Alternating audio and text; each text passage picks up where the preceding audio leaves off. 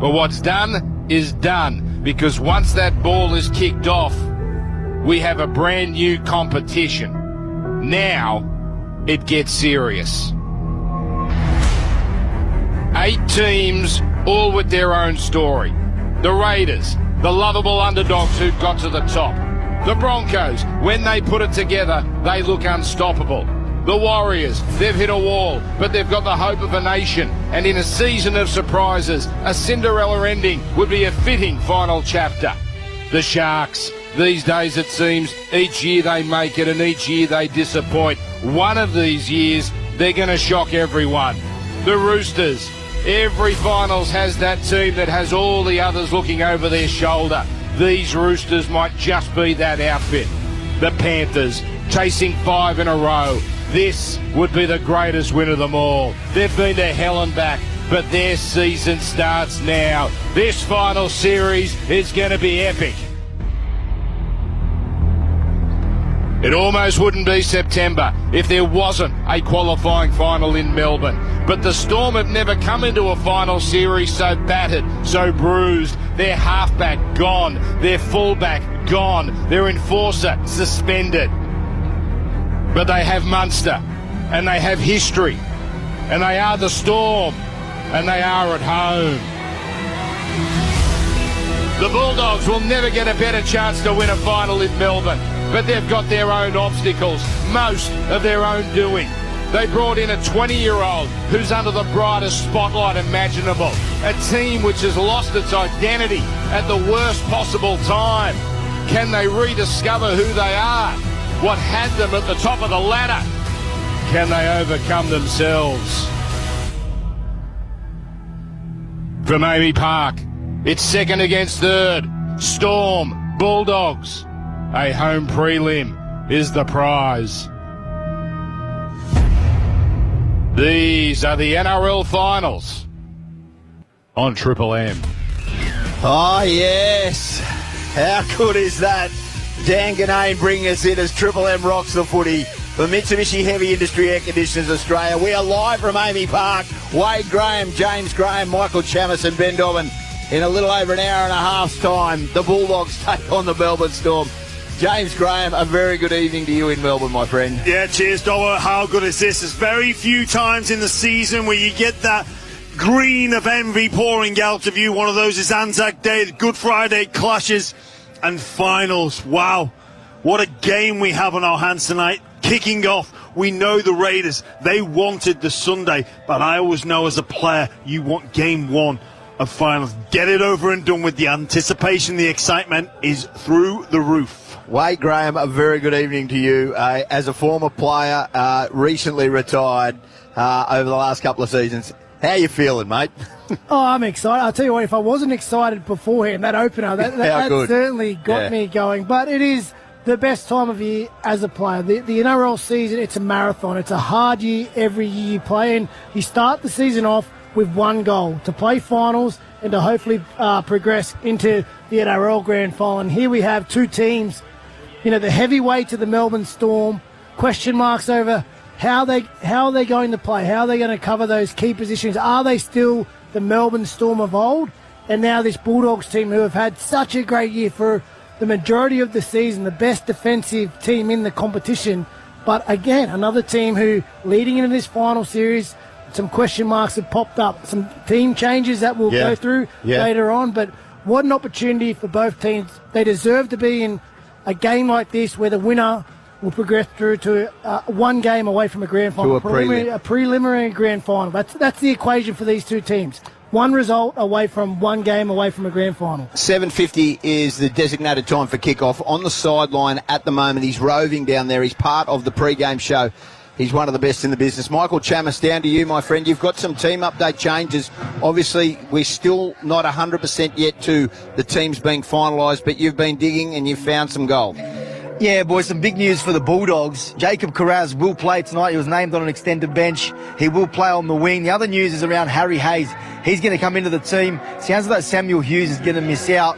I've been talking to the Melbourne Storm. They're a bit cagey, but my mail is we'll get Frank Panisi on a little bit later. He's agreed to come on. But my mail is that Jonah Pezzett will start in the number 7 role, which pushes Wishart back to the bench, and Jack Howarth will come into the centre. So, that will, as I said, they're unconfirmed. I'll need to speak to Frank Panisi very soon. But my mail is Pezzett in the halves, Jacob Kiraz for the Bulldogs. A couple of massive ins for both teams. Yeah, that is massive. Thank you, Michael Chammas. And for the Bulldogs, I'll start with you, James Graham. Kiraz coming back in, and obviously Harry Hayes both into that side. Now, it's not confirmed officially, but from Michael Chammas' belief, that's going to happen. That boosts the Bulldogs going down there who don't have Bronson Cherry. We will get to Reid Marnie not being in that side, but that has to give the Bulldogs some real confidence having those two players come back into their 17. Yeah, absolutely. And obviously, Kiraz, one of the best wingers in the competition. He's got some, two of the other competition's best in Warbrick and Coates up against him. A huge inclusion, especially with no Montoya, no Cherry. And what about Harry Hayes? What a performance he put in. The last time the Bulldogs was here, one of the chase-back tackles just before the crossfield kick from Pezzett to Coates' try. That was an incredible play. And then the break for the almost try for Kiraz, I believe it wasn't quite there. There's just a fraction away. Two massive inclusions. Yeah, it certainly is. Were you surprised when Melbourne, they haven't, Jonah Pezzett was 14. I thought they would have started him. Now, Michael Chammas is saying clearly that they believe he will start in the 7, which would put Wishart to the bench, and Jack Howarth. We would expect them to come in there. Obviously, we're going to have a look at these sides a little deeper later on, but I can't split these. I've gone back and forth all week. I can't split them, and with those changes to the Bulldogs, what role does Sexton play in there? Now, these are the questions that we are going to ask in the next hour and a half, and will be answered as it starts to have some light drizzle in Melbourne. It's around 13 degrees and the light rain starting, so there's going to be so many factors tonight. Again, we're plenty to discuss. In terms of Sexton, where does he feature in this Bulldogs lineup? Is he there for cover for that hooking position? If the Bulldogs are in a tight grinding match, is he there to change up the point of attack? If the Bulldogs blow out and are in control of the game, does he even get on the field at all?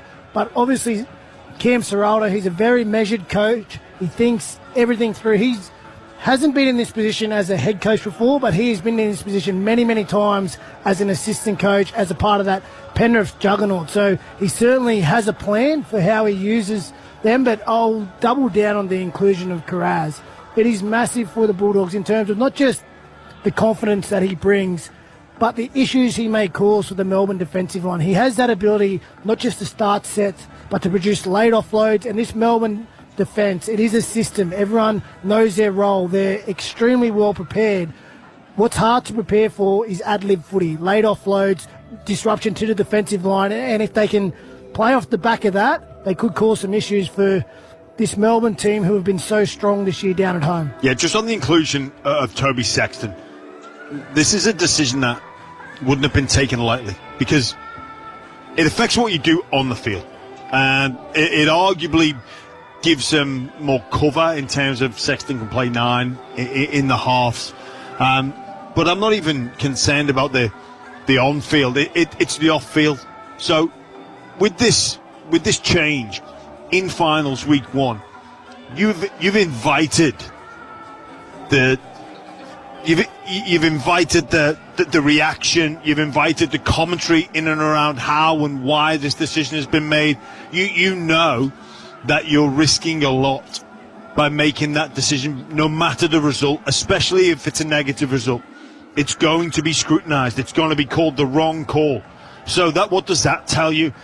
It tells you that Coach Serraldo and his staff have gone into immense detail to make sure this is the correct decision. This isn't a bit of a feeling. This is a measured, calculated decision in order to get the best performance, because they know if this goes wrong, it invites so much pressure. Well, their record, the Dogs' record, hasn't been great over the last month. I know you're going to say that the only team that they've beaten is a reserve grade Penrith side. That's it. And so last week against the Sharks, I understand they both sides had nothing to play for, but it wasn't the performance that they would have been happy with. So I'm still questioning, are we going to see a late change with that? Are we going to see him have a bigger role than cover?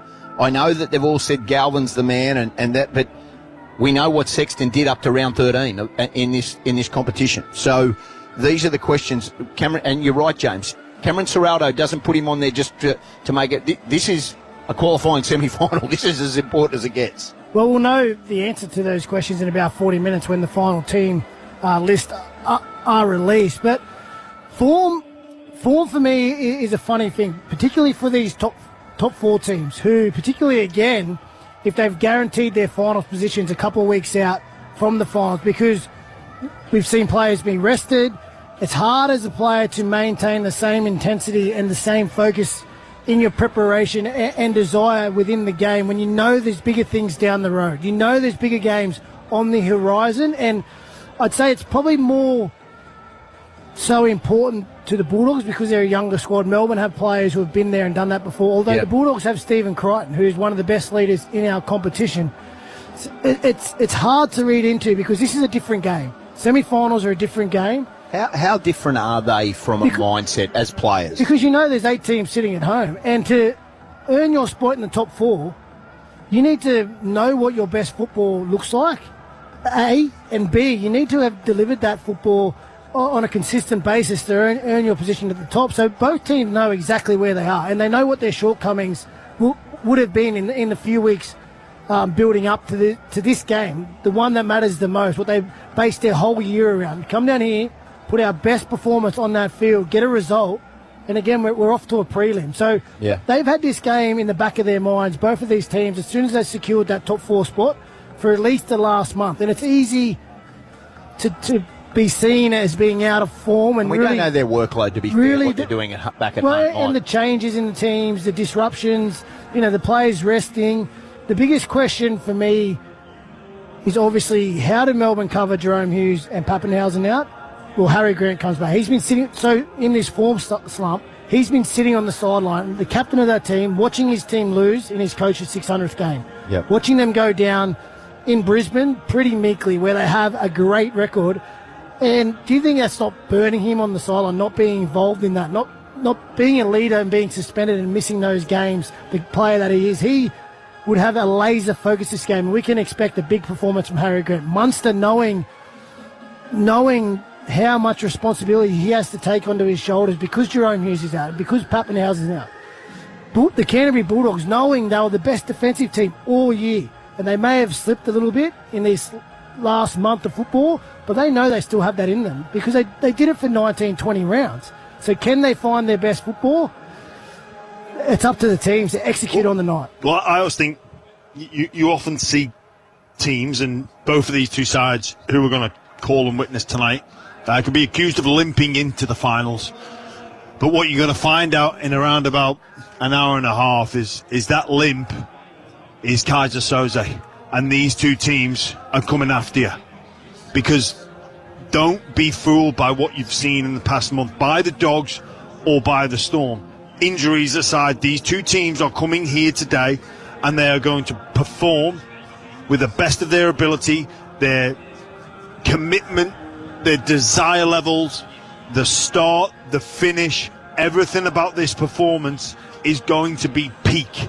It's going to be absolute peak performance. Don't be fooled by what we've seen so far. And in terms of what Melbourne Storm are missing from their spine, I think, respectively, if you asked Coach Bellamy to remove 2 players from that spine, these are the 2 that he'd choose. Because Munster and Grant are best in position, where the others are elite, but they're arguably not best in position. And I think Grant influences the side more than Hughes. I do think Grant influences the side more, and I think that Munster is the bigger game breaker of all the players available. It's funny because I agree with you to a certain degree. If we're going to miss a player consistently through the regular season, who would you pick? Probably I'd pick Jerome Hughes over Cam Munster. But if you have to pick a player in a game like this where it all goes on the line and you need a performance from one of your player, Munster wins that battle hands down. That's the point. And that they're two of best in position. Yeah. And there's no cover for Grant. We've seen that. I think We've you seen can that argue over the that last couple of weeks. There's no an cover. element of cover for Hughes and for Pappenhausen. We're going to take a break. We are live from Amy Park. This is Triple M NRL Prime Time for Mitsubishi Heavy Industry Air Conditioners Australia. Put your trust in the experts in air. James Graham, Wade Graham, Michael Chammas, Ben Dobbin. As kick-off is approaching, the Melbourne Storm taking on the Canterbury Bulldogs live on Triple M. Thanks to Ream and Macca's. Triple M rocks finals footy. Triple M NRL Prime Time. Mitsubishi Heavy Industries Air Conditioners Australia. Put your trust in the experts in air. Get the quality and performance you'd expect from the Volkswagen MY24 T-Roc R from $65,990 drive away. End September 30. T's and C's apply. Triple M Sydney Traffic. Nissan X-Trail e-Power, the hybrid reinvented. Glide away with e-Power hybrid for the price of petrol. Search Nissan offers. T's and C's apply. Checking REMS at 16-minute run on the M5 westbound from Lane Cove Tunnel to Windsor Road. We have a 9-minute run through the M4 Tunnel westbound from St Peters to Homebush. Whether retirement is a few beats or just a tick away, Aware Super can help you find your rhythm of retirement. Visit them at aware.com.au. And Triple M have the most tickets in Sydney to the NRL Grand Final. Win from Monday with Bo, Cat and Woodsy and all day at work on 104.9 Triple M. Anytime is 7-Eleven time. Like when it's 10:27 p.m. after watching your team win and you're craving a pie. And maybe something to soothe your hoarse throat. Pick up a post-footy feed anytime at 7-Eleven. Sydney Outdoor Adventurers drop everything. 4-Wheel Drive Supercenter's mammoth spring clearance sale is on now. That's right, we're serving up crazy daily deals on outdoor and camping gear this weekend. Fridges, battery swags, gazebos and stacks more. These clearance prices smash the show deals out of the park. Get in early this weekend and score big. We're giving away free show bags to the first 20 customers in store this Saturday and Sunday. Visit your local 4-Wheel Drive Supercenter store at Eastern Creek, Greenacre, Campbelltown or Gosford this weekend. The Discount Kings will always get you out there for less. I'm Angie Asimus. In the news tonight, the first pictures of Charlie Kirk's alleged assassin as police recover the weapon he used. And Postecoglou sets great expectations as he takes over at Nottingham Forest. And Margot Robbie's eye-catching red carpet moment, that's at 6. You're strong. Sure, but are you Sally's liquid nails strong? Sally's have glued premium king crane toolboxes to a mobile billboard with Sally's liquid nails extreme grab. If you can take it, it's yours. You'll also score a $500 Mitre 10 voucher. So head to Kings Road, North Richmond between midday and 3 p.m. on Friday the 12th of September to test your strength and try take home the toolbox. But it won't come easy. Because if it's Sally's, it works. Night at the Barracks. Sydney's spectacular outdoor concert series returns in 2025.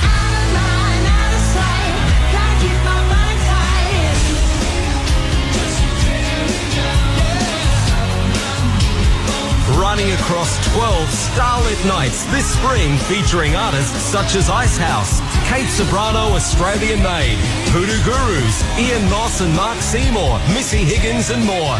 On sale now at nightatthebarracks.com.au. This is the sound of making easy work out of hard work. Spitwater Pressure Cleaners get the tough jobs done.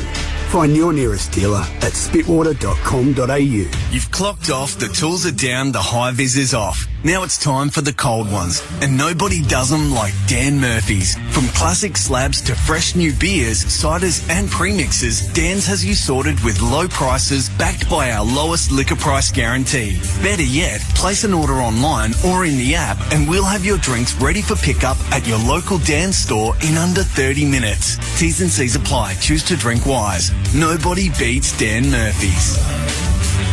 Dan Murphy's. Thinking of your next getaway? Enjoy a $450 annual travel credit with the American Express Platinum Card. You could get used to this. Search Amex Platinum to learn more. Credit redeemable on eligible flights, hotels or car hire via American Express Travel Online. T's and C's apply.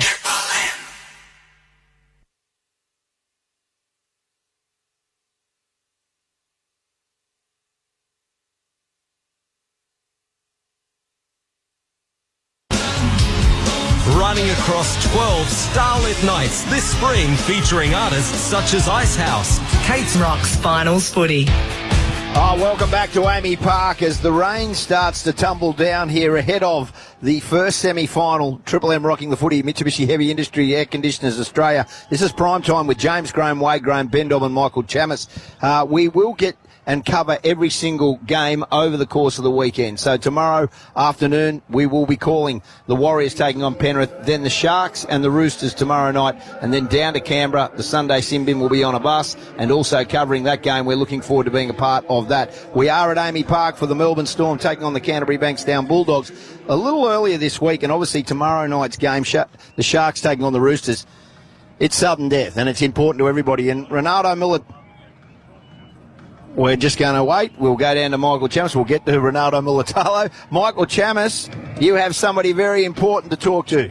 Yeah, Dobbo, here with the Bulldogs coach Cameron Ciraldo. Massive night for the club. How are the boys heading into this game? They're actually really excited. I just said before, we've probably only got 40 people in that dressing room of players and staff that believe we can win, and that's all that matters. They're very excited in there, and we're keen to get this game on. Everyone has been wondering all week, Jacob Carraz, will he play, won't he play? What's the latest? Yeah, he's in. He's I've got to say, him and Harry Hayes, they probably weren't scheduled to play this first semi-final, but the medical team's done an outstanding job, as have those two boys, to put themselves in a position to play. So that's great, but we know the job ahead of us. I know the last month has been less than ideal with some of the performances, but there's a new comp now, new fresh belief in the team. How have you found them in the build-up to this game? The last month's been really good for us. We've played a lot of high-quality opposition. We've done some things well, and there's some things we could have done better. But it's got us battle-hardened and ready to go. But this week, I can't fault them. They've been awesome this week. We're coming down here with a lot of belief. And that's one thing you've got to do when you come to Melbourne. You've got to believe you can win, and then you've got to get the first 20 minutes right, and that's our narrow focus.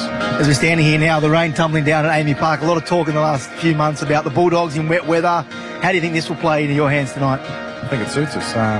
We're pretty good in the rain last time we played. We'd have learned some tough lessons before that, but last time we played in the rain, we did a really good job of a wet weather game plan, and it'll be pretty similar tonight, I reckon. What about the team and the importance of having a week off? And what does it mean to the Bulldogs to get that week, go straight to a prelim, and avoid a difficult road to a GF? It means nothing right now. All we care about is the 80 minutes in front of us. That is all that matters. And to narrow that focus, the first 20 minutes, that's what we need to get done. We know the Storm will come out of the blocks, and we need to go toe-to-toe in that first 20 minutes, and that'll give us a chance for the rest of the game. Nothing else matters. Toby Sexton on the bench, what does he add? You read Marnie out of the side, the decision to do that. Can you explain to us what your thinking was? Yeah, I've got so much admiration for the way Toby's handled himself. He would have been disappointed not to be playing first grade, but he went back, he worked hard, he put the team first. He never lost any energy or belief in what he could do, and he went back and played a little bit of hooker in New South Wales Cup and sort of added that versatility to what he can offer. And he deserves to be here tonight. He's trained well, he's played well back in New South Wales Cup, and I'm looking forward to him getting a chance tonight. Your number 7, so much pressure on him, a lot of talk about him. What's your message to him before he runs out here tonight?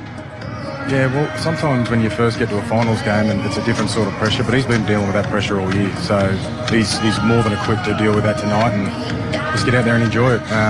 Enjoy the first 20 minutes, enjoy what a finals game brings, and if he can do that and let his natural ability come out, then we'll be in a good position. And finally, congratulations, new contract. What does it mean for you as well to be here long term at the Bulldogs? That's great, but nothing else matters other than this 80 minutes right now. I haven't thought about anything other than that, so looking forward to what it brings tonight. Cameron, thanks very much for your time.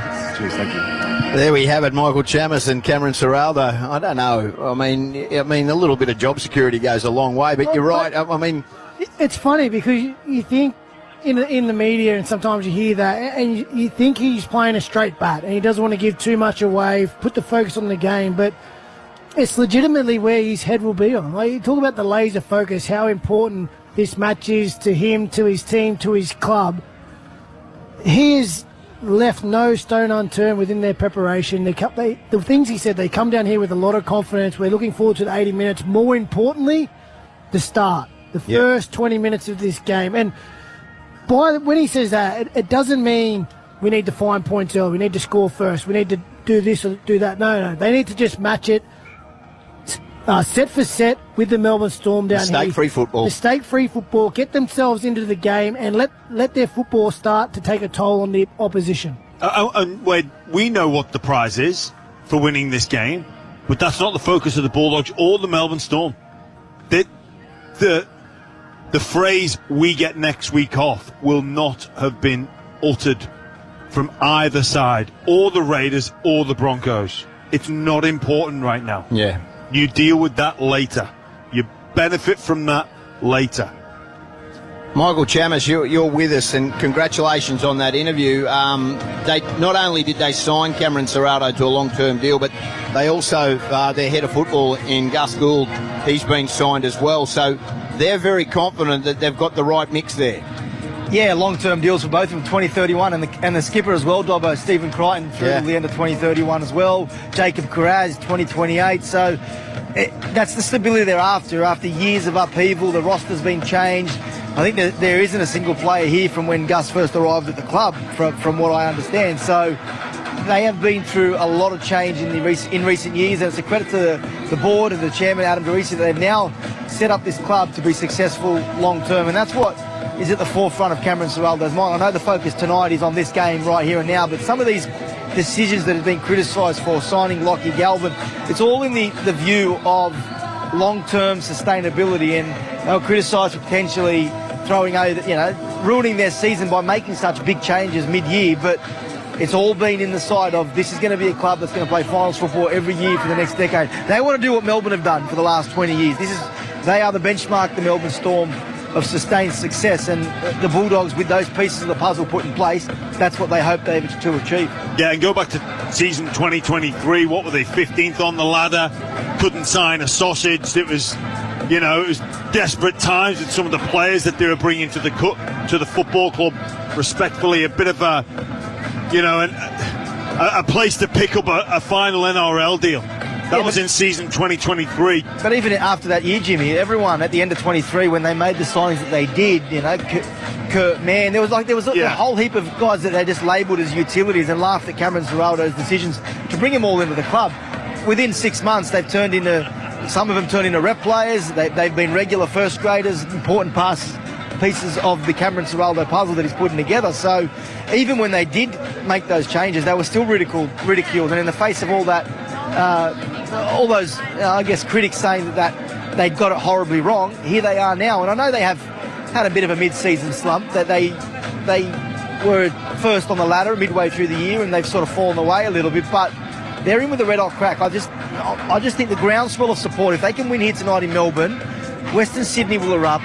They will have the groundswell of support in Sydney. Good luck playing against the Dogs in front of 70,000 Dogs fans. And they could make a grand final. If they get there, anything's possible. Well, Chammy, I agree with you. You know, what that says to other players around coachability, around how your coach can turn you into a utility, into a representative player, speaks volumes. Also, the fact that within such a short time frame, the club has come from a bit of a graveyard situation or an NRL scrap heap situation to the destination of some of the best young talents available in the game. I think that speaks volumes, and you're right in what you say about the army of Bulldogs fans that await them in Sydney, and I think today they would have to view it as a bit of a special forces mission, an elite crew of around 40 people, like Cam Ciraldo said, that are in the dressing room, that give them the belief. You come, you smash, you grab, you get out of here, and you go back and see this army of Bulldogs fans all come together. It'll be interesting to see how many fans there are here, because there are some Bulldog fans here, and you can see already the top tier of both stadiums, of both sides of the stadiums, they're full. So you were expecting close on a full house here at Amy Park. We're going to take a break, come back. This is Triple M NRL Prime Time. You're with James Graham, Wade Graham, Michael Chammas and Ben Dobbin as Triple M rocks the footy. Thanks to Ream and Macca's. Triple M rocks finals footy. Triple M NRL Prime Time. Mitsubishi Heavy Industries Air Conditioners Australia. Put your trust in the experts in air. Triple M's just released the starting lineup for weekends in 2025. Commentary great and Triple M legend Anthony Maroon. Panthers and Rabbitohs great Josh Mansour. And a pretty busy interchange bench, with a whole bunch of friends set to join them. Take your seat in the stands and grab some bevies from the kiosk. You're not not going to want to miss a second of this. Triple M's Dead Set Legends with Anthony Maroon, Josh Mansour and friends from 10 Saturdays on Triple M. Protect Precious with GIO. GIO.com.au. This is unbelievable. 3, 4, 5, 6, 7. Your move. If you're planning to sell your home, your next move could land you $10,000. Complete a free home appraisal with First National Real Estate and you'll be in the draw to win a $10,000 winning move package. $10,000 to prep and style your home, relocate and celebrate your next chapter. Make the winning move with First National. $10,000. Book an appraisal online. Winning. See thewinningmove.com.au for details. T's and C's and exclusions apply. If you've got a tough job that needs to be done right the first time and you're on a tight schedule, then you need the strong, weather-resistant bond of Selly's Liquid Nails Heavy Duty. Twice as strong in half as long. If it's Selly's, it works. The USA and Canada sale is now on. Start planning your next adventure with Qantas and American Airlines. For a limited time, save on flights from Australia to Los Angeles, San Francisco, Dallas-Fort Worth, New York, Vancouver and Honolulu. Plus, explore more of America with connections to over 130 destinations. Book today and save. Hurry. Sale in September 15 unless sold out prior. Terms and conditions apply. There's no wrong way to eat a national pie. Lift the lid, sauce on the meat, classic. Knife and fork, fancy. Sauce on top, hot or not, go in hard. Be proud of how you eat it, even if it's different. Do it your way, and I'll do it Pie Way. National Pies. Proudly Tassie, proudly different. National Pies. Find them with the fresh ready meals at Woolworths. Anytime is 7-Eleven time. Like when it's 10:27 p.m. after watching your team win and you're craving a pie. And maybe something to soothe your hoarse throat. Pick up a post-footy feed anytime at 7-Eleven. Good Things Festival is back this December with an epic lineup. Including Tool, Weezer, Garbage, All Time Low, All American Rejects, James Rain, and more. Over 30 acts. There's something for everyone.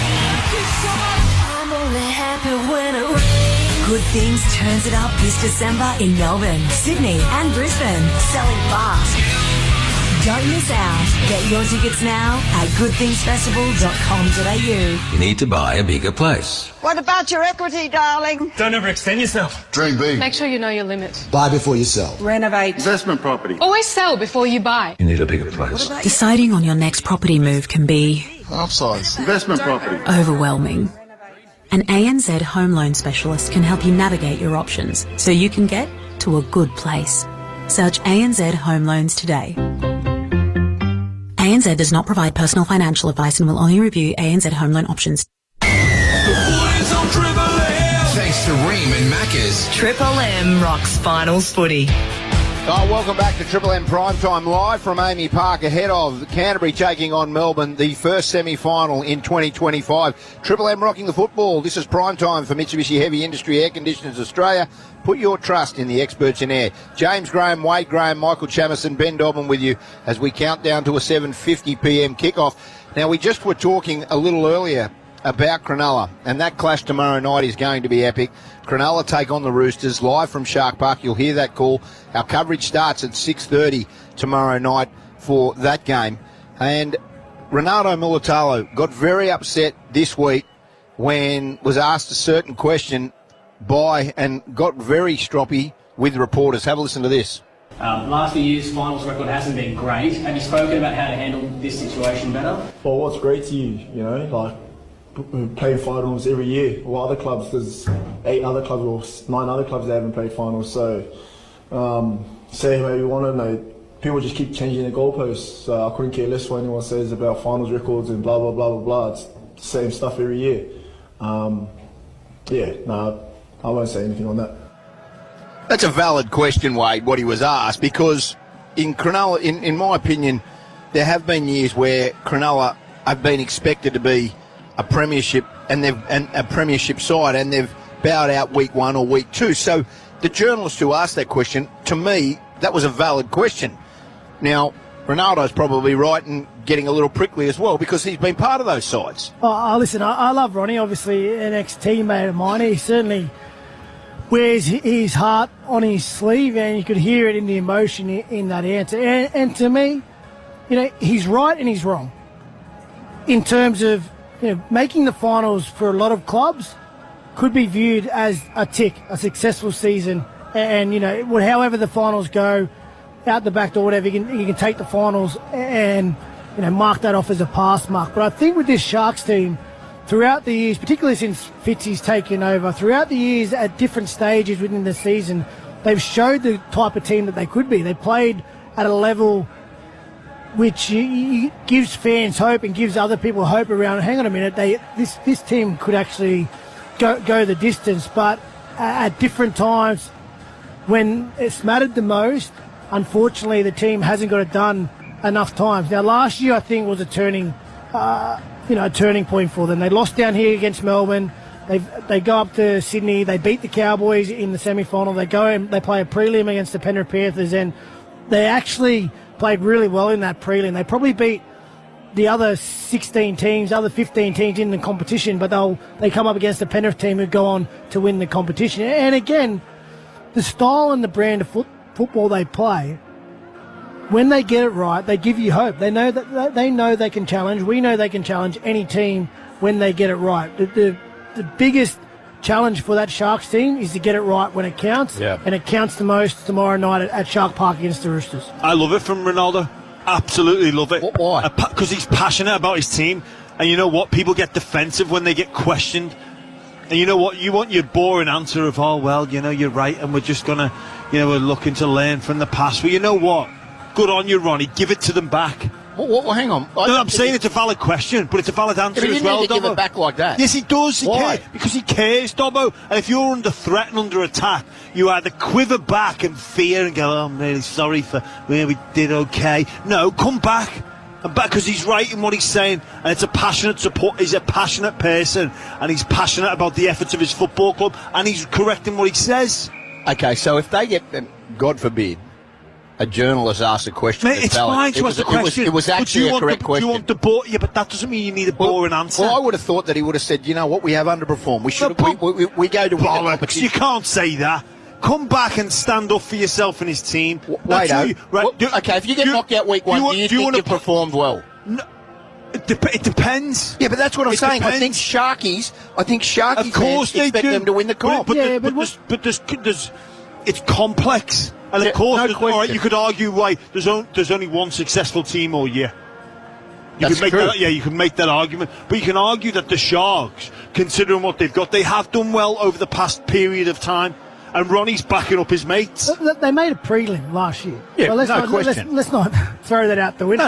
No question. I think he was talking 23 and 22, where the Cowboys got them, and then in week 2 the Roosters got them. They made a prelim last year, correct? So that is not a team that's a scrub. But yeah, but when you say the overall record of the Cronulla Sharks in the finals, like you're going back to when I played, like in the 2015, 2016. A lot of the players in this team weren't around. They had nothing to do with that. So there are records that matter, and there's history that matters, and there's really history that doesn't matter. For the majority of this group, their records should be reflected from 2024, 2025, 2026, 2023 possibly as well. Like, that's when they were coming to their own as a team. They took control of that team. A lot of the older guys had moved on, and they're a fresh group. Like I retired, Dale Finucane retired, even Cam McInnes, who is their leader, he's out. So Blake Brayley, new captain, and their history, they know who they are as a club and as a team. And again, Ronnie, hate him or love him, whether you're a Sharkies or not a Sharkies, or you're a fan of him, he is a passionate guy, wears his heart on his sleeve. He even, called himself a Derek when he goes overboard last week on TV. But for me, I'll back him to the days. I love that answer. I love him standing up for himself. But I do agree. They know what's at stake. Yeah. And they know where their expectation is. And they judge themselves on their own expectations. They don't really judge anyone else's criticism or critiques of them. They know whether they play up to their standards or whether they miss the mark. And if they miss the mark tomorrow night, we all know what's going to happen. And also, look, know of Ronaldo Mulatalo, met him a couple of times, know the type of, I have a shallow understanding of the type of person he is. But, I've spoke to Wade about him before, and he's a confidence guy. And confidence guys don't want to be knocked down. They stand up for themselves. So I think that's brilliant from Ronnie. If I'm one of his teammates, I'm loving his answer. Yep. Hey, we'll stop that there. Michael Chammas, down to you on the sideline. You have another special guest with us. Yeah, boys, I'm here with Bulldogs chairman Adam Darusi. Adam, it's been a big week for the club. The announcement of some major signings, Cameron Ciraldo and Phil Gould to 2031. You're in the process of extending Stephen Crichton through till 2031 and Jacob Carraz to 2028.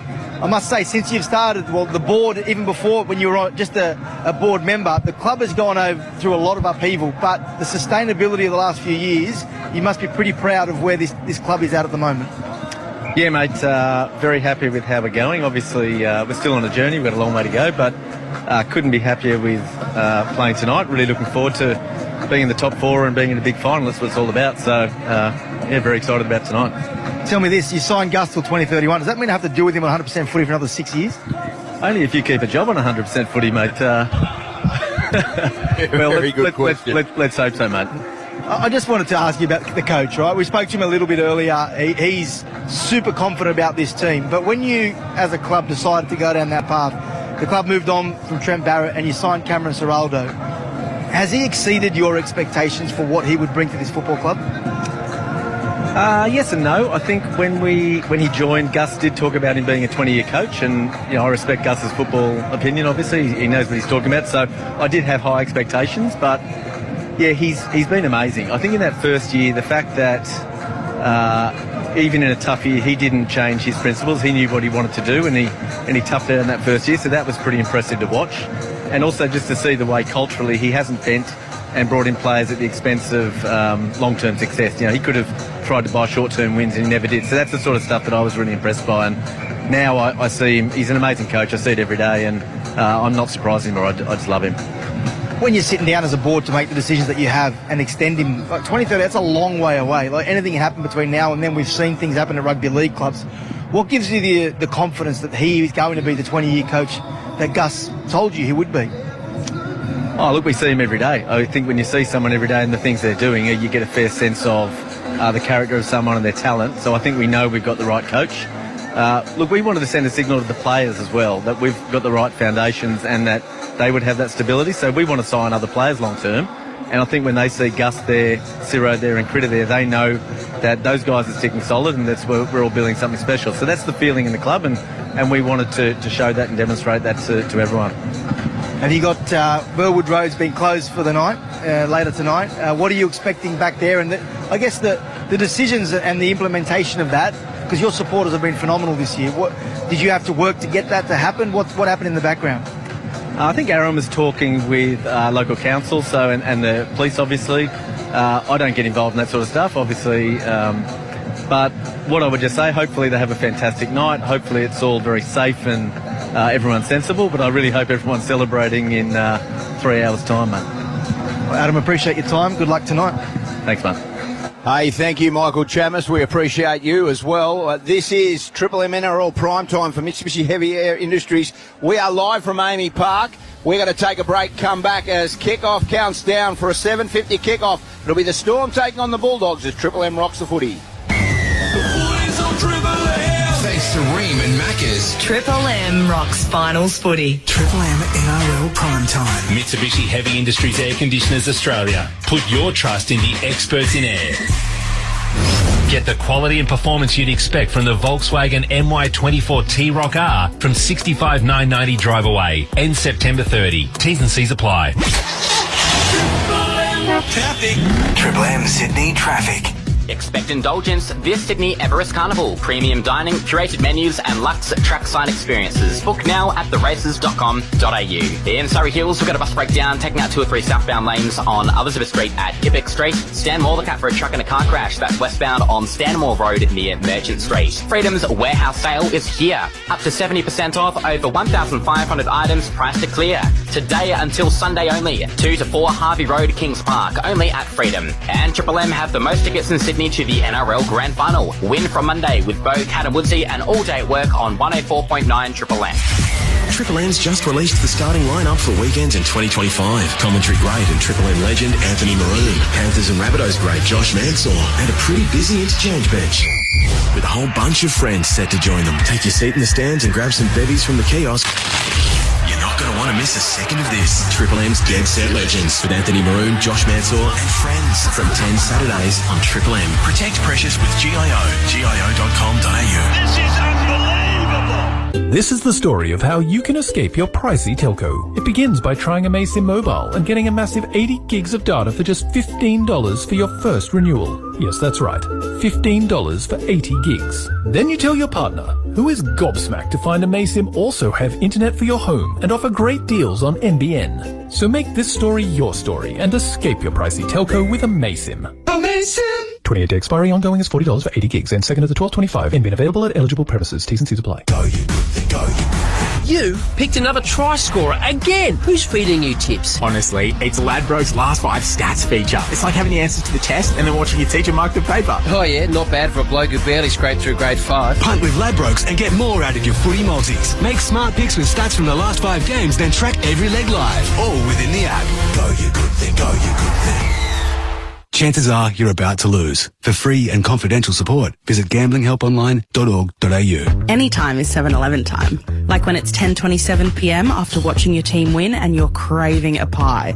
And maybe something to soothe your hoarse throat. Pick up a post-footy feed anytime at 7-Eleven.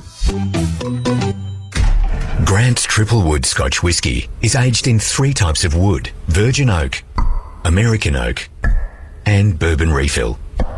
And these 3 types of wood are what gives Grant's Triple Wood its smoother, richer taste. It's great with cola and even better with friends. Grant's Triple Wood Scotch Whisky. Triple Wood for a smoother, richer taste. Please drink responsibly. The St. John Christmas Home Lottery is back with 4 incredible $5 million grand prizes to choose from. Wake up to ocean views in Adelaide or Surfers Paradise, or embrace luxurious harborside living in Sydney or Melbourne. Plus, get up to $1.5 million. There's also 10,000 other prizes to be won in the $7.5 million prize pool. Get your tickets before midnight Sunday to be in next week's $10,000 daily cash draws. Buy your tickets now at stjohnlottery.com.au. Licensed GOCAU/2578. Terms and conditions apply. The finals kick off with an absolute epic. Can the Bulldogs break their 10-year finals lead? Or will Harry Grant make them pay? Storm Bulldogs, live and free tonight at 7 on 9 and 9 now. Hi, I'm Tom from 1-800-GOT-JUNK. We're a full-service junk removal company. We come when it's convenient for you. Not when it's convenient for us. Send us a signal. And we'll be there quickly in clean, shiny trucks. And snappy, happy uniforms. And we can almost always come the same day you book. Point at anything you want gone from your life. Gone. So when you want junk to disappear, all you have to do is point. Call 1-800-GOT-JUNK. Or visit 1-800-GOTJUNK.com.au. Boys on Triple M. Thanks to Ream and Macca's. Triple M rocks finals footy. Welcome back live from Amy Park as Triple M rocks the football for Ream Hot Water and Macca's. It's prime time for Mitsubishi Heavy Industry Air Conditioners Australia. Put your trust in the experts in air. Wade Graham, James Graham, Michael Chamis and Ben Dobbin. And we are under an hour now from kickoff and team lists are in. So there is some changes. So we'll start with the Melbourne Storm. And number 20, Jack Howarth, will come into that side. We expected him. He was named in the extended squad, so he will start wearing the number 20 jersey. And Jonah Pezzett, wearing 14, will come in as the starting half with Cameron Munster. Now, where it gets a little different is Joe Chan, who was named in the centres. He will be now on the edge. And on the bench, we have Tui Kamakamita, Alec McDonald, Lissati and Wishart are on the bench. So some big changes. Joe Chan starts now on the edge. James Graham, Wade Graham, but Pezzett in the halves, that's a big one, and Jack Howard. That strengthens the Melbourne Storm. Yeah, I like it. I think obviously Jonah Pezzett, an out-and-out half. No Jerome Hughes. His kicking game will become so important. Wishart back to the bench. His utility, versatility, it's so valuable for this team. It's just a perfect balance. Can cover any position. You can bring him into the game any way you want. I love Lasati on the bench. Obviously, Big Nelson missing. Yep. He adds valuable punch when he comes off that interchange bench, can play on the edge, can play in the middle, and he can make a difference when he comes on. I think the balance of that team is probably the best they can do with the missing players, and obviously Big Nelson out with suspension. Now, for the Bulldogs, Michael Chamis broke this story a little earlier. Jacob Kiraz is back wearing number 23. He'll be on the wing. Blake Wilson drops out of that squad, but they've also, when you look at the bench, Harry Hayes is in there wearing the 22, Toby Sexton the 21, Satili Tupanua, and obviously Kurt Mann is the bench. But Kiraz is obviously on one wing, and they will start as per programmed. Other than that, does that change the views of everybody there with what we thought was going to happen with the Melbourne Storm? Does that change your view on this game and the complexities of it, and with both sides with Pezzett going into the halves? Oh, look, to be honest, I was surprised Pezzett got the call up. I think it's only his second game starting, and the other one, I think Munster was also missing from memory. They backed Wishart up until now. He'd played the 7. So I was surprised to see that, although I can see how and why they've made that decision. It just came as a surprise that it is such a late change. Obviously, Coach Bellamy has had a look and seen that this is the best course of action. But it's the big stage for Jonah Pezzett. He'd be relishing this opportunity. These can make or break players. His kicking game is outstanding, and obviously with the back three of the Bulldogs, I guess, being compromised with no Marcelo Montoya, he'll be looking to take advantage maybe from Jethro Rinakama and maybe some positions that he takes up. I really like the inclusion of Jack Howarth for the Melbourne Storm. I've really liked watching him play. Every time we get Melbourne live, he's always in plenty of action. Big effort footballer, isn't he? He carries strong out of the backfield. With Jonah Pezzett coming in, the way the Bulldogs play, a really grinding style, keep the ball in play, hold possession, limit your errors. The Melbourne Storm know they'll be doing the hard yards out of their backfield. Howarth, he brings a strong carry out of the backfield. You add in Jonah Pezzett, who is a specialist half, adds that extra kicking game. Right foot kicker, Munster's a left foot kicker. I love it. I love that change from Melbourne. I think it's probably the strongest possible lineup they could have due to their injuries and suspension. So and Wishart on the bench as well. He's brilliant there. He can cover every position. We've seen him come on and play in the middle as a 13 who can distribute the ball. He plays in the halves, can play in the outside backs. He's perfect in that 14 jersey. I think that's why Pezzett's in his kicking game mode. 100%. Hughes out, Hayes in for the Bulldogs. Are you surprised by that Sam Hughes drops out? Look, it's difficult because there's plenty of competition for spaces. You look at some of the forwards or the makeup of the bench there. I think Josh Curran starting, I really like that, and then Tupanua. But Harry Hayes, his form was impossible to ignore, and obviously he's worked exceedingly hard on his rehab, got himself fit and available. I really like Harry Hayes. It's tough. Hughes missing out. Yeah, well, that's football. Okay, big changes the teams are in, and the countdown is on. Under an hour from kickoff as Triple M rocks the footy. We are live from Amy Park ahead of the Melbourne Storm taking on the Canterbury Bulldogs. Thanks to Ream and Macca's. Triple M rocks finals footy. Triple M NRL Prime Time. Mitsubishi Heavy Industries Air Conditioners Australia. Put your trust in the experts in air. Get the quality and performance you'd expect from the Volkswagen MY24 T-Roc R from $65,990 drive away. End September 30. T's and C's apply. Triple M Sydney Traffic.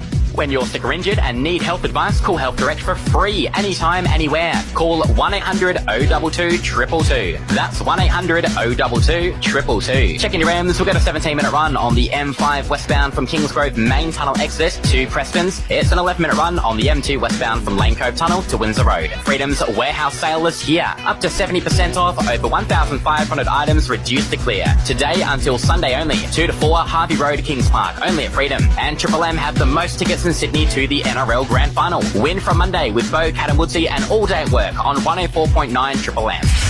Triple M's just released the starting lineup for weekends in 2025. Commentary great and Triple M legend Anthony Maroon, Panthers and Rabbitohs great Josh Mansour, and a pretty busy interchange bench. With a whole bunch of friends set to join them. Take your seat in the stands and grab some bevies from the kiosk. You're not going to want to miss a second of this. Triple M's Dead Set Legends with Anthony Maroon, Josh Mansour and friends from 10 Saturdays on Triple M. Protect precious with GIO.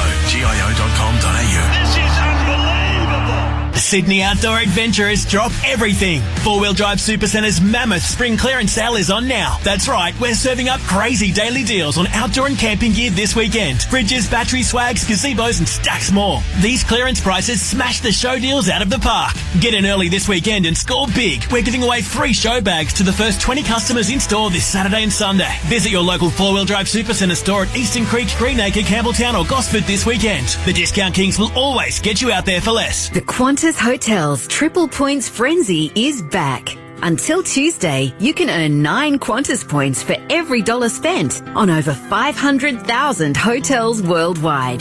From the world's best pools to epic city stays and long weekends away, every stay is better with Qantas points. But you better be quick. Book before the Triple Points Frenzy ends on Tuesday. T's and C's apply. Search Qantas Hotels to find out more. The finals kick off with an absolute epic. Can the Bulldogs break their 10-year finals hoodoo? Or will Harry Grant make them pay? Score Bulldogs live and free tonight at 7 on 9 and 9 now. Here's the story. The 2025 Toyota AFL Finals Series starts now. 160 years of the good stuff. You know why the footy feels different in spring, why some names could echo forever, and why some moments never fade. Sensational kick around the corner. It's finals footy. The biggest stage, the biggest stories, and it's time to get in on it. More info at finals.afl. It could be a best friend. It could be your mom. Or it could be a stranger you've never met. Every reason to become a blood donor is the reason the blood supply is so important. You can check the blood supply in your state in real time. Levels can change quickly, so new donors are needed every day. You can help Lifeblood stop the drop. Search blood supply and be the reason someone gets the blood they need. Lifeblood. Life is the reason. Grant's Triple Wood Scotch Whisky is aged in 3 types of wood for a smoother, richer taste. It's great with cola and even better with friends. Grant's Triple Wood Scotch Whisky. For a smoother, richer taste. Please drink responsibly. The St. John Christmas Home Lottery is back with 4 incredible $5 million grand prizes to choose from. Wake up to ocean views in Adelaide or Surfers Paradise, or embrace luxurious harborside living in Sydney or Melbourne. Plus, get up to $1.5 million. There's also 10,000 other prizes to be won in the $7.5 million prize pool. Get your tickets before midnight Sunday to be in next week's $10,000 daily cash draws. Buy your tickets now at stjohnlottery.com.au. Licensed GOCAU/2578. Terms and conditions apply. Thanks to Ream and Macca's. Triple M rocks finals footy. Welcome back to Amy Park for Triple M Primetime. Thanks to Mitsubishi Heavy Industry Air Conditioners Australia. Put your trust in the experts in air. James Graham, Wade Graham, Michael Chammas and Ben Dobbin with you. We are 50 minutes away from kick-off between the Melbourne Storm and the Canterbury Bulldogs. Looking forward to that game. Dan Ganane will be your caller. Down to the sideline, Michael Chammas, you have probably the hardest working sports journo in Australia at the moment with you. No, I haven't got Brent Reid, boys. I've got Danica Mason, the face of the game, here with us. Danica, the vibe, it's buzzing out here in Melbourne. It's certainly buzzing. This is dire straits for Shammy on the sideline, having to come to me for an interview. Well, you know what? I'm a bit jealous. I saw Gus walk straight past me and settle over to you. What do I have to do to get a hello from Gus? You have to be nice to him. Stop getting stuck into the doggies. Danica, what time, just for everybody, what time have you been up since this morning? Because obviously you are the sports reporter for the Today Show, doing a fantastic job. Just to give everybody a little bit of insight on what your day's been like. Well, today I actually got a bit of a sleep in, so 4:40 my alarm went off, and I'm very quick out the door when it comes to Today Show in the morning, so I was out the door by 5, and then I was here at Amy Park at 5:15. How good. Hey Danica, Jimmy Graham here. Maybe it's a good time for a bit of a performance review for two of your colleagues in Michael Chammas and Ben Dobbin. Can you give us a bit of a an insight on how they're both going. We heard that Gus Gould has just been re-signed till 2031. What's the prospects of Ben Dobbin and Michael Chamas looking like for such an extension? I reckon Shammy's been the informed journo of 2025. Oh, hang on. Wow. Hang on, there's some debate about that. Hey, I don't pay my interviews, okay? Okay. Dobbo, or are we ranking out of 10? Oh, come on, Danica, behave yourself. As a journalist, we're talking here. Okay. I'd say maybe 7.5. Always room for improvement, Dobbo. You can't get too settled into this job. Oh, thank you, Danica. Thanks for the advice. We're going to have to let her go. She's got some commitments with Channel 9, boys. So we'll let you go as well, Chammy. All right, guys. Enjoy. Hey, Jared Tibbs joining us from Ladbrokes. Timsy, how are you, my friend? Oh, Dobbo, it's finals footy. I'm up and about. Doesn't get any better. It certainly doesn't. Storm have won each of their last 14 home games following a loss. Do the Ladbroke punters think that they'll get the job done tonight against the Bulldogs? Yeah, they do, Dobbo. Look, it's probably fair to say that we haven't seen the best out of either of these clubs in the last couple of weeks, but of course we're getting back down to Melbourne tonight. It's finals footy. The Storm know how to do it at this point of the season, and they're into $1.44 tonight, actually, so very, very well back. Maybe a bit of value about if you think the Dogs are good for the upset on the road, $2.80. The line is 6.5 points. Timsy, I'm going to do my best James Graham impersonation now. I've been reliably informed that Xavier Coates has scored at least one try in 4 of his last 5 games. Where is he sitting in the first try scorer market tonight at Ladbrokes? That is good stuff, Wado. Look, the Ladbrokes punters certainly think that can happen en masse again because he's clearly been the best back tonight, Xavier Coates. He's into $6.80, so he's leading the market and easily the best back, like I said just before. Will Warbrick, he occupies the second line of betting, $8.75. Eli Katoa has certainly had his admirers as well, $11.50. Now, if you are keen on the Dogs tonight, Blake Wilson, a $12 top elect for them. But Jethro Rinakama, he's sort of set the world on fire since he's come in as well. Maybe he's the value, $12.50. Timsy, Jimmy Graham here. We know that with finals, things change and the pressure dials up. And it is no different here because for your same game multi, we are also going to include it in the hosted pot with Ladbrokes, a buy round special. So whatever you give me here today, the pot is going to be closing in about half an hour. All thanks to Ladbrokes and the buy round. What a partnership that is. Give us the same game multi for tonight's game and it'll be going on the pot, even if it's against my mighty Bulldogs. Well, I had a feeling that you wanted me to look in the direction of the Bulldogs here, Jimmy, so we're going to take them to cover the line as outsiders. Like I said before, I really like the look of Rinakama, so we're going to have him scoring at any time, and Will Warbrick for a little bit of value on the other side as well. $9.26 and a Ladbrokes same-game multi. Do you like the sound of that? Thanks, mate. We can handle that pressure, and if it comes off, well, you can complain to Tommy Hackett. Like the sound of that. Yeah. All righty. Appreciate you, Jared Timms. We'll talk to you throughout the course of this weekend as the semi-finals are here on Triple M. All thanks to Ladbrokes. Thank you, mate. Thanks, boys. Good luck, punters. Punt with Ladbrokes and enjoy more ways to multi this footy season. Download the Ladbrokes app today. Chances are you're about to lose. Welcome back to Amy Park for Triple M Prime Time. All thanks to Mitsubishi Heavy Industry Air Conditioners Australia. Put your trust in the experts in air. James Graham, Michael Chamas, Wade Graham and Ben Dobbin with you. The caller for tonight's game will be Dan Ganane. He'll be joining you after 7:30. Let's look at the rest of the weekend in the semi-finals before we start previewing this game. Tomorrow over in New Zealand, the Wars taking on the Panthers. No Mitch Kenny. He's out with a hamstring injury. Jenkins dropped, Alamotti in, Wade Egan, Jackson Ford back for the Wars. You've tossed and turned all week, Wade, about this one, and I'm the same. I was absolutely hell-bent on Penrith, and now I'm not so sure. Well, it's funny. It hasn't, last week I was adamant. Penrith go over there and they get the job done. I think I even tipped them to possibly be the favourite to win the competition from outside the 4. So I was really confident last week that Penrith go over there and get this done with their experience. But the closer we get to game day, even now, sitting down here in Melbourne, feeling the excitement, the emotion, if there's one game the Warriors can get up for and cause a major, major upset, it's a home game over there in New Zealand where they have a nation behind them. The electricity in the atmosphere for that home team, it'll only take the Warriors to force one error from Penrith Panthers to earn a penalty, and the crowd will lift. It'll send an energy through that team, And sometimes in those close matches, the longer it goes, the more your belief grows. You can do something special, and this could possibly be the biggest hurdle for the Penrith Panthers over there in New Zealand, winning week 1 of the semi-finals. If the Warriors win, do I give them a chance when they come over here to Australia and have to verse one of these losers of the top 4? Probably not. Yeah. After that emotional charged victory, but if there's one game they can get up and cause that upset, it's tomorrow night, Jimmy. It's their grand final. It is. This is the Warriors' grand final.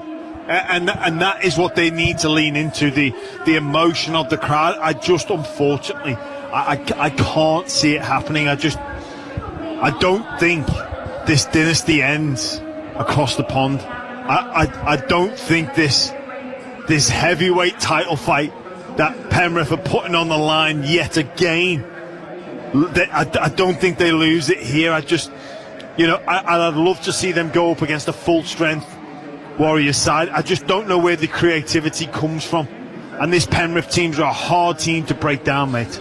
What about the moment, Jimmy?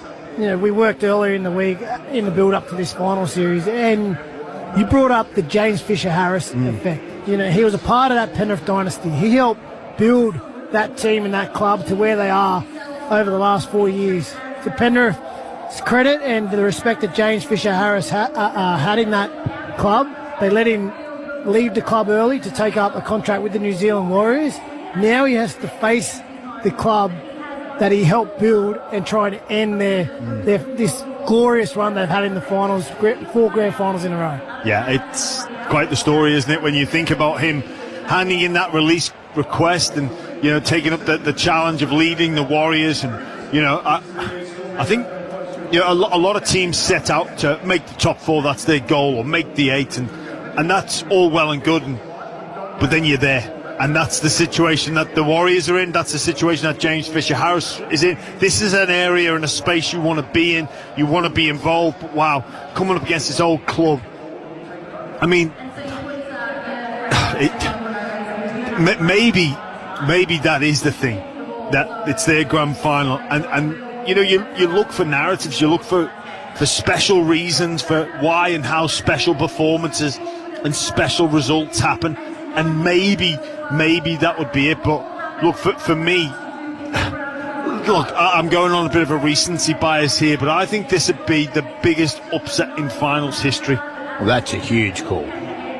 There's been some, there's been some teams that early. The 4-time Premiership winning champions. Yeah, but they're not in the top 4. They're playing elimination football. This is the 4-time Premiership winning champions. Well, I get that, but history shows that no team has ever won it outside the top 4. So for them to get to that, if they were eliminated, it's not a surprise because they are there. Chammy, your thoughts on this one, mate? I just think, history suggests that winning 4 premierships in a row is impossible as well. So I just think that they've made a habit of defying the odds, the Panthers. And I know what you say about the top 4, but it's not like they haven't done it the hard way before. They've won a comp after losing week 1 of the finals, having to play all 4 weeks. So I think if there's ever a time that someone's going to defy history, it's this football team, given they've done what no other team in the NRL era has been even close to being able to do. Well, if the Panthers don't do it, can't do it, I don't know if anyone can. Well, that might be true. Let's talk, and we just touched on that game, Roosters Sharkies, earlier.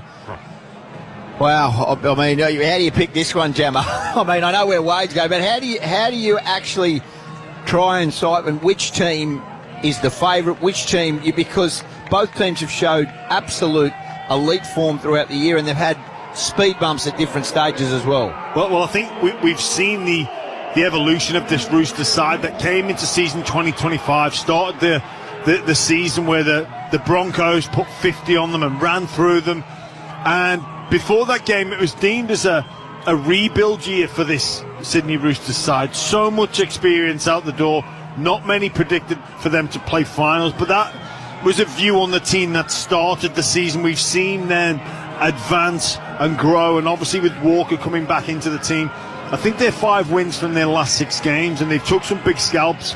They had to contend with Manly and the Dolphins, who were both looking to fight for that last position in the 8. They've beaten the Dogs, and then they've come up with some big wins. They came here to Melbourne and scored 40 points in 40 minutes of football when they were 10-0 down at half-time.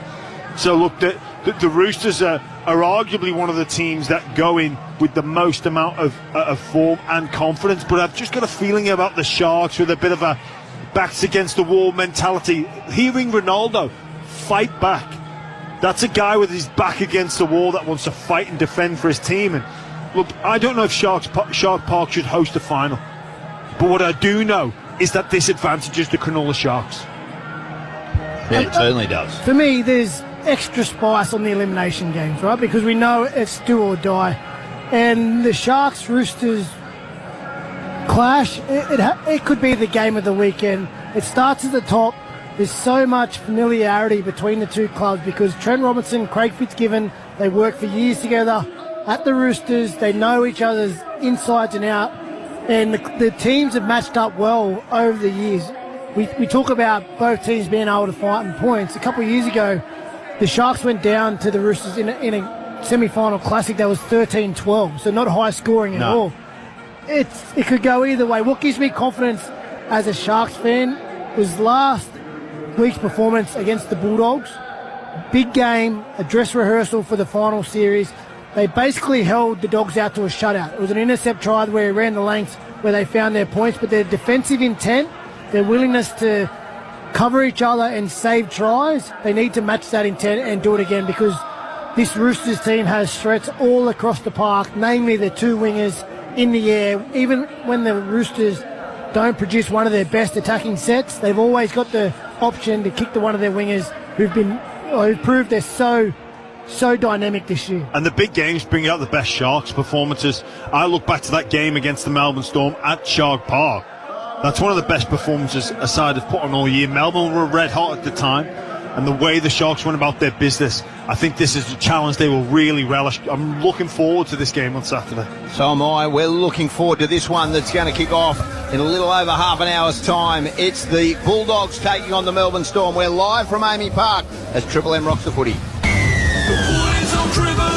Thanks to Ream and Macca's. Triple M rocks finals footy. Triple M NRL Prime Time. Mitsubishi Heavy Industries Air Conditioners Australia. Put your trust in the experts in air. Westpac's back, helping you get closer to the game we love and be part of those feel-good footy feels.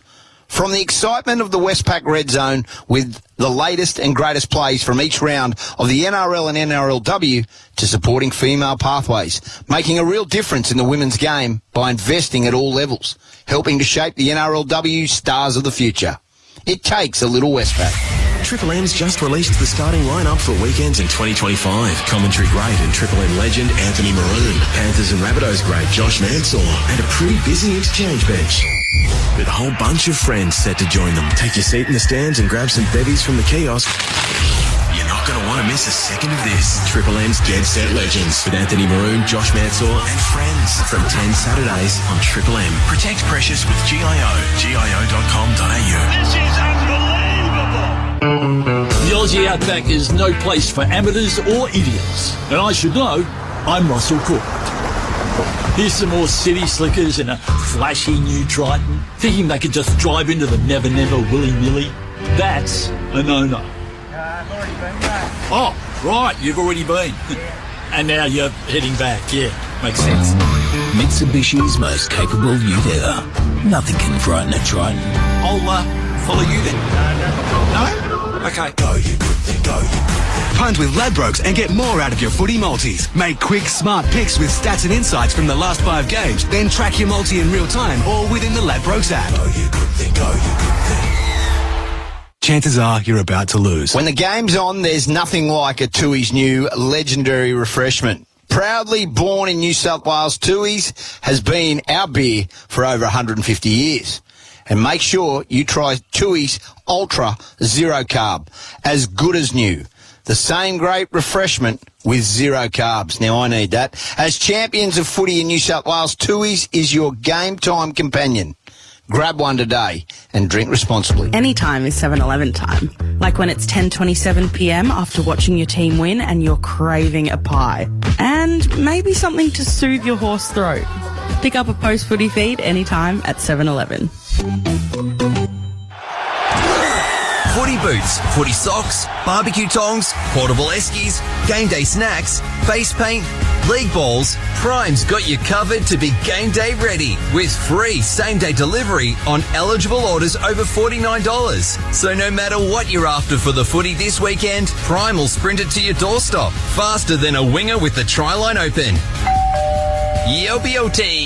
Sign up to Prime at amazon.com.au/Prime. Bunnings Trade is here to help trade customers with quick quotes and pricing on a wide range of supplies, plus stock inquiries, delivery updates and more. Call Trade Assist on 134872 or jump online and we'll help you get what you need fast. Bunnings Trade. Helping business is our trade. For 20 years, Castrol Edge engine oils have been trusted by manufacturers, mechanics and drivers to unlock the very edge of performance. Castrol Edge is extensively tested against some of the most demanding performance standards in the world.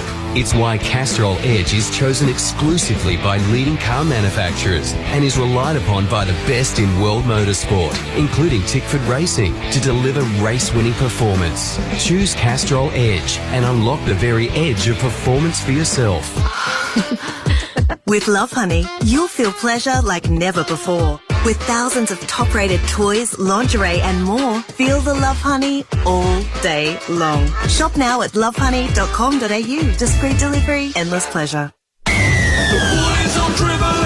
Thanks to Ream and Macca's. Triple M rocks finals footy. Oh, welcome back as Triple M rocks the football. We're live from Amy Park, all thanks to Mitsubishi Heavy Industry Air Conditioners Australia. Put your trust in the experts in air. James Graham, Wade Graham, Ben Dobbin, Michael Chammas. And Michael Chammas, you have a very special guest down on the sideline. Yeah, Dob, I'm here with the Storm Supremo, the General Manager, Frank Benisi. A huge night for the club. A spot in the preliminary final awaits the winner here tonight. I have to ask you, the big news, the team. Jonah Pezzett in the 7, Jack Howarth into the centres. Were they certainly the whole week or were they touch and go? G'day, Michael. No, they were from the word go. That after the game last week and on Saturday morning when the coaches got together with the leadership group, we decided to go that way. We think it's the best thing for the team. We think by bringing Jonah in, tough call on Wishy. Tyron's playing really well the last few weeks, but Pez brings us a different dynamics to the team in terms of his kicking game. It also probably takes the pressure off Cameron Munster. It just allows Money to play and take the organisational part of his game. We know when Munster's free to run, that's when he's at his most dangerous. A lot of talk in the NRL around, like, you get someone like Jonah Pezzett, who'd walk in and start into another team, and why do the Melbourne Storm keep him? Well, it's moments like this, your number 7's out of action, you can throw someone like Jonah in. Yeah, he has, and he's been part of the team now for the last 6 weeks since Hughesy got hurt against the Roosters a fair while ago, and he's come off the bench mainly, but he started against the Panthers when we pushed Cameron Munster to fullback. That was one option we thought about doing that again, but we just thought Cameron Munster needs to be on the ball. 5'8's his best position, so by having Jonah there, we think it's best for the team. Jack Howarth's a tough call. Jack's, he'd walk into the team at any time, but he hasn't played any footy, so he's going to be a little bit underdone, but he's been training really well. He's going to give us that carry from outside from our yardage area we probably lack. So with our two big wingers and Jack, we think we can get out of our half a lot better than we have the last few weeks. Up to you, boys. Hey, Frankie, it's Dobbo, mate. How has the week been? One loss, you guys never handle it real well when you come back to training, but 2 losses, I knew how furious you were after last week at Suncorp. What was the plane trip home, and how has the chat been within the team to try and wash it and get ready for this one? No, it's been pretty good, Dobbo. I mean, we're not going to sugarcoat it. We weren't really happy with our last 2 weeks whatsoever. Even though after the Bulldogs here 3 weeks ago, we knew that we were going to be second. We knew we were going to play the Bulldogs. So, but that was irrespective. We have high standards, and it wasn't a matter of just we lost the games, not how we lost both those games. So, yeah, it was certainly hurting. But the group's changed a lot over the years. This group bounces back a lot quicker than probably yesteryear, and so the coach does the same as well. So, he bounced back pretty quick on Saturday. Frank, Jimmy Graham, a lot has been made, both sides really, and the players unavailable, and maybe even perhaps their recent form for both sides coming into finals, but we all know things change. What are you anticipating this evening's game to produce? Yeah, Jimmy, that's a fair call. I think both teams are exactly the same, and we're both known since we played here, a couple of weeks ago, that we'd finish second and third, and we'd be playing here in week one of the finals. Now, whether and you've been there and done it, whether subconsciously the players have been thinking that, I'm not too sure. Tonight, that's all over. Tonight's a massive prize on offer. A home preliminary final and one game away from the grand final. So, we haven't got that excuse now of that, having that subconsciously in our minds. Frank, I think casting my mind back to that game, I think from a Bulldogs perspective, how I viewed the game, I think they take a lot from that. What lessons did Melbourne take from that game a few weeks ago? Yeah, probably something we knew before the game, Jimmy, is that they start the second half as good as any team in the competition. Stats show that. And we were up 12-0 at half-time. We spoke about it before the game, and we spoke about it at half-time, that they're going to come strong after half-time. Now, we've got to get through the first half first, but that was a big learning. They got us on the edges a couple of times, especially on kick-ours edge. So I think that's an area, we're doing a lot of work to nullify them as much as we can. But we know they're a very good defensive side, so we've got to probably be a little bit more patient than we've probably shown the last few weeks. Hey Frank, Wade Graham, you've been a big part of this club into building it. Such a powerhouse in our competition. Seen a lot of great teams come through who just deliver when they need to. What gives you confidence in this particular group that they can get out there, get their best performance, get the job done tonight? Yeah, Wade, it's been an interesting year. I mean, it's if you compare it to last year, you'd say it'd be nowhere near as good as year last year up to this point. Minor premiers last year, we won 19 games compared to 17 this year. But had we won the last 2 weeks, it'd be exactly the same. What gives me the confidence was last year. We've gone through the finals last year. We had 2 terrific final appearances here against the Sharks last year and the Roosters in the prelim. And we know about the disappointment in the grand final. And I think that disappointment in a grand final really stirs you up. The fact that most of our players, with the exception of probably 1 or 2, have played finals before, and a lot of finals, that gives you confidence because they're different games. The intensity, the pressure, and what's on offer. So to have so many players playing finals, it is a big factor. Hey Frank, we appreciate you giving us some time so close to kick off. Best of luck tonight. Hopefully there's a happy Frank Panisi in the press conference this evening. Look forward to seeing you, Dobbo, down here. Good on you, mate. There we have it, Frank Panisi, the football manager for the Melbourne Storm. The shifts to the spine, Jammer, and you talk about that Melbourne spine. No Pappenhausen, Nick Meaney goes to fullback, and we know no Jerome Hughes. Jonah Pezzett now comes in. You've still got Munster, but the big inclusion that we all do know is Harry Grant in the 9. How affected is that spine? And we touched on it earlier on in the show that you said, and what you said was that if there was a player to not be there, not having Hughes there is probably the one player that if you lose Munster, you lose Grant, you're in a much more precarious situation. Yeah, I think for me, Harry Grant's arguably the most important. He's the person that touches the ball first, decides where the play goes, and also he dictates the pace of the game a lot. And any quick play the ball, he is punishing players. He has so much effort in and around his defensive side of the game as well. His line speed is through the roof. I think he's a huge inclusion. Obviously, he's had a couple of weeks off with that suspension. He's massive for the Melbourne Storm and for Queensland and for Australia. Well, we just heard it from Frank as well. The decision to bring Pezzett in was to free Munster up. Harry Grant also does that as well now. He'll control everything at the ruck. Pezzett will be on ball, controlling where the sets are going, and the majority of the communication that allows Munster just to pop up, count numbers, be a running threat. And when Munster is a running threat, taking the line on, we know that's when he's at his best. The pressure on Jonah Pezzett, not a lot of big game experience. How do you, in some ways, Jammer, and you both had players that have come in, how do you protect that bloke and also give him the confidence that he's going to have to play what's in front of him? Well, look, it was spoken about there that this is why he's there, to take that next step in. For all the talk about kicking game, defensively is where he's going to feel that pressure. He slots in for Hughes, who defends on the right, so you assume he goes to that right-hand side. Frank Panisi said it was the Bulldogs' left edge. He's going to have Kickow up against him. It's a decision-making in defence which will bring him confidence. We know he can kick well. In any game, in finals, in NRL, he can kick well. He can organise well. But the pressure is going to come with Kickow Burton on that left edge attack. That's what he needs to get right. It's about defence for Jonah Pezzett tonight. Well, he'll know that as well. That's how you take the pressure off him, Dobbo. You simplify his role. Okay, we need you, number one, make your tackles. Make good decisions on the edge, but make your tackles, particularly a big kick out there. 2, communicate well. Help get the boys around the park. Take that pressure off Munster. Communicate loud, communicate early, communicate clear. And then 3, execute your kicking game. When it's your turn to step up, kick that right boot into the right-hand corner, land it in that 10x10 box to give you a chase, time to get down there. That's what you do. That's Craig Bellamy would have simplified his role so much, and that's how you take the pressure off him, because he can do all that. But in these big games, you need to do it at your best level. And when you've got Munster and Grant, he doesn't need to go and win the game for them. Coates can do that as well. Like Warbrick can do that. He doesn't need to come up with miracle plays, just needs to play his football, his game. Yeah, we can't wait. 20 minutes and counting to kick off. So both sides are out on the field. We are at Amy Park, live. The Bulldogs taking on the Storm as Triple M rocks the footy. Thanks to Ream and Macca's. Triple M rocks finals footy. Triple M NRL Prime Time. Mitsubishi Heavy Industries Air Conditioners Australia. Put your trust in the experts in air.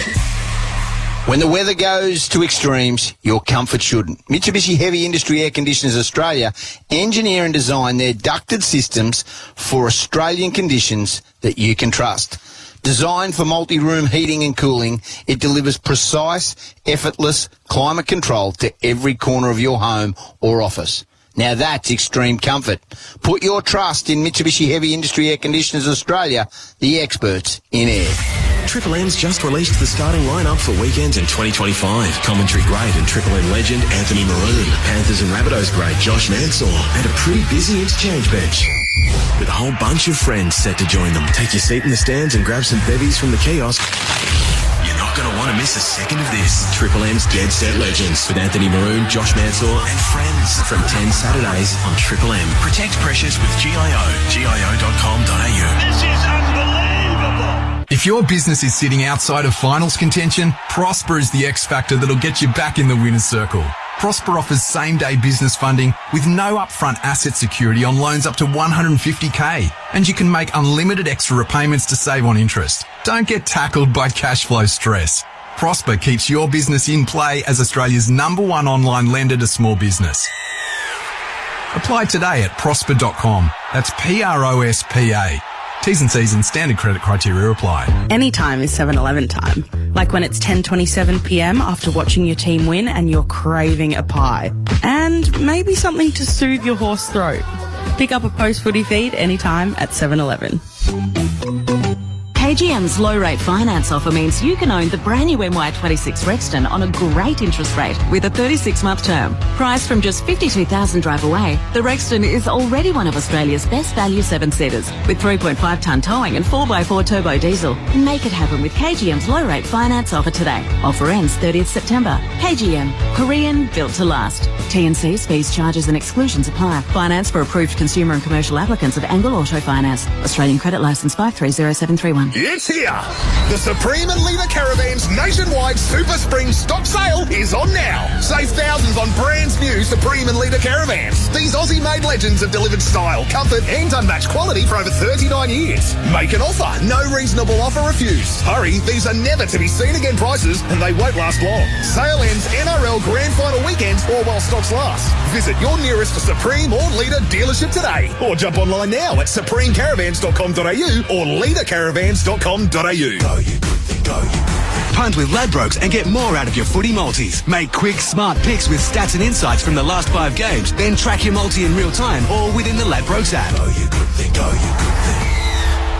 Chances are you're about to lose.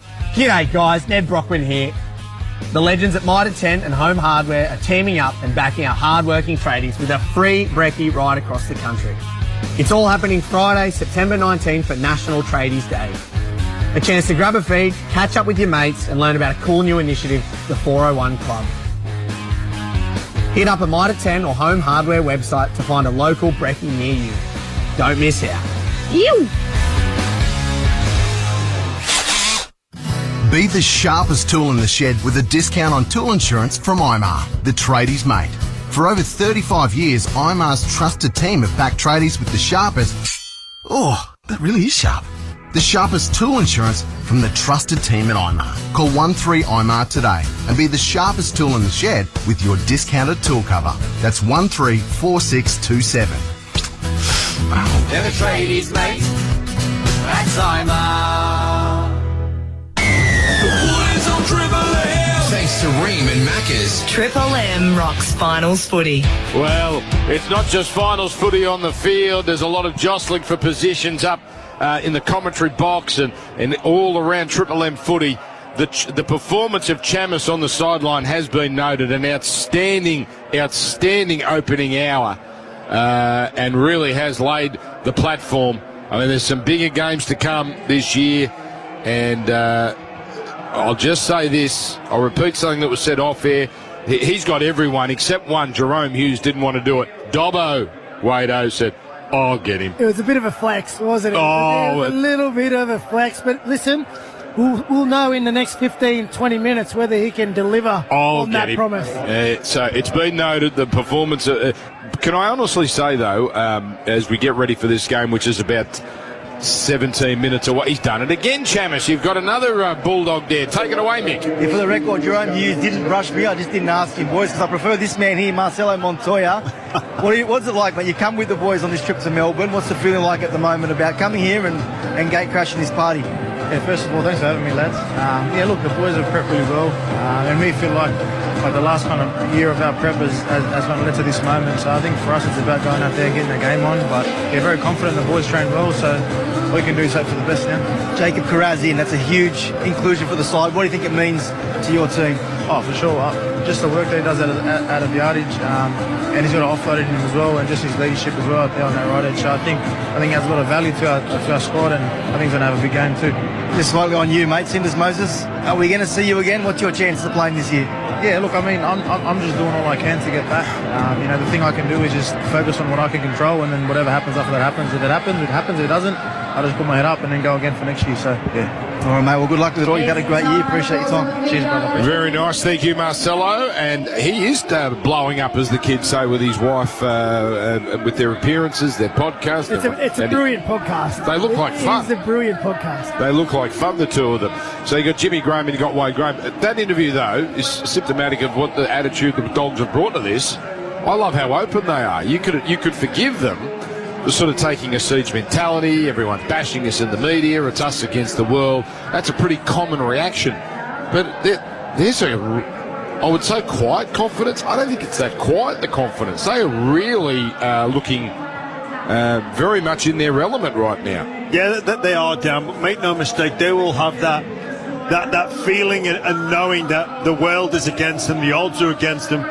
They need to come down here and put on a special performance, have a mindset like they've never gone before, and tap into areas led by Stephen Crichton, take them to areas maybe that they didn't expect them to go. We've seen them go toe-to-toe with the Panthers, toe-to-toe with the Melbourne Storm this year, and just come up ever so slightly short.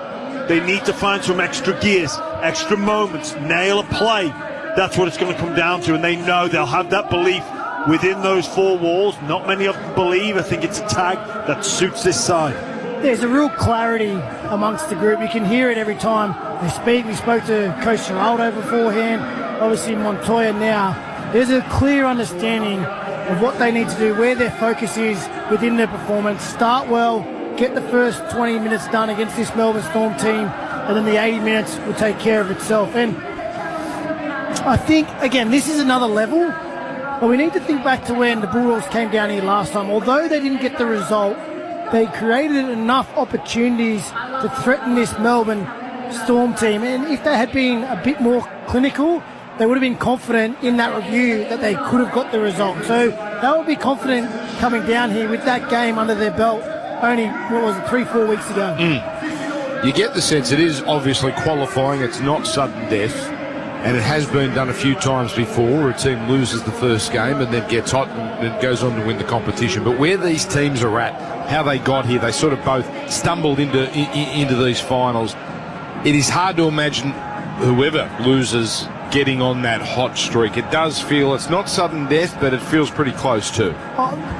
It's surprise at the other end, which is more important. Like, that week off is so valuable this time of year. Like, everyone, it's a marathon season. It is tough to get through that whole year without getting banged up, without getting bruised, and you might be able to get a little bit of quality work in here and there and patch yourself up. But this time of year, to get a week off at the intensity these games are played at, to be able to sit on the couch next week and watch the other two teams who you have to play the following week get out there and rip into each other for 80 minutes, and then on that Monday morning you can start work fresh while they're still recovering from the contest. It is such an advantage this time of year. And the home ground as well. A prelim final in Melbourne is huge. A prelim final at a core 70,000 Doggies fans, that would be a huge advantage for them as well. Yeah, it sure would, Dan. But look, in these games, and I've played a couple of them before, you go all in. That's the only way you go.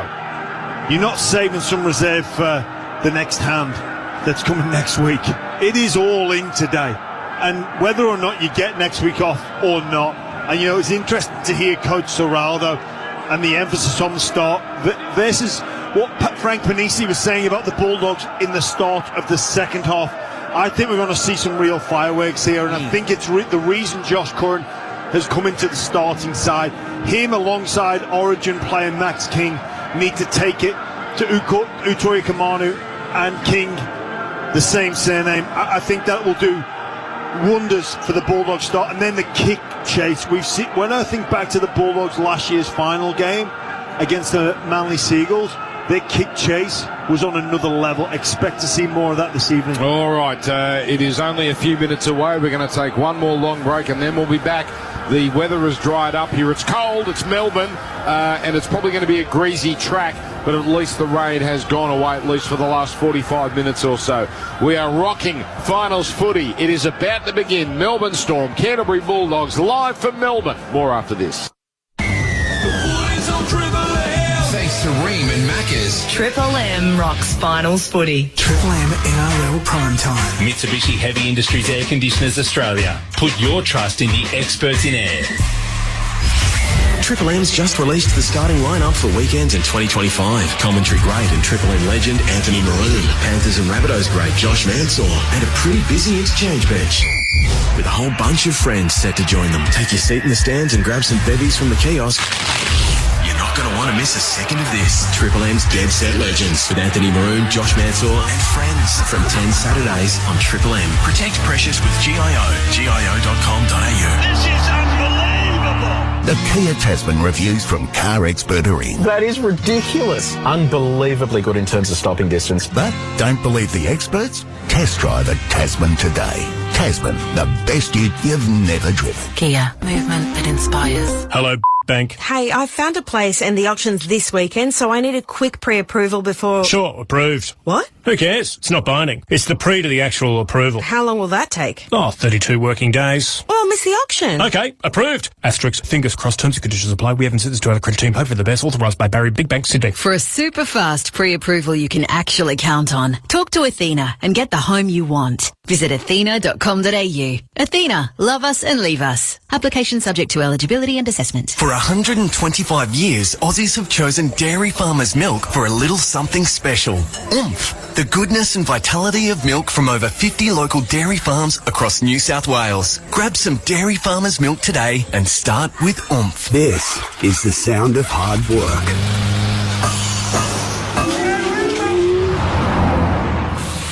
This is the sound of making easy work out of hard work. For over 40 years, Spitwater pressure cleaners get the tough jobs done, and done fast. Find your nearest dealer at spitwater.com.au. Spitwater, working as hard as you since 1982. Beacon Trade's got lighting, electrical and fans for every job, because a good team makes all the difference. From install day to the final switch, we've got your back with real support and stock that's ready to go. Beacon Trade, let's make light work. Good Things Festival is back this December with an epic lineup. Including Tool, Weezer, Garbage, All Time Low, All American Rejects, James Rain and more. Over 30 acts. There's something for everyone. I'm only happy when it rains. Good Things turns it up this December in Melbourne, Sydney and Brisbane. Selling fast. Don't miss out. Get your tickets now at goodthingsfestival.com.au. Anytime is 7-Eleven time. Like when it's 10:27 p.m. after watching your team win and you're craving a pie. And maybe something to soothe your hoarse throat. Pick up a post-footy feed anytime at 7-Eleven. Been in an accident that wasn't your fault? Why should you be inconvenienced? Right to Drive will get you back on the road in no time with a like-for-like replacement vehicle. Doesn't matter if it's your work van or ute, they'll deliver straight to your door at no cost to you. Search Right to Drive today. If it's not your fault and you need a ride, call Right to Drive. If it's not your fault and you need a ride, call Right to Drive. T's and C's apply. Thanks to Ream and Macca's. Triple M rocks finals footy. The night sky is black, and the only thing we can see right now is the light coming from the scoreboard and the LED lighting here, because we've just had a fireworks show. It's not a full house, it is filling. The weather is cleared, so hopefully Melbourne notoriously late in getting the games right on kickoff. And the ends are just about full here, so it's a big crowd, it's a great atmosphere, it's the Storm and the Bulldogs, and it's right after this. Let go of the chaos. Breathe in. Breathe out. Experience year-round zen with the whisper quiet operation and precision control of an MHI ducted system. Purchase an eligible system and receive up to $500 cashback bonus, plus the chance to win one of 3 wellness retreats in Bali, valued at $10,000 each. Put your trust in Mitsubishi Heavy Industries, the experts in air. T's and C's apply.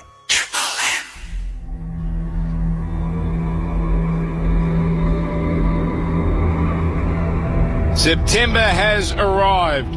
27 rounds done. That is a lot of hard work, a lot of pain. But we are here. 8 teams left, taking very different journeys to get here. But what's done is done, because once that ball is kicked off, we have a brand new competition. Now it gets serious. 8 teams, all with their own story. The Raiders, the lovable underdogs who got to the top. The Broncos, when they put it together, they look unstoppable. The Warriors, they've hit a wall, but they've got the hope of a nation. And in a season of surprises, a Cinderella ending would be a fitting final chapter. The Sharks, these days it seems, each year they make it and each year they disappoint. One of these years, they're going to shock everyone. The Roosters, every finals has that team that has all the others looking over their shoulder. These Roosters might just be that outfit. The Panthers, chasing 5 in a row. This would be the greatest win of them all. They've been to hell and back, but their season starts now. This final series is going to be epic. It almost wouldn't be September if there wasn't a qualifying final in Melbourne. But the Storm have never come into a final series so battered, so bruised. Their halfback gone, their fullback gone, their enforcer suspended. But they have Munster, and they have history, and they are the Storm, and they are at home. The Bulldogs will never get a better chance to win a final in Melbourne, but they've got their own obstacles, most of their own doing. They brought in a 20-year-old who's under the brightest spotlight imaginable, a team which has lost its identity at the worst possible time. Can they rediscover who they are? What had them at the top of the ladder? Can they overcome themselves? From Amy Park, it's second against third. Storm, Bulldogs. A home prelim is the prize. These are the NRL finals on Triple M. And live now, plenty of old Bulldogs in attendance as well. Some greats like Hazem El Masri and Andrew Ryan and Mark O'Mealy. So the Bulldogs have brought a big contingent down with them, including their fans. And a lot of blue and white in the crowd tonight. Plenty of purple, though. A Melbourne Storm home game. They've won 6 of 7 qualifying finals here. Their record at home is as good as it gets in the NRL. And they are warm favourites for a reason. James Graham, Wade Graham, and Ben Dobbin, your callers, Dan Ganane as well. And we're seeing the flames go off here. You would have played a final or two here, I'm guessing, Wade Graham. It's not an easy place at all to win a big game like this. Always a tough place to come and play in Melbourne. But again, the Bulldogs, less than a month ago, they came down here, not the result, but they certainly fired enough shots across the bow of Melbourne. I think they go away confident. But again, it's a different level of game tonight. I'm looking forward to the start. I agree with Jimmy. I think there could be some fireworks. The intensity of the collisions, the speed of the line speed, how fast the line speed for the Bulldogs goes. It's their best part of their game. Is it enough to put Melbourne off their start? Or will Harry Grant and Cameron Munster, will the cream rise to the top? So for the casual fans, winner gets a week off, loser gets a second chance. Jack Howarth in for Melbourne, and that has pushed Joe Chan to the second row. None of these surprises, really. Jonah Pezzett will start. That had been talked about all week. Tyron Wishart and Ativalu Lasati were meant to start, were certainly scheduled to start. They'll come from the bench. Jacob Kira's massive inclusion for the Bulldogs. And Josh Curran, who we've talked about, starts in the front row. Toby Sexton. It's a fascinating one. Toby Sexton coming off the bench in jersey 21. And a player Canterbury absolutely love, Harry Hayes, who will get through a lot of work, is in jersey number 22. So, teams about to come out here. Canterbury, they ran Melbourne very, very close a few weeks ago. In fact, arguably the better team. Melbourne, though, just professional as always, found a way to get the job done.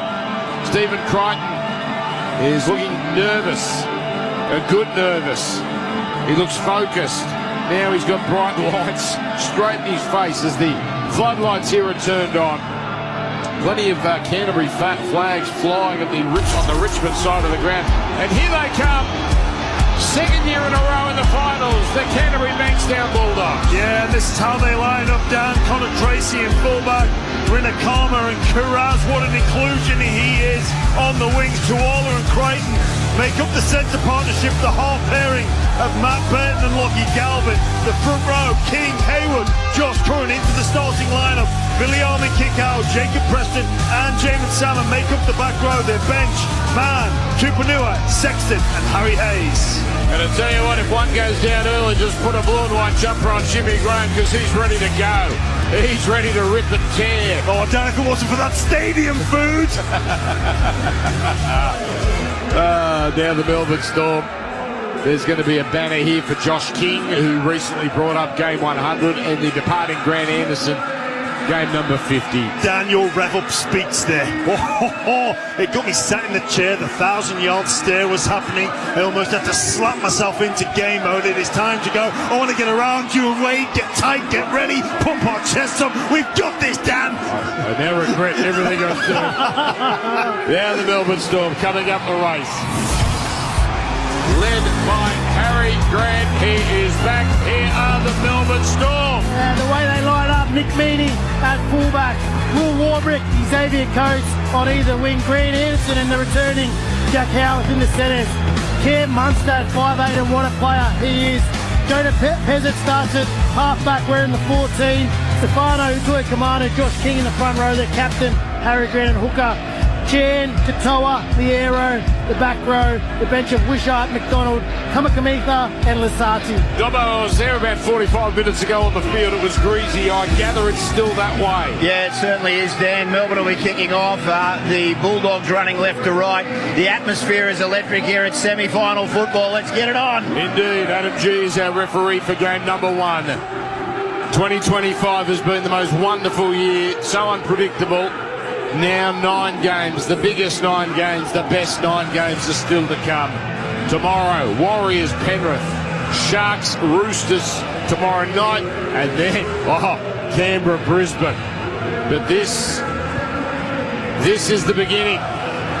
Nick Meaney, the former Bulldog. Ball on tee. kicking towards the MCG. The clock ticks down. The ball is booted and the finals are underway. Canterbury with first use. Galvin catches it and gives it to Max King. Then King is dealt with 12 metres out from his own line. Bulldogs lost to Melbourne 20-14 here a few weeks ago in a great game. Kiraz getting involved, so does Galvin. Oh, an early spread as kick out is given some space. Wow, what a statement he's brought down. And really testing Grant Anderson early. But Canterbury using width as now comes back in for Josh Curran, and he works at the 12 short of halfway. But excellent opening from Canterbury as Connor Tracy works up centre field, not going too far. He'll play it just shy of halfway. Bailey Hayward, the dummy half, onto Matt Burton, kicks high before the last. And now it's caught 10 metres out from Nick Meaney's line, and now he's driven back by the Bulldogs. They've got him back to the 10, and the Dogs have come out firing. Now Melbourne, Warbrick, he's strong, and he carries 3 defenders with him over to the 20-metre line, but Kikau is down and he's in trouble. He's clutching at his head. He was down on the ground motionless for moments. This is an unfortunate sensation, and Viliami Kikau, his night might be over. He copped an accidental elbow, and he's gone down. His nose might be in blown to smithereens here. Viliami Kikau is still on the ground getting treatment. He's in awful pain. It's just a bad accident. Will Warbrick, a huge carry, just cops the cheek, the nose of Viliami Kikau, and he lays down. I can't envisage him returning to the field of play. It was a brilliant start with the football from the Dogs. Kikau heavily involved, that shift to the left edge on play 2 to start this contest. But one of the Dogs' big strike weapons just looks as if he'll be wiped out of this contest, Wade. Oh, and it was such a positive start from the Bulldogs. A set plan, had an opportunity, moved the ball early, test out this Melbourne edge defence, a great kick and kick chase. They really dominated that first tackle. And then Warbrick, a tough carry. As you said, Jimmy, just an accident in collision, an elbow from Warbrick. Seems to have hit Kikau in the temple. But this will test the Dogs' resilience. You know you come down to Melbourne, not everything is going to go your way, and you have to deal with some issues, and here they are with an early test. Looks like Harry Hayes is about to come on. We're back in 15 seconds. No score in the first final. Hot water needs replacing? Go for one that's steady, hot and strong. You know who we're talking about. Built tough for Aussie conditions and manufacturing right here in Australia for over 80 years. When it comes to water heating, ask your plumber to install a Rheem. Yeah, so Harry Hayes has come onto the field. Obviously the medicos are looking at it.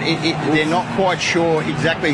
Now the doctor has looked at the video here, so we're waiting on a category, but Hayes already into the game. This is a huge moment already early in this one, Dan. Can you play, thank you Dobbo for Bob J. T-Marts. I assume this is going to, he's lying on his back, this has got concussion written all over it, but let's say he passes that miraculously. Can you play with a broken nose?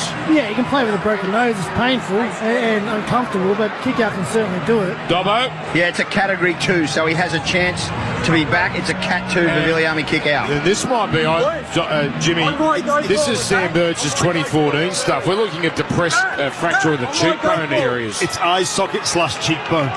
Which is not, that's a hell of a lot worse than a broken nose. Anyway, Melbourne back in possession and back with the game underway as it's carried forward now by Ellen Carter, and he's brought down 10 short of halfway. No score, minute 20 gone. Viliami Kikau needs to pass a concussion test to have any hope of returning to this game. So Melbourne get through their first set, they make it to halfway. See what this does to Canterbury, because they came out swinging. The high kick now from Pezzett, the number 14. Easy catch by Tracy. And now, he's smashed in the tackle by the 2 front rowers. Utoi Kamanu was particularly strong there. Canterbury working it towards the southern end. Jethro Rinakama in just his 5th first grade game, and it's a big final. He hits it up, followed up by Kiraz, one of the Dogs' most important players. Driven back though, Josh King there, but a very quick play the ball. It allowed Hayward to zip out of dummy half. I'm not sure the man who grabbed him at marker Grant was square there, but he got away with it, Grant. And Hayward goes nowhere. Burton's going to kick from his 30 again before the last. This one not as much depth as the previous kick. Taken by Meaney. Meaney now gets back to the 30-metre line on Melbourne's side of halfway. No score. 2:20 gone here as Triple M rocks the final. Serene hot water in for McDonald's. Another strong run from Will Warbrick. Good start to the game for him. And he'll be playing at centre field to Grant. Throws it left to Xavier Coates. He works it towards halfway where he's captured centre field. Dogs offside. 6 more tackles. So now Melbourne can really set up shop here as Josh King cuts it up. Followed up by Grant. Delivering to Utoi Kamanu. This is good stuff for Melbourne. Utoi Kamanu up to the 30. The Lightning quick play the balls here now from both sides. Peasant to Munster. Short pass. He's put his man Meaney away, but he can't get through. In fact, that was Joe Chan. He almost scored. 10 away. 3 tackles left. Munster to the right. Peasant gets it on. Eli Kantoa scores. He always scores first. It's Kantoa scoring in front of the Slater stand. And Melbourne, brilliant, 100 miles an hour, and they just opened Canterbury up 4-0. Yeah, Melbourne Storm, fantastic start. They're just winning the initial collision in the contact. It forced the Dogs to try and rescue on the ground. They held on a little bit too long, earned a 6 again, and then a couple of their big players are handing this try. Munster early, the short ball inside Galvin, rocked out, created a half a chance for Anderson. They shift across to the right-hand edge, and that man, Eli Kantoa, as you said there, can find the try line. He's a strike weapon for this Melbourne Storm outfit. Strikes first, strikes early. Only 3 minutes gone, Jimmy. Yeah, arguably the best back rower in the competition for season 2025. Kantoa, what a season he has put together. The Melbourne Storm there just playing the ball far too quickly. They got their 6 again, and they didn't need a second invitation. What about Munster in the build-up and Pezzett? That is a peach of a pass. That will give Jonah Pezzett so much confidence building into this game, setting up a try in the first real opportunity in the Westpac red zone. Brilliant stuff from the Melbourne Storm. Just 2 small things there, Jimmy. A couple of inside shoulders. Galvin let the centre go through, and that time Burton. 6th time he scored first this year, Eli Kantoa on the Choice Hotel stats. The kick is good. It's Melbourne 6, Canterbury 0. Monopoly at Macca's is back with a 1 in 3 chance of winning from over 49 million prizes every time you play, including an Isuzu MUX and a 52k rent or mortgage top-up. Play like a winner, only in the My Macca's app. Ends October 14. For full terms, visit mcdonalds.com.au. 13 tries in the NRL season this year for Eli Kantoa, but 2 touches by Jonah Pezzett in that set. A great start for a young half that they've put a lot of confidence in tonight. They sure have. Thank you, Ben Dobbin, on the sideline for Bob Jones teammate. So Melbourne will bring it back. You know, it's the first time in 2 years Munster and Pezzett have been paired together. As Jack Howarth works it up the left edge on play 2. Gang tackled by 3-4 Bulldogs defenders. Ball played now and sent down the middle to Chan, and Chan is stopped quickly. First to meet him is Jacob Preston. Here's Grant working the short side, now runs, threatening to pass, goes himself, makes about 4 metres before he's stopped, as Munster picks up and runs out of dummy half. So Melbourne are meeting speed for speed here, and they get through this, get to within 10 of halfway, but very quick play the balls, the order of the day. There's Pezzett, hurried into a kick here, which he doesn't get flush, just goes down the middle harmlessly, taken by Tracy, dummies in, almost got clipped high by Howarth, and the tackle made 16 short of halfway. Triple M rocking the finals, Ream Hotwater and McDonald, Jacob Kires is going 1 out here, and men 11 short of halfway by Liero. Crichton, there's 1 premierships of course, he just goes up the right edge, he's made the play by Howarth. King, Max King, gets up over halfway. This is a conservative set here for Canterbury, and again Burton for the 3rd time in a row, not waiting for the last, puts up a high kick. He makes Meaney scurry towards the right corner. Meaney takes it, but he looks up and he's got a wall of blue and white in front of him. For Canterbury, they're sticking to their game here, as Now it's Melbourne going nowhere on play 2. Scored 6, Dogs 0. Yeah, what an inclusion Will Warbrick has been. He is so big and strong and powerful with those back of the field runs. The way he accelerates into the line shows no fear. What a set starter he is for this Melbourne Storm outfit. So Canterbury defending, Melbourne attacking, and almost going through. The little show and go from Liero. Desperate tackle coming around the legs. 10 short of halfway. Pezzett this time gets the kick right. It's a deep one, taken by Tracy. And Tracy now is just working it up the centre, where he makes it beyond the 20, but not much further. What are you seeing there, Wade Graham? Oh, just the intensity of this start. It's already got a few hands on hips for the Bulldogs. All 3 middles haven't been able to get back behind the ball yet. So here's Kiraz. Hasn't really made an impression yet. He's got so much strength. But Melbourne handled him well his first 3 or 4 runs. Crichton almost finds a way through. He's met 7 short of halfway, and he'll play it now. And again, not waiting for tackle 5. This is obviously a tactic. The high kick from Burton, making it again Meany run to his right. Where he catches it. He's confident at the moment, Meany, and he gets it over the 20 after catching that ball. Oh, put down on play number 2. Will Warbrick took his eyes off the ball, and here comes Canterbury. So Warbrick has been so good early, but now he opens the door, and Ari Tuala, the centre, just going up the middle and a high tackle. So Canterbury, this is interesting. They're down 6-0. It's a pretty easy 2. What do they do here, Canterbury? There's a conversation going on. Burton walking towards the referee. Hayward with ball in hand. They're going to go on with this. Commentators cast down and may start wrapping a few more Melbourne players. 100%. That was the kiss of death as we see the first real opportunity for the Bulldogs. 6-0 Melbourne. Canterbury, 8.5 gone. Canterbury's first genuine opportunity as Max King plays it. Geez, that was a slow play of the ball. With the ball worked up the centre now by Harry Hayes. And now Adam G's had enough. 6 more there. On the next, it's Galvin turning it into Preston. Preston gets over the 10. And Preston gets to within 3 metres. Munster needed all his strength and he needed the help of Grant. Hayward throws across the post to the left. On it goes Salmon. On the Galvin, turns it into Curran, and Curran puts it down. Oh, that's a let-off. Canterbury were looking good too. But Melbourne soaked that up, and that's a strong feed for the Storm. Melbourne 6, Canterbury 0, 9 gone on the Mitsubishi. In fact, the Beacon Trade scoreboard.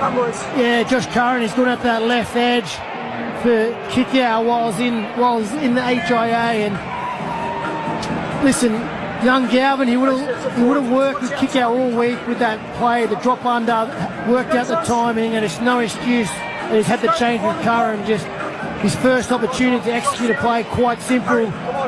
Whether it was the rushing defence or the communication, just gets that early one wrong. So Melbourne getting a let-off here. Pretty obvious their tactic to slow down the ruck when Canterbury's on the attack, and it was pretty effective there as Josh King now carries it forward.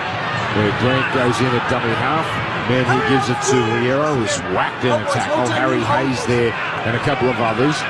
On the next, it's a one-out run to Utoi Ikamanu, his 4th run on the Choice Hotel stats, and pretty well contained. Salmon there along with Hayward. 8 short of halfway Melbourne as they work it up towards the Melbourne cricket ground here.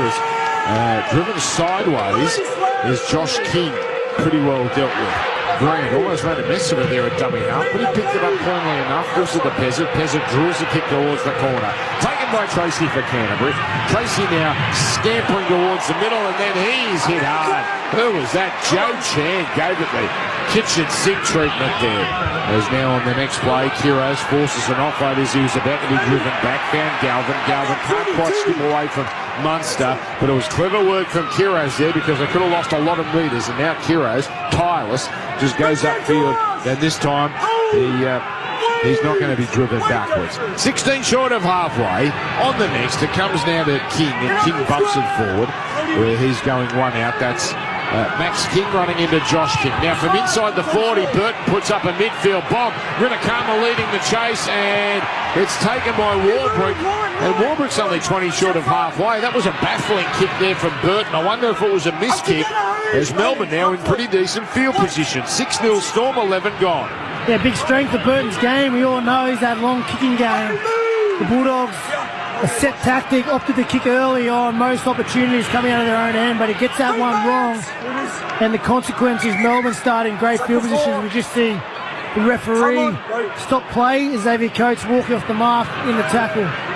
Ben Dobbins sideline, Bob Jane T-Mark. Yeah, Viliami kick out. It's an eye socket. I just spoke to the club doctor. He's back. He's passed his HIA. Wow. They're confident he can play with the eye socket injury. Wow, okay, thank you. Now, a little trick play has Melbourne go from right to left. It ends up in the hands of Howarth, who pokes a nothing kick. Didn't catch Canterbury out. Taken by Tracy on his 10th. He gave it here to Rinakama, who did well not to drop it as he was hammered in the tackle by Grant Anderson. They're going at 100 miles an hour here. Tuila goes nowhere on play 2. Canterbury, a lot of hands on hips at the moment. Melbourne's line speed absolutely through the roof as well. Then you can see them revving up their back foot, looking to accelerate into contact. Brilliant way for the Melbourne Storm. Heroes drops it behind him. Munster falls on it for the Storm. Smart play, Munster. He knew that Kira is the type of player that will force a pass. So Melbourne 30 metres out. This is big trouble for Canterbury here. They must hold on. Cannot let Melbourne get away to a double-digit lead. Cartel, the try scorer, plays it for Grant. Grant gives it to Utoi Kamanu. Hit hard, driven sideways primarily by Hayes. Now Hayes gets some help. Utoi Kamanu called held on tackle 3. Played to Grant, scooping it up with one hand. Throws left to Peasant. Keeps going left to Munster. On it goes now to Chad. Oh, he's origamied into the ground there by a couple of Bulldogs defenders. Crichton gets up slowly. Crichton hobbling in back play. He's not right, as now Melbourne. Have they seen it? Chan's got eyes for him, but it goes the other way on the last. Peasant 10 out, throws it on Meany, runs into a cul-de-sac, and he's going to be stopped, and that's a changeover. Now there's concerns for Stephen Crichton here for Canterbury, the trainer with him.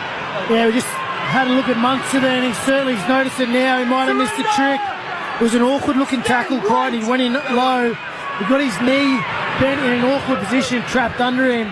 He seems to be moving a little bit better now, but first opportunity, expect Cameron Munster to test out how fit Stephen Crichton is. Triple M rocking the finals. We're in hot water. If your hot water needs replacing, you go for the one that's steady, hot and strong. You ask a plumber to install a ring. The Bulldogs is working it out here, down 6-0, 14 gone, as it's carried forward by Kiros. Now Burt kicking long and low, and it's going to be allowed to bounce. Oh, it's set up nicely for Meany. If it took a Shane Warne turn, that was heading to 40-20 territory. And now, ball's been lost. Tackle made on Warbrick. He's dropped another one. Warbrick's got the dropsies.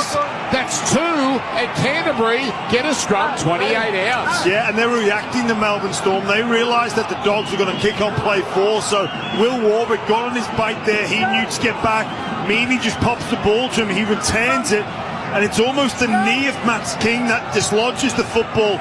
The Dogs, after sustaining so much pressure, finally get another opportunity in some decent field position. They'll need to be better. Last time they dropped under. Josh Curran came up with a knock-on early in the tackle count. Yeah, Viliami kick out, prowling the sidelines. He'll be back in moments. Canterbury now, as the game has taken a turn in their favour. Kick out a return, and now they're on the attack with a hit up here from Kiros, and he gets into it with Munster. Ball played eventually. Max King charges up towards the right upright. He's stopped 14 away. Now it's Hayward dummy half. Throws up to Salmon. Gets it on to Galvin. Turning it into Curran. He holds onto it this time and gets up over the 10. 3 Storm players medium. That's just a set-up play as the right side is poised. And here it comes. Salmon for Galvin. Shoots it out to the front man, Preston. No momentum in any of that. Preston just hits it up and is taken in the tackle. That's 4 gone. Short side play. Crichton rolls in a kick. Well, he can't thread the needle, but that is surely dropped by Melbourne. Yes, it is. Mean he didn't hold on to it. 6 more tackles to Canterbury, who come away with it. And it's Galvin who will cart it up here and is 8 metres out. 20 in from the right touchline. Swung back to the open left as Max King goes straight and hard. He's stopped right in front of the black dot. Canterbury here with Galvin on the right. 6 more tackles. Adam G. They're testing his patience here, Melbourne, as now it's Jamin Salmon. Salmon has nowhere to go here because of that slow line speed, and he just has to take the tackle. Hayward dummy half, fires it out right. Away to Galvin, turns it into Preston. And Preston is stopped 5 away. Again, slow play the ball. Hayward Throws to the left, away to Salmon, onto a running Galvin, links up with Burton, 3-on-2, Burton goes himself, and he's cut down. Try saver from Pezzett. 3 gone. Here's a play now, forward pass, surely. Yes. Galvin throws a forward pass to Salmon, and Matt Burton had a 3-on-2. He thought he could make it on his own, and it's cost Canterbury dearly. Melbourne 6, Canterbury 0. Oh, what about the tackle from Jonah Pezzett? It was brilliant attack from the Dogs. Galvin deep into the line, out the back to Burton, creates some space. Burton, we know what a great ball runner he is.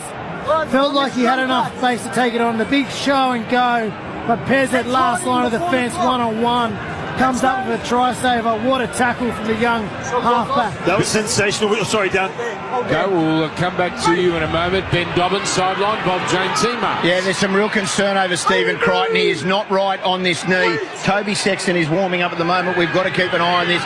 Not great for Galvin. He's had 2 times in the red zone. He tipped one underneath the current mistake and then a forward pass. He needs to get his game on. Yeah, what a tackle that was from Jonah Pezzett. His confidence will be through the roof with that. That's where he knew he would be tested. He's been up to the task in attack and in defence now. So Melbourne get a penalty. A flop tackle. And this will be the second penalty of the game. The first one for Melbourne. And now Melbourne can go right on the attack here.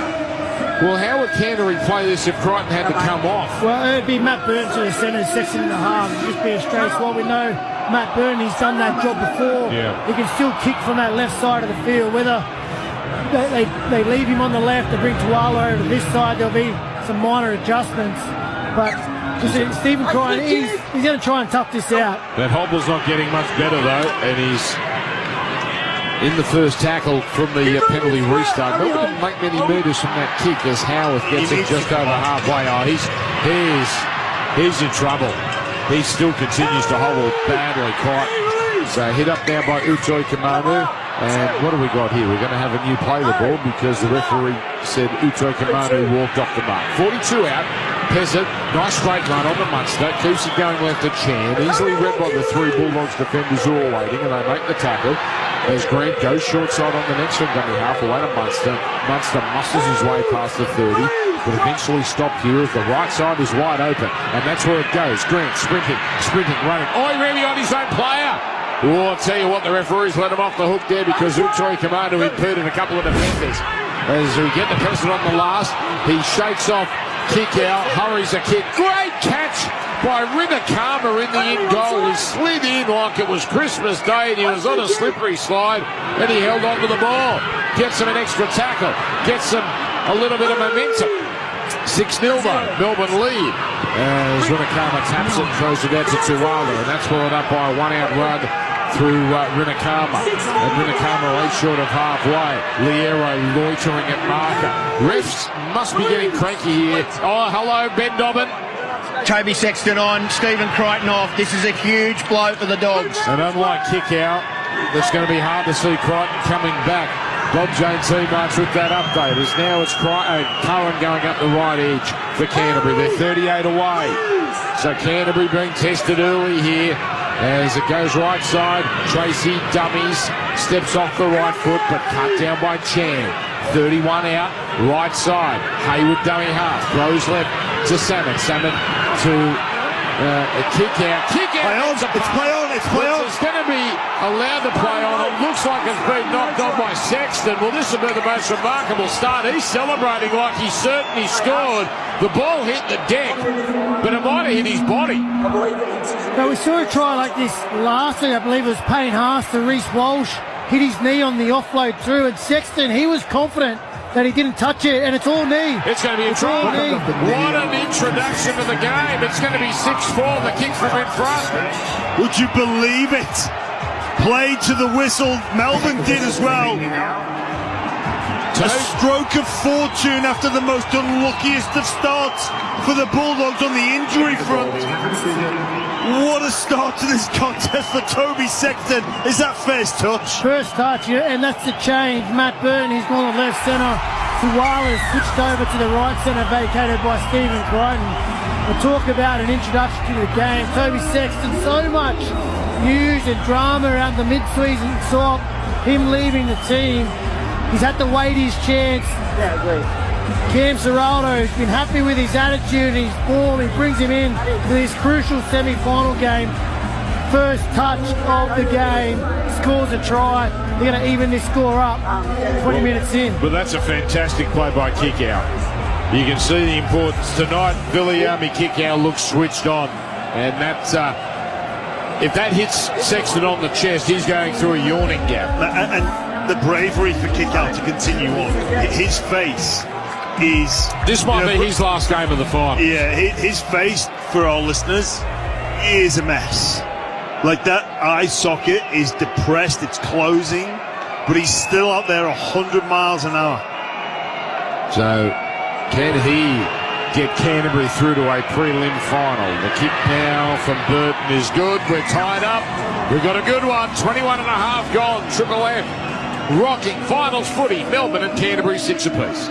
Thanks to the Mitsubishi Triton. Celebrate the Mitsubishi Motors 45-year anniversary sale this month. Drive away today in a Triton GLS 4x4 double cab pickup from $56,990 for ABN holders. Plus, receive $2,500 cash bonus. Ends September 30. T's and C's apply.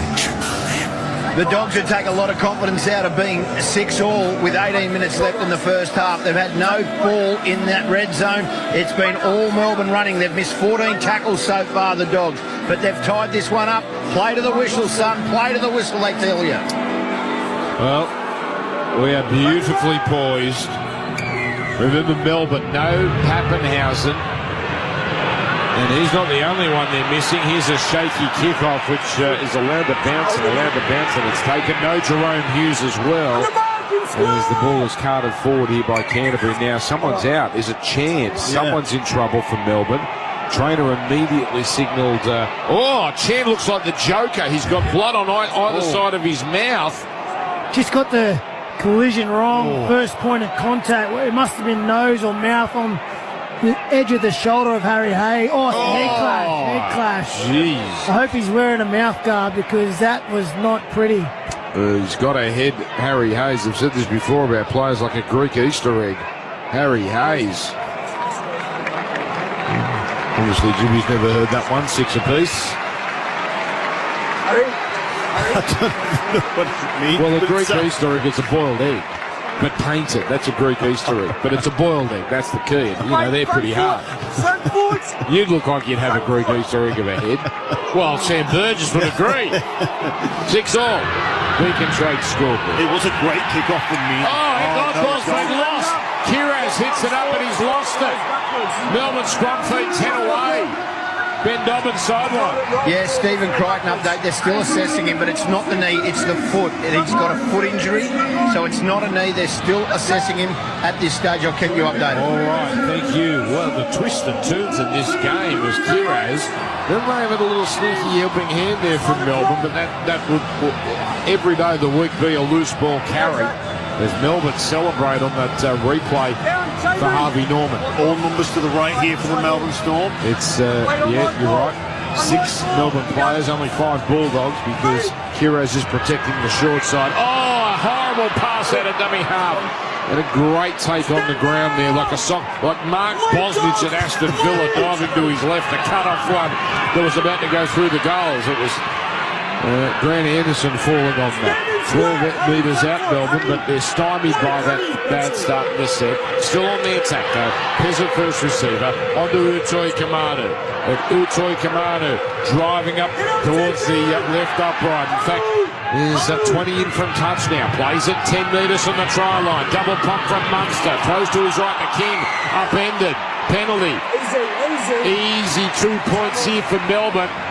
And they're about to go 8-6 in front.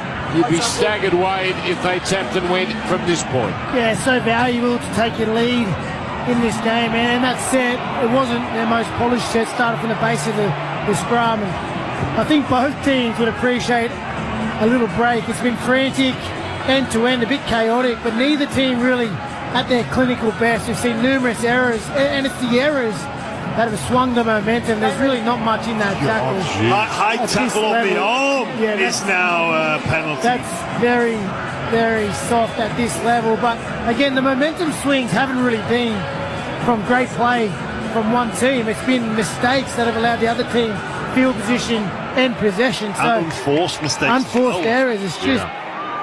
It's not that greasy out there. Nerves, or they're just not at their best. But yeah, neither team would be happy. So Meany, no need for the Birdsec kick predictor. He drills it. Melbourne back in front, 8-6. Dobbo with some news on Joe Chan. On the other side of this, Triple M rocks the final. Mitsubishi Heavy Industries Air Conditioners Australia engineer and design their ducted systems for Australian conditions that you can trust. The experts in air. Joe Chan is a Cat 2 at the moment, and they're about to make their first change, would you believe it? Legitimately, McDonald's about to come on. He's got the number 1 interchange card. There's been that many HIAs and injuries at this present moment. So Chan's a Cat 2, and Melbourne lead 8-6, Dan. Thank you, Ben Dobbin. So Canterbury have already used 15 players. Kurt Mann, Satili Tupanua yet to get game time. They're just warming up on the sidelines. Melbourne. McDonald is, as Dobbo said, about to come into proceedings. Utoi Kamano, pretty busy start for his opening finals game. Makes it beyond the 10, and now it's Josh King with a tremendous burst down the middle. Looking for the quick play the ball. He was held down there. That could have been a penalty for Melbourne. As it's carried forward now on play 3 by Trent Liero. And he'll play it back here for Grant. Throws it on to Peasant. Peasant kicking here. And he's turned Kiraz around. It could be a 40-20. Tracy takes no chances. He hurls it back in as he jumps over the sideline. He does very well in the end. And he recovers the ball. And Canterbury at 20 out from their own line when he plays it. Now it's Kiraz carting it up. Not many metres for him. So Melbourne just dominating proceedings right now in the general run of play. And Ari Tuala with a nice, neat left foot step got away from the first attempted tackle. And he'll play it eventually. Where it's Hayward getting it on to Preston. Preston sweating a couple of times. He shakes off 2 defenders, but now is wrapped up ball and all by Coates, the winger jamming in. Wade to Hayward. Throws it inside to Curran.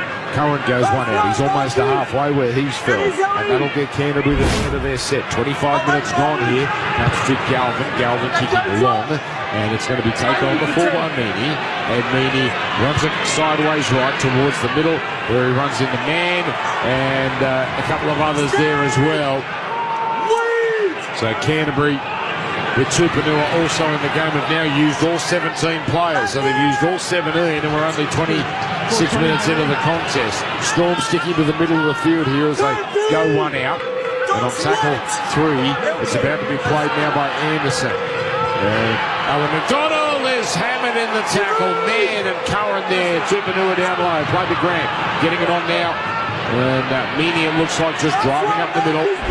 He's claimed 9 short of halfway. Good defensive setback with Munster kicking. And not a great deal of distance on this. It's a high one taken easily by Kiraz. Starts the run back. Runs into a purple wall. And he's going to be made to play it here. 25 from halfway and a rarity. We're going set for 7 at the moment. What's been a little stop-start so far this contest. Tuala almost got clipped high there as he fell into a tackle. He plays it. And then a loose pass out of dummy half. It was taken by Runakama, who had to reach back for it. And he just goes up the middle. Stopped by 2 defenders. Here's Man at first receiver to Galvin. Double pump on to Tracy. Tracy getting it on to the right centre in Tuala. So Tuala on the opposite side to where he started. He's claimed pretty comfortably. Now it's back in field. 2 passes in for Tupanua. One of the more imposing of the Canterbury forwards. Not imposing there though. Well handled by Eli Cartella. From 48 out, high kick from Brett. Naming to the right wing of Warbrick. He catches it. Now, can he hold on to it? He's dropped a couple already. He's stopped here beautifully by the Canterbury defence. So, interesting mode of the game here. Set for set. 8-6 Melbourne Storm. Yeah, good passage of play there from the Bulldogs. It was their best defensive set of the evening, and they're not too bad in attack as well. I think they'll like that, just going set for set. Fierce. Driving tackle as Coates has upended and backslam. That was Tupanua at his best there. Now they're barely over the 20 Melbourne metres are very hard to come by right now. Meany will be made to play it, and on the next it's McDonald. He will be a busy player, the young Kiwi. He goes up the centre. Last, Munster threatens to run. then kicks on the run, and it just sits up nicely for Kiraz. Kiraz now gives it to Tracy. Tracy here works up the middle, and every time Canterbury pass long, Wade Graham's got his heart in his mouth. It was held onto there by Tracy. Renakama now just picks it up and runs out of dummy half. Melbourne 8, Canterbury 6. Fast game right now as Kiraz carts it up towards halfway. He looks for the quick play the ball, gets a quick play the ball. Hayward on to Tupanua. Great charge, Tupanua. He's got 15 metres. 3 defenders there stop him. But Canterbury only 40 away. 4 gone. Now it's right side as Tracy runs at the line, throws to Preston, but it was beautifully read by 3 Melbourne defenders. Tackle made.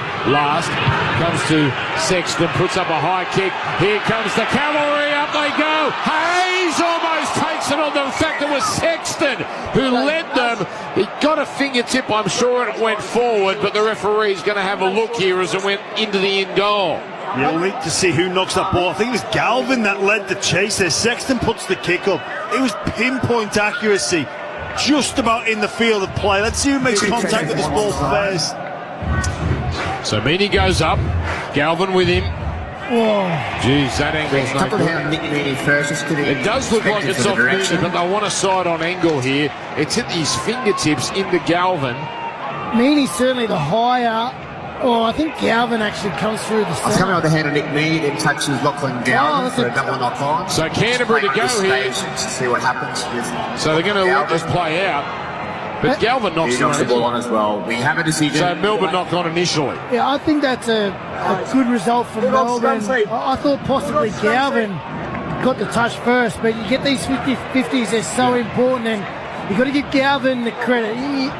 We'll get into it at half-time, but there's no doubt he's had a nervous start to this game. But things like that, effort plays, chasing a kick, getting up and competing, earning the ball back for your team, that'll bring him in to the game. Ben Dobbins sideline, Bob Jane Timo. The Stephen Crichton update, it's unlikely he'll be back. It is a foot injury as well as syndesmosis. They're still assessing him, but the club is saying it is unlikely that he'll return. It's turning into an expensive night, but kick-out's still out there. Kiraz feeds it, 10 in from the right touchline. Hayward at the back of the scrum, goes to Sexton, dummies, beats one. Oh, try saving McDonald. Sexton, it's a dream night for him so far.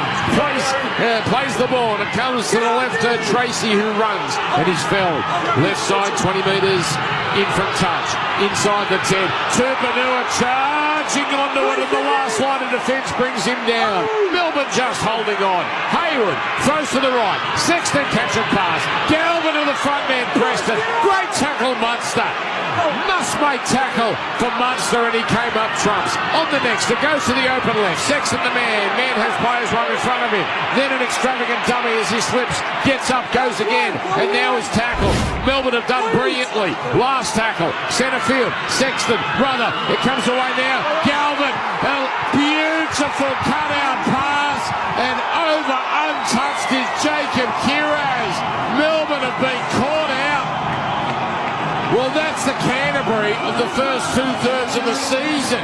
They found a way to strip Melbourne for numbers as they went down the right side, and the Dogs in front for the first time, 10 points to 8. Yeah, what an attacking set, and it all came about from the pinpoint accurate kick of Toby Sexton. They moved the ball to their left-hand side. Sexton off the base of the scrum nearly cuts them open on play one. They had a crack at the left. 2 edge-back rowers, Tupanua and Jacob Preston going very close, and then they moved the ball to the right-hand sideway. And what about this pass from Connor Tracy? 3-on-2 situation, and that is summed up perfectly. Oh, it's a really well-constructed set, Jimmy. Again, you mentioned those short balls. That is what set up that try. The 2 short balls going deep in the line. They play short to Preston. Took a great tackle to deny him. They go to Tupanua. Hit short again. A great tackle to deny him. The next time they go back right, deep into the line, because they played short, Munster had to commit to his inside shoulder. Out the back to Tracy. Creates the space, executes the play. That is a great set of 6 from the Canterbury Bulldogs. Is it me? Sexton's not doing all that much on his own, but their attack is so much sharper with him out there. Have I got this right? Well, there's clarity with what they're doing when he's out there. He's an out-and-out halfback. He knows about building plays. Again, play short, play out the back. He builds a whole set of six. So all of a sudden, look like the Bulldogs evolved. 44%. Pertset kick predictor. Right touchline for the left-footed Burton. We're right behind it here at Amy Park. Here he comes. Moves in. Starts it down the middle. Holds it wide. It's over. And it's Canterbury 12. Melbourne 8.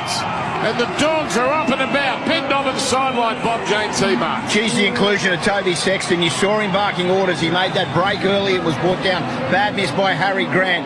But they look a lot more comfortable with him as first receiver. It gave Galvin a bit of room. And that ball from Connor Tracy elite. The Dogs, would you believe it, with all the adversity, they hit the lead. King off for the Melbourne Storm. So they're making some changes now.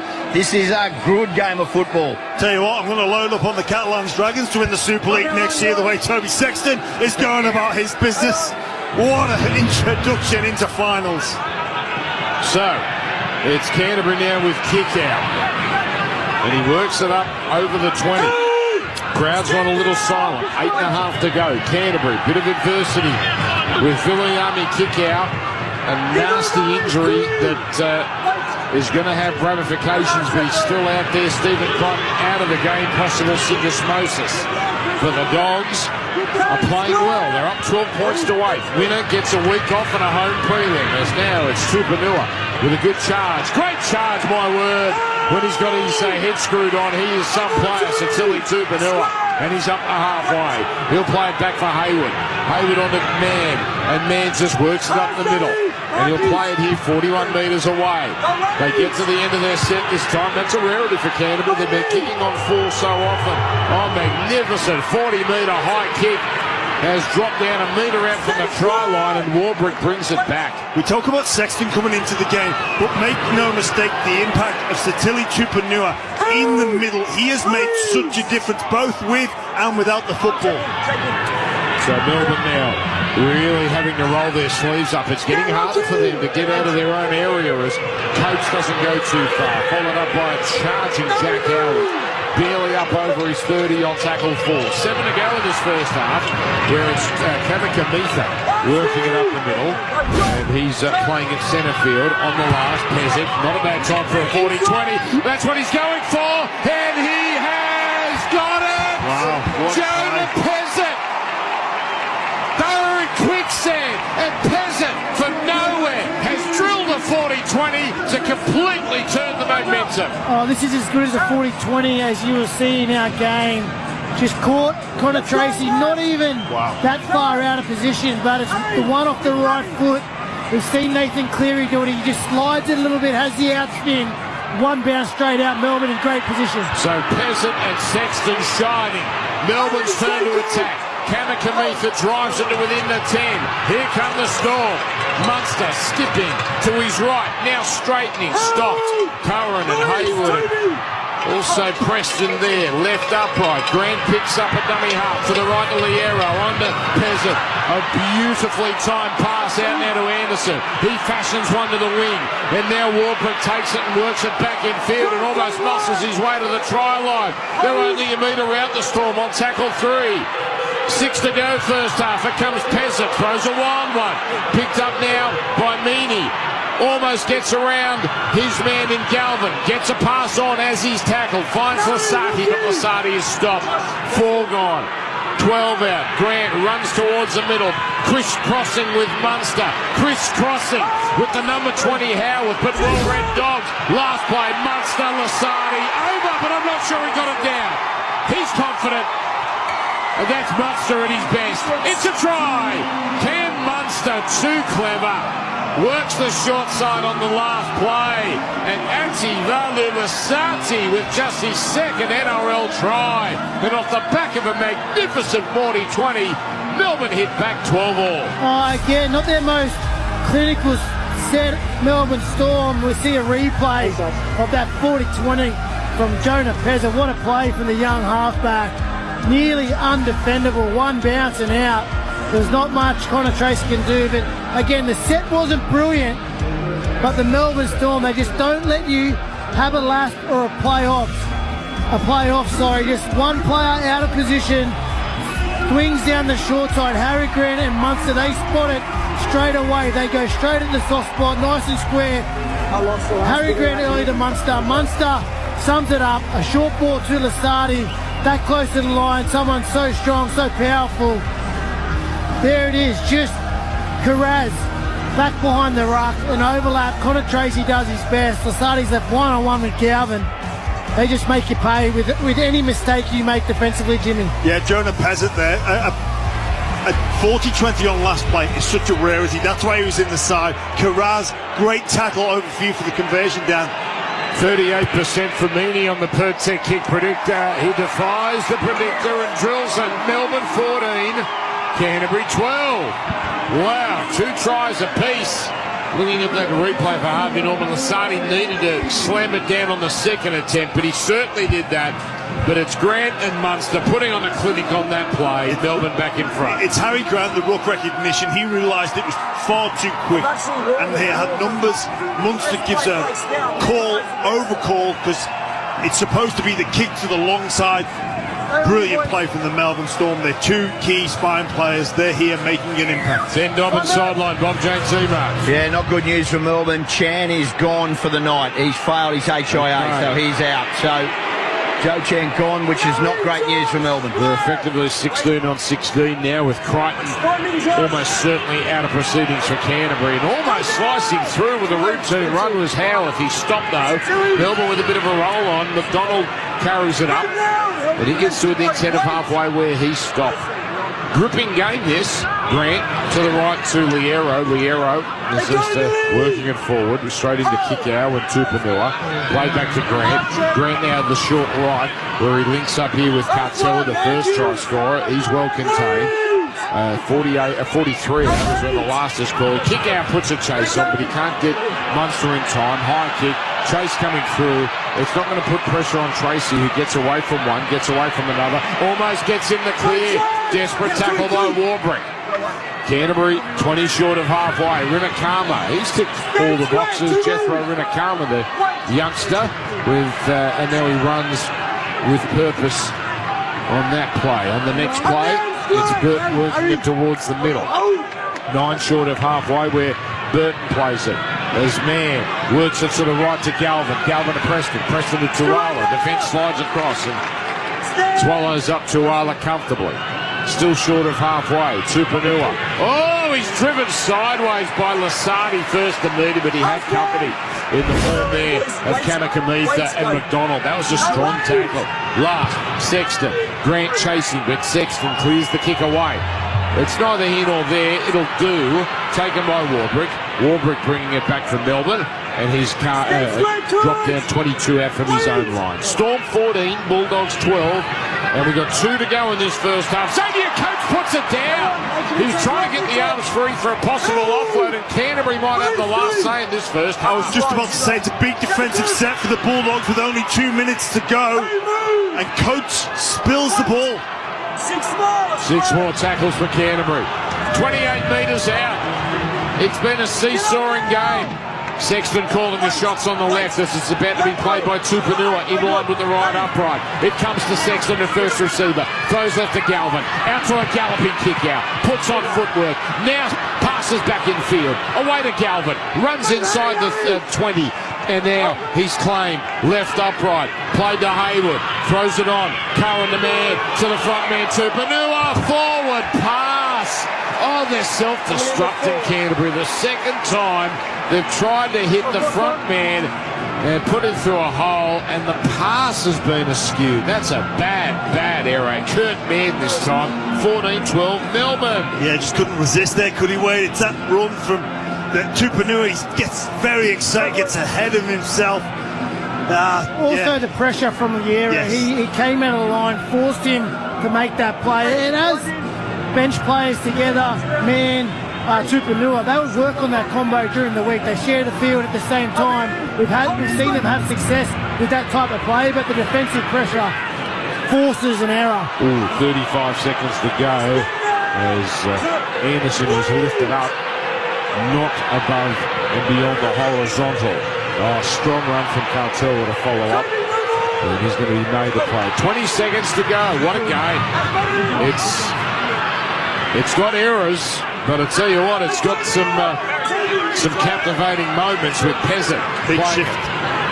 Melbourne from right to left, coming across to Munster. Munster keeping it going. And the man who eventually gets it here is going to be felled.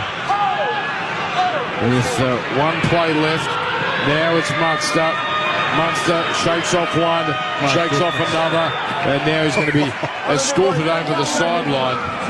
He's brilliant, Like, he's so strong. Nothing doing there. Goes down a short side, it's an underlap.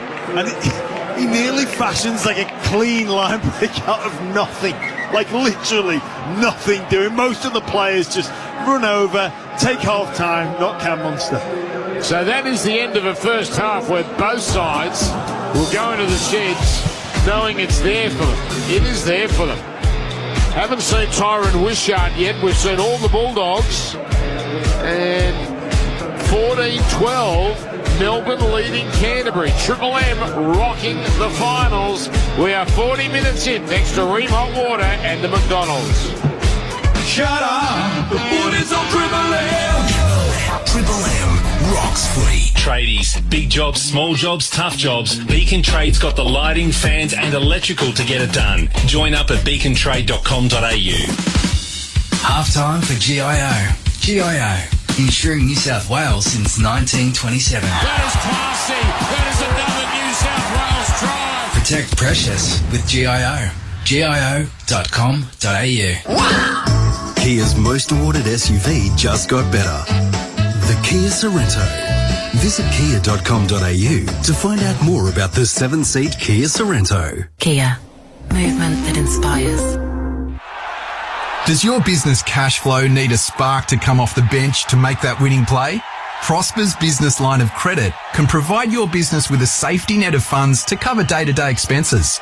Draw down on what you need when you need it and only pay interest on what you use. Prosper have helped over 50,000 small businesses stay in the game.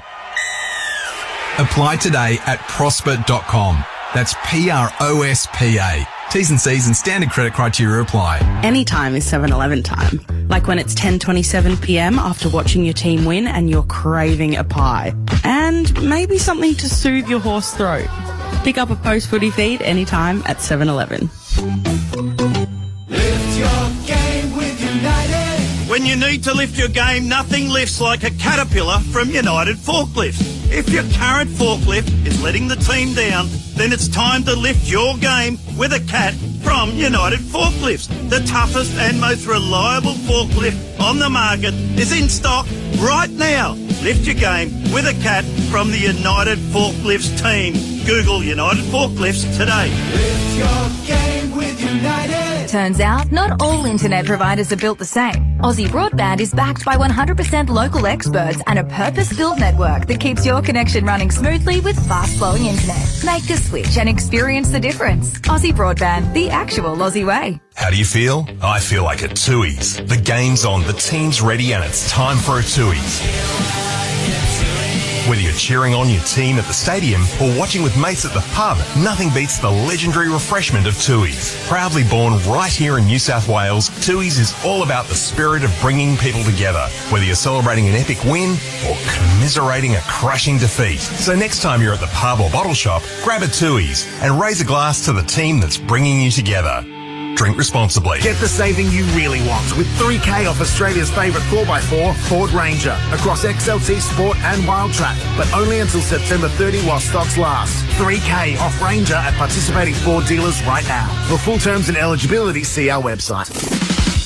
Half time for GIO. GIO, insuring New South Wales since 1927. That is classy.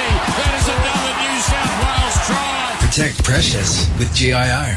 GIO.com.au. Shut up! The foot is on Triple M!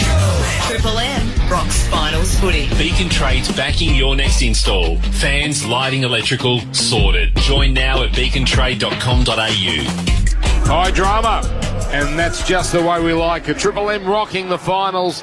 Melbourne 14, Canterbury 12. And the big news out of that first half, Viliami kick out, has a serious eye socket / cheekbone injury, but is still playing. Stephen Crichton is not playing with a foot injury, possible syndesmosis. worst case, his finals might be over. In saying all that, Wade Graham, James Graham, Canterbury are in this game up to their eyeballs. 14 points to 12, 2 tries apiece. Yeah, Viliami Kikau as well is running on just pure adrenaline. And one of the changes, due to the fact of Stephen Crichton going off, has ignited this Bulldogs attack. And look, a lot of people are sat here watching it and, thinking, well, why move Toby Sexton? He's been enormous. He really has. And you know what? Credit to the Melbourne half as well, who came in with his first start in a while in the 7 jersey. He's been outstanding, Jonah Pezzett. A big play defensively on Matt Burton, and the kicking masterclass from him has been sensational, Wade. Oh, definitely still anyone's game. Listen, a converted penalty goal, the only difference, I think, at different times in that half, each team guilty of some unforced errors, and not just unforced errors, where those errors have occurred. A couple from each team coming out of their own end yardage and just gifting the opposition great field position. I think half-time's probably come at a good time for the Bulldogs. Hopefully Kickout can get through half-time and get that adrenaline going. But, Galvin, a nervy start. He gave up an inside shoulder, a couple of unforced errors, but that's really his first taste of the NRL finals. Ciraldo can get to him now. Obviously, Sexton's made an immediate impact. And the question mark, will they be able to go the distance without their key leader in Stephen Crichton? I think that first half will give them confidence. And the Melbourne Storm, not at their clinical best, but some of their defence, some of their try savers. There's been 3 or 4 clean try savers already. Pezzett had 1. There was 2 before the eventual try. And a big play, actually, from the young halfback. That 40-20. Yeah. Dan, I think you called it. Melbourne were in quicksand. The momentum was against them. They got nowhere during that set. A pressure 5th tackle option. He executes a near perfect 40-20, which leads to a Melbourne try down this end. What a first half of footy, and could go either way in the second half. It's that wide open. We're no closer to the result than we were at the start of the game. No, it's on a knife's edge, isn't it? And you go back to that Pezzett 40-20. Talk about the change in momentum, the ability to change a game, and that's what good halfbacks do when there's nothing doing. They find an angle. Nathan Cleary, that's what he's built his career on, and that's why he's up there with the best to ever played the game. You think back to the Joey Johnses, you think back to Jerome Hughes and his ability with the ball in hand to just take the momentum and completely tip it on its head. Jonah Pezzett had absolutely nothing doing there. It was the last play. They were caught inside their own end, and he just nailed it with absolutely precision. He couldn't have. It was near indefensible. There was nothing Connor Tracy. The only way Connor Tracy can defend that if he stood exactly where the ball bounced. He would have had to anticipate it before he almost kicked. Yeah, well, he would have done, and then he'd have been caught out of position. Yeah. All right, let's take a break. We'll clear that away, and then we'll come back. Winner, week off. Loser has to do it the hard way. It's Melbourne leading the Canterbury Bulldogs 14 points to 12. Triple M rocking the 2025 finals for Ream Hot Water and for McDonald's. Shut up! The foot is on Triple M!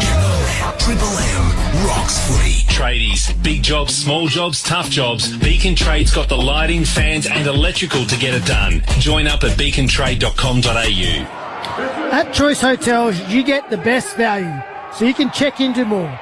And right now, you can check into more with 15% off your next break when you book a stay of 3 nights or more, Jimmy. How good is that? From regional road trips to family getaways, Choice Hotels has over 7,500 locations worldwide. Plus, you'll always get the lowest price guaranteed when you book direct at choicehotels.com. So go ahead, check into more with Choice Hotels. For select travel dates between September and October, book by September 12, subject to availability. T's and C's apply. See choicehotels.com for full details. Halftime for GIO. GIO, ensuring New South Wales since 1927. That is classy. That is another New South Wales try. Protect precious with GIO.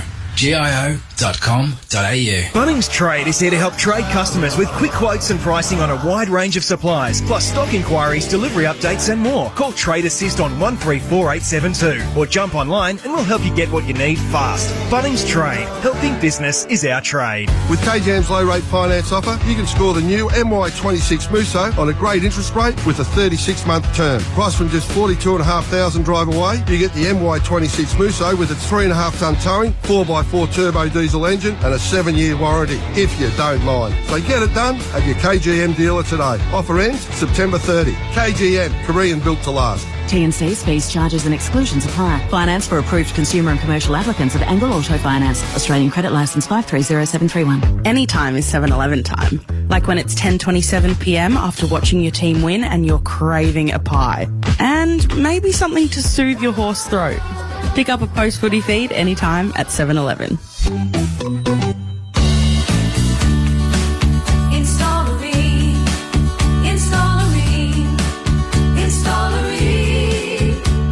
For the hottest of hot party you've ever seen. Rain comes on steady, hot and strong. It just keeps on and on. Want the assurance of an Aussie family-sized electric water heater with a 12-year cylinder warranty? Install a Rain.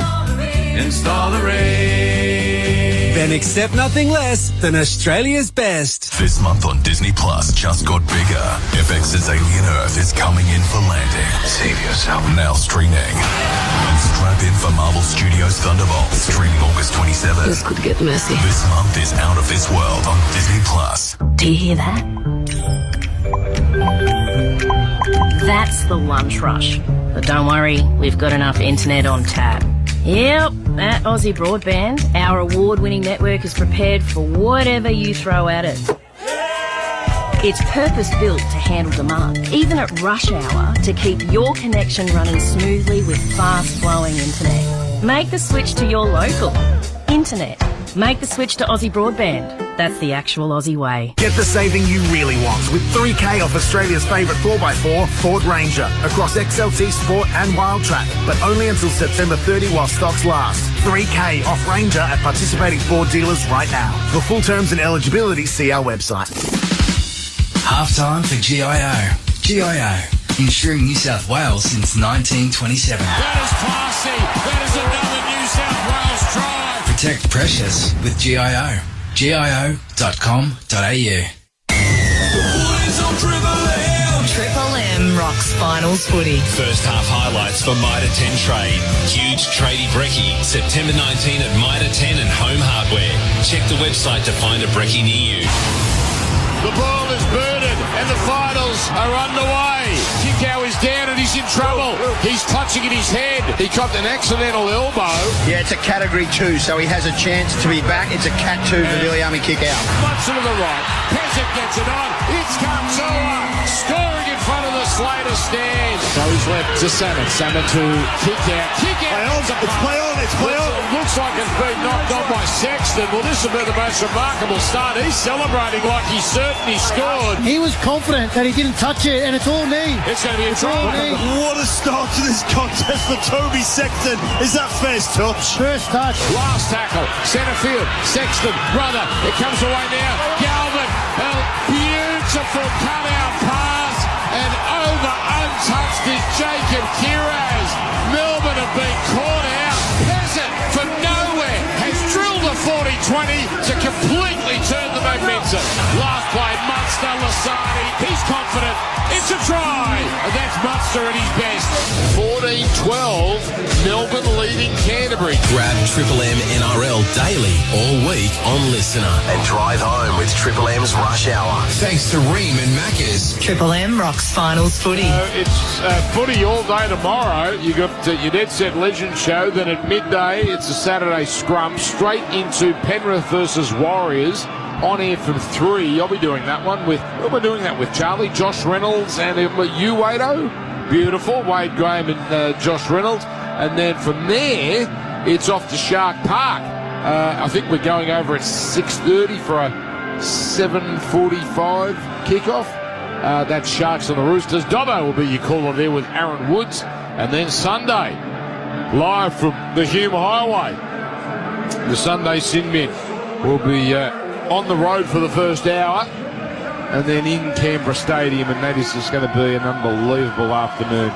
Canberra versus Broncos, and on air from midday, 4 o'clock kickoff, and we can't wait for that one. This one, though, pretty interesting second half here. Now, this is 2v3, which means the loser plays the winner of tomorrow's final, 6v7, Warriors and Penrith. So Warriors and Penrith, one of those will play one of these. So they're playing Penrith. Geez, lack of respect for the Warriors. Lack of respect. I'd love the Warriors at full strength, but just say they're wasting everyone's time. No, I wouldn't go that far. This is not a good sign So for your mood Bulldogs. for Crichton and Crutches. And we've got to suspect his season is probably over. Well, let's not preempt it. I think he did manage to get through another 5, 6, 7 minutes, so it may not be a break. If it's syndesmosis, we need to determine what the grade is and whether he has enough to rehab or he needs to get a tightrope put in. Usually, though, when you hear that deadly word syndesmosis, that's the end of the section. What a carry off the kickoff. And it was Tui Kamikamitha, followed up now by Ativalu Lasati, who scored one of Melbourne's tries. In his 13th game, he hits it up.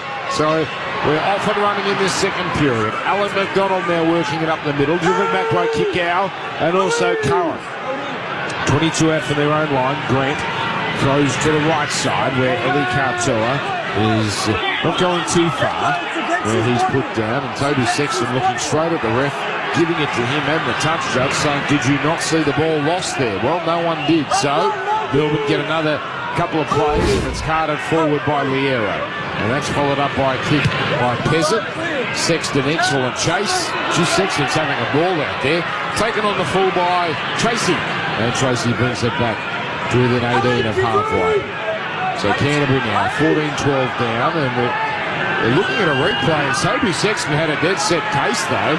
So we can now understand that replay for Harvey Norman showing that should have been called a knock on. The dog should have been on the attack.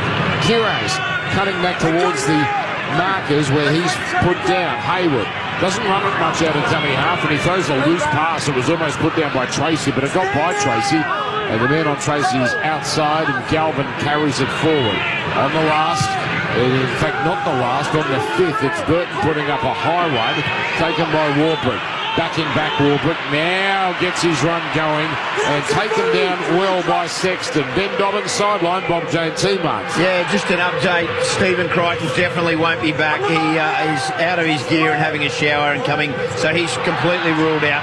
Now, when you talk about Viliami kick-out, that injury, it was on the exact same point where he hit last week, so it was more painful than damaging. I asked the team doctor, has he gone after this game? They said absolutely not. It was just more a pain incident.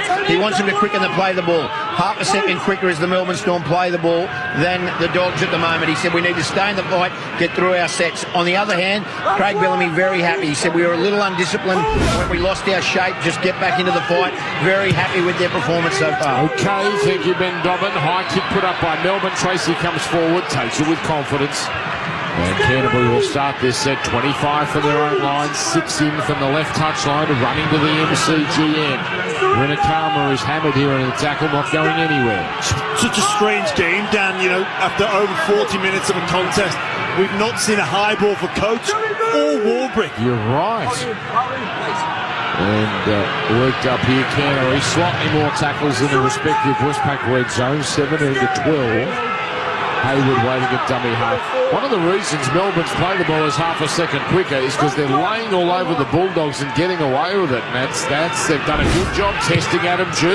Well, that's the home ground advantage. That's exactly what it is. You want to push the envelope to see what you can get away with, and they've done it well. High kick caught by Warbrick and made the play immediately.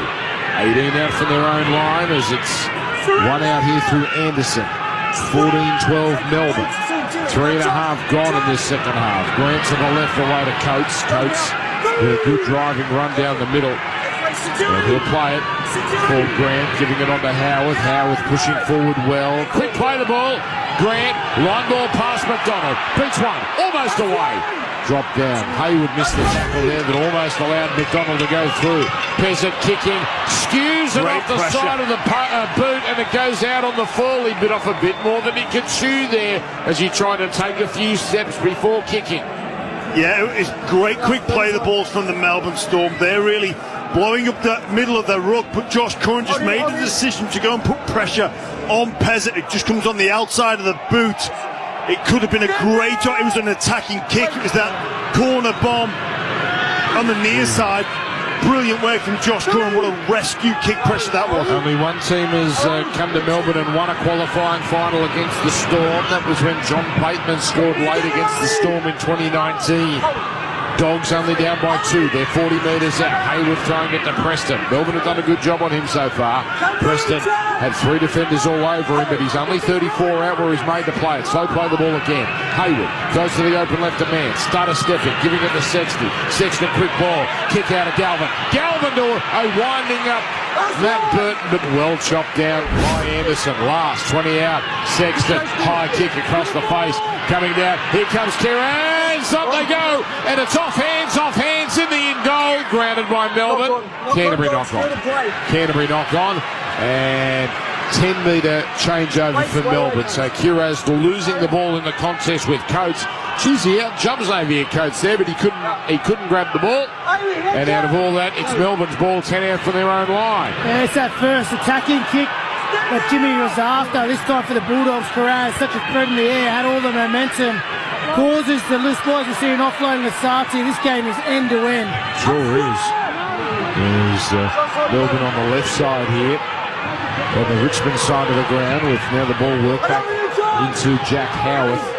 Howarth, he's playing it and comes across from Munster on the next. There's a going right. Pezza to Cartel. A great pass to an unmarked Warbrick. Then he beats one of the sliding tacklers in kick out, and now a Canterbury player is down. It's Sexton, and he's clutching at his chest here. He's clutching at his chest. Oh dear. Now Melbourne fans are unhappy. They think Sexton's milking this, so let's see. Sexton is stretching his arm out. I hope this isn't a pec situation, because that is a catastrophe. It's the third time Melbourne Storm have been asked to go back and play the ball, and it could have come into play a couple more times where they're just happy to push the envelope with the match officials and just move ever so slightly off the mark to gain an advantage. We spoke about the speed of play the ball in the ruck. Hopefully Toby Sexton is okay. He looks like he is. Yeah, stretching it out. But again, the Melbourne Storm asked to go back and play the ball in the correct area. So now, Grant, a little bobble at second receiver, turning it into McDonald, and he's claimed 45 out, arm raised for the last. So on the final play, Peasant, this time plenty of time to boot the ball. And he's got Tracy backpedaling. Tracy takes it on his left side, 1 metre out, works it in the middle, and he's clobbered. And he made the play in front of his left upright here. But now Melbourne looking to tighten the vice a little bit. Akama is not going anywhere, the Canterbury winger, with his one-out run. 14-12 Melbourne. Kiraz, he's a great metre gainer. He doesn't gain metres, but he gets a timely offload to Galvin. Galvin doesn't go as far as Kiraz would have been hoping, but still a bit of breathing space. Down near the 20 as Kickow runs down the left and gets an offload. He's torturing Melbourne tonight. He found Burton. Burton was well handled. But Kickow again, they just can't stop him getting rid of it. Left to right play here as it comes from Curran to man. Man straightening. That makes it beyond his 40 where he's knocked over by McDonald. Last tackle. It's Burton on the left side, kicking high, deep as well. Pretty conservative kick, but it's got length. And it's taken by Warbrick. And Warbrick, straight into Sexton. Well, that's going to test out the chest, and he seems to be okay. And then, Munster's down. What's happened? I think he's trying to get out of the way. It was an arm drill. The way he went down, it was like he got hit by lightning that no one could see. Then he got up, he sprung up just as quickly once he realised he wasn't in the way. Melbourne working up the right side now, played by Anderson. Coates chiming in with a one-out run, well handled by Tupanua primarily. Curran down low, 8 short of halfway. Grant dummy half to the right to Munster. Munster to Peasant, it's about to open up. Peasant gets it on. Cartoa draws in the fullback. Out to Warbrick. Great tackle with Akama. Warbrick had no one to give it to. 20 metres out.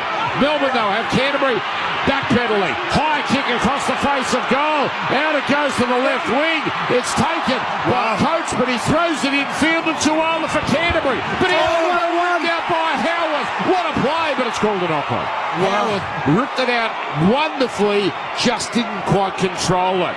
Well, what a chain of events out of all that Canterbury ball. Jethro Rinakama, great play from Pezzett to release Katoa. Peach of a pass as well for Warbrick. He just had to jump for it though. And then Rinakama in the right spot. Sensational stuff. And then Galvin high alert because he knew the crossfield kick was going to Coates. He was the only one there to rescue the day for the Bulldogs. This is so fast. This is finals footy. 8 minutes, make it 9 minutes gone, second half. Sloppy scrum. Katoa was out early. Come on, sir. That affects the play. I like it when we do Bulldogs games. It's like Gordy in a Queensland game and Wade Graham for a New South Wales team. Katoa leaves the scrum early, and then the Bulldogs player runs away, and they don't penalty. Here's Galvin getting it on to Preston. You want to have a third go, Jim? Yes. Final bids. Now it's Galvin, followed up by Tupanua, and he's put down right short of halfway. Good tackle, Lasani, but a sharp play the ball. Finally, Hayward runs, and he's going to be stopped by the Melbourne line of defence. 45 away. Hayward's second run officially. Last, Sexton, high kick. It's going to pin Warbrick back. The chase is good, but it's taken by Warbrick, and he gets away from kick out. Gets away from Curran. Doesn't get away from the next defender there, as Mann was there to make first contact. On the next play, the markers clean up. Is it Harry Grant? No, it's Cam Munster. He didn't fool them. There's Grant at dummy half. Throws it infield. The man he gives it to looks like Anderson. Is going to be claimed here with Melbourne up 14-12. No change to the halftime score. Eli Katoa hits it up and gets an offload away. It comes to Meaney. Meaney bumps away from Sexton. Runs away from Tupanua. Now almost gets through as he straightens. Just held on to 10 short of halfway. Two tackles left. Short side play. Grant gives it to Lasani. Lasani on there to Howarth. Oh, he's going to be claimed. He was hit high. Ref said he was hit in the chest. Last tackle. 45 metres out. It's getting a bit willing out there. Now it comes to Pezzett. Oh, he kicks a knuckleballer. It spins like a top. Good catch, Tracy. That's the first nervy one he's had, and he answered the bell. Ben Dobbins sideline, Bob Jane T-Mark. Yeah, it's end over end stuff at the moment. And what about Josh Curran's performance? He's the highest tackle leader at the present moment. He's done a wonderful job. 39 tackles already by Josh Curran. He's really keeping this side in the fight. On top by Miles in that department, Dobbo Choice Hotel stats. Canterbury hitting it up. This game's going to break open soon, but who's going to crack? It's Kiraz now with a run. It'll be interesting, Dan, when Craig Bellamy goes to his bench and brings the last man who hasn't played any minutes today, Wishart, onto the field, because we know what a difference maker he is. His craft around some tired middles, that show and go. He could be a game changer. Grant was sprinting off his line every tackle that set. Oh, there's confusion at the back. He put pressure on the kicker, but the kick was cleared away, and then Meaney and Warbrick, well, the bounce, fortunately for them, The bounce, fortunately for them, was friendly enough. It was then brought back by Warbrick, who was the victim of what seems to be an accidental crusher. Then there was a bit of lip from either Hayward or Mann. That's an extra 10 metres. Might have been Kickow, actually, who gave the referee his opinion, which the referee didn't appreciate. And now Melbourne 20 out from their own line. Yeah, it's getting willing out there. It's been a great game so far, but you just feel that Adam G, he's let a few things slide, and the players are starting to take notice of it. Tempers flaring there a bit. Rarely we will see a Bulldogs player back-chat the referee and he marching 10 metres for descent. Melbourne have had 5 line breaks to 1, but they only lead by 2. Pez, to Udrekamanu, bumps Hayward out of the way, swivels around and gets an offload. Away now to Meaney. Meaney to Howarth. Howarth is hauled in, 48 metres away. Melbourne get a full set basically inside Canterbury territory. There's Coates dummy, decides to have a gallop himself. It's a good one. He parts it up inside the 40 where he's finally knocked over. Utroy Kamanu, he's been terrific. He beats the attempted tackle a man, goes 15 metres before he stopped. Swung from left to right. Munster to Peasant. Peasant Katoa. On to Anderson. Anderson, he touches it. It's not pristine, but it's taken on the bounce here by Warbrick, and Warbrick has to take the tackle 19 away. Here comes Coates. Last high kick, and Peasant doesn't get much height on this, and a great catch for Nakama, but he's held back into the in goal. That's perfect stuff from Peasant. Deliberately not giving it maximum trajectory. Rinakama caught it, but he was swallowed up, and he was only half a metre from the line when his feet came down. That is good stuff, and this, can you believe it, with the first line dropout on the Choice Hotel stats. Storm 14, Dogs 12. Oh, and again, the Bulldogs, their attention to detail, the pressure. The Melbourne Storm, they were all setting up the kick across field to Xavier Coates, but the pressure came outside in, forced Peasant to kick back away from his body. They handled the threat, as you see Burton go short. It's going to come down about 15 away. It's a contest. Oh, Kira's got there first, but he lost it forward. And that's the way the referee calls it. Double knock on, Melbourne ball. That shift to the right-hand side there with the ball hit the deck. I would like to see a replay for that because, wow, at first glance it maybe looked like an infringement from the Melbourne. One could accuse Jimmy. He's now got he's taken the top off here, but I think you've got some support. Ben Dobbin sideline. Yeah, it looked like a knock on in front, right in front of me with Will Warbrick, and Jamin Savins just come off for Kurt Mann, so the Bulldogs are having to make some changes to keep some freshness in their defence. All players to the right again from Melbourne Storm. So it comes out to that open side. Peasant draws in defenders, gives it to Munster. Double pump now to Meany, threatening. Great tackle, but just around the ankles. That had to be made. 10 away Storm. 14-12. No points second half. Liero works it up the middle. A set-up play here for the Storm as he's escorted back close to the 20. Off the mark again. And he does it every time, Canterbury. And now gives Salmon a shove. Maybe calls him a weak-gutted dog. I don't know. Something's been said. Comes out to the left side where it's Munster. Munster brought down. 13 away. Now it's a short side play. Grant on the Lasati. Almost gets through. Got past Hayward, who's starting to miss tackles. Second wave brought Lasati down. Munster to the open right. Away to Liero. Liero Peasant to the front man. Katoa. Great read. That was Burton, but particularly kick out. Final play. Grant open side. Munster stabs a kick as they thought it was going in the air, and it's batted out the back by Galvin. Line drop out. This is captivating stuff at Amy Park.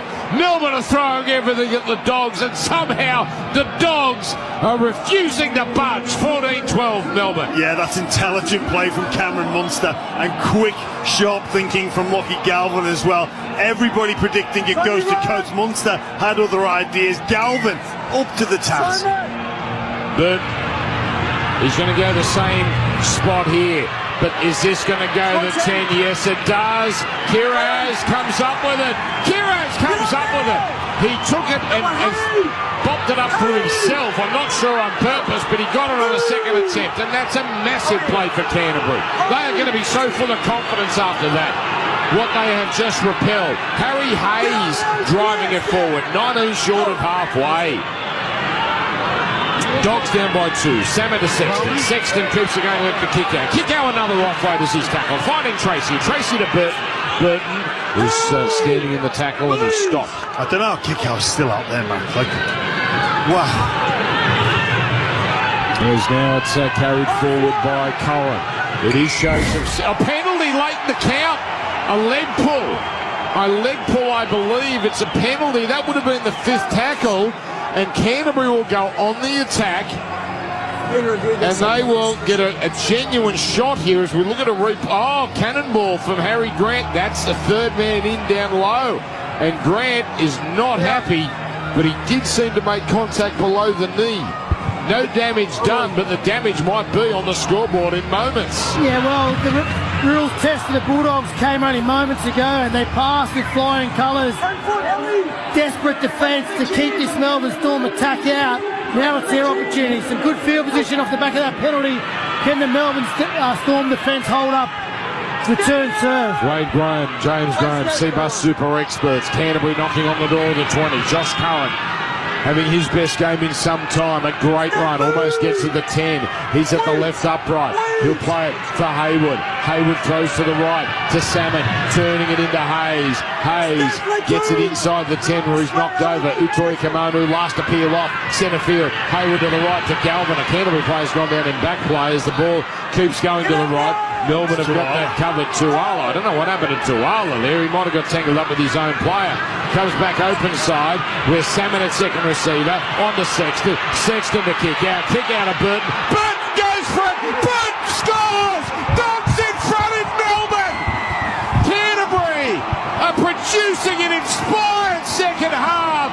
Burton out in the centres. Sexton in the halves. Canterbury have found the magic dust. 16-14, but a long, long way to go. Oh, Dan, you're correct. A long way to go. What about this passage of play? They go short from the dropout. Carraz with a miracle play. He had no right to get that ball. Harry Grant. Look, I don't like that penalty. Look, I don't. There's not much in it at all. But it is what it is. And then the Bulldogs, they went right. They looked dangerous, and then something with Tuala, he's getting the attention of the trainer. That story isn't over yet. There could be some more forced changes to come, but the move to the left-hand side was sensational. Burton on the outside, brilliant, Wade. Well, just nice, simple play. Give your strike players one-on-one opportunities, and that's all they did. Shift to the left, early pass from Sexton to kick out. He promotes the ball to Burton, one-on-one, beats Howarth, all ends up, Anderson, all ends up and finds the try. And Matt Burton, he's a hell of a player. Tuala's off. It's very strange to see that happen. He went down with no one touching him. A lot of the time it's around the Achilles. You see him try to take off. He's not in that much pain. We'll have to keep an eye on that. But listen, Burton's a great player wherever he plays on the field. But that combination of kick out back row, Burton centre, we've seen that have success before in a premiership. I think Canterbury have unlocked, win, lose or draw. They're playing again, of course. It's pretty irresistible. Burton centres, Sexton in the halves. But anyway, we've got a week of shows to fill. I don't think we'll have any problem doing that. 5 in from touch, 47%. This is a big one. You want to take penalty goal out of it for Canterbury. You know Melbourne are coming back too with Munster and Grant, and Canterbury down to perhaps 15 players. Tyron Wishart about to enter. His speed could be a problem for Canterbury. Burton left side, left footer, non-preferred angle. What does Pertek say? 47% Pertek kick predictor. Here comes Matt Burton, the try scorer, moving in. Here he comes. He aims it down the middle and it holds its line. It's 18-14. We are 20 minutes away. That's a long time, but 20 minutes away from a monumental upset in Melbourne. And goal kicking was the issue last time. They played each other, 3 tries each from memory. The goal kicking of the Melbourne Storm made the difference. Dobbo on the sideline, Bob Jane T-Mart. Oh, what about Viliami Kickow? I heard you say it a little earlier, James Graham. You couldn't believe he's out there. Well, he has been. He has that potential fractured eye socket. 7 runs, 65 metres, but a try assist. He was the bloke that gave the ball to Matt Burton. Unbelievable what he's done tonight. Sam Burgess 2014 grand final like. And unlike 2014, he doesn't have some grub on the other team telling him he has a face like a drop pie. Did you really tell you have a face like a drop pie? That is line for line exactly what I said at the first scrum to Mr. Sam Burgess. You can't do it. You can't do it. That's not how you make bodies. No, Carraz. So Carraz, it does not look good. He's got up very gingerly here. What's happened here? He's now going to hobble back. Goes kick out. Who's got 4 offloads already? Charging it up almost to halfway. Now Connor Tracy pushing down the middle. Tracy now will play at 45 away. This is Kickow's best game as a Bulldog, by the way. Broken eye socket or not. High kick going up, taken by the fullback Meany, and Mini is barely over the 10. Canterbury are inspired, but surely the tank at some point is going to be empty. 20 to go. And they're playing now with a patched up right edge. Curran's gone to the back row. Outside of the centre is now Preston and Carraz, who a little bit busted. Peasant's down. He's been treated by the trainer, but he gets up and he hobbles back. So this game is going to have some serious consequences. Now it's Liero. Driving run from Trent Liero. Gets over halfway. Hayward holds on. Last tackle. Now it's Peasant putting up a kick. No real distance on it. Peasant's not right. Up goes Anderson. Rinakama drops it sideways. Taken now by Munster. Munster put down. Oh, the referee says it's all Melbourne. Now they can challenge this. Anderson, is he going to talk his skipper into... Yes, he's got to take it upstairs. From this angle, and we're not that far away, it looked likely there was a bit of Rinakama in this. But the question is, did also Anderson lose it forward? That would kill the play dead. Well, I don't think... What did Adam G see there? Because he allowed it to play on, so if he thought it came off the Storm, it's a knock-on. So here we go. It's a knock-on. So what did he see there to allow it play on? Because if it comes off the Storm, it's a knock-on. It's only play off the Dogs. So that's... But they're going to win this challenge because he definitely touched him. Well, is there a sneaky Anderson hand in there? Yeah, but then he would have had to rule it to be a knock-on off the Storm. So let's have a look here. It's got to be a Canterbury knock-on, but if Anderson's got a... Yeah, that's a double knock-on. The play's dead anyway, so it comes back to Melbourne. So right now it's Canterbury. Just to see who touches the ball. Now I hope we don't go down this awful inconclusive garbage.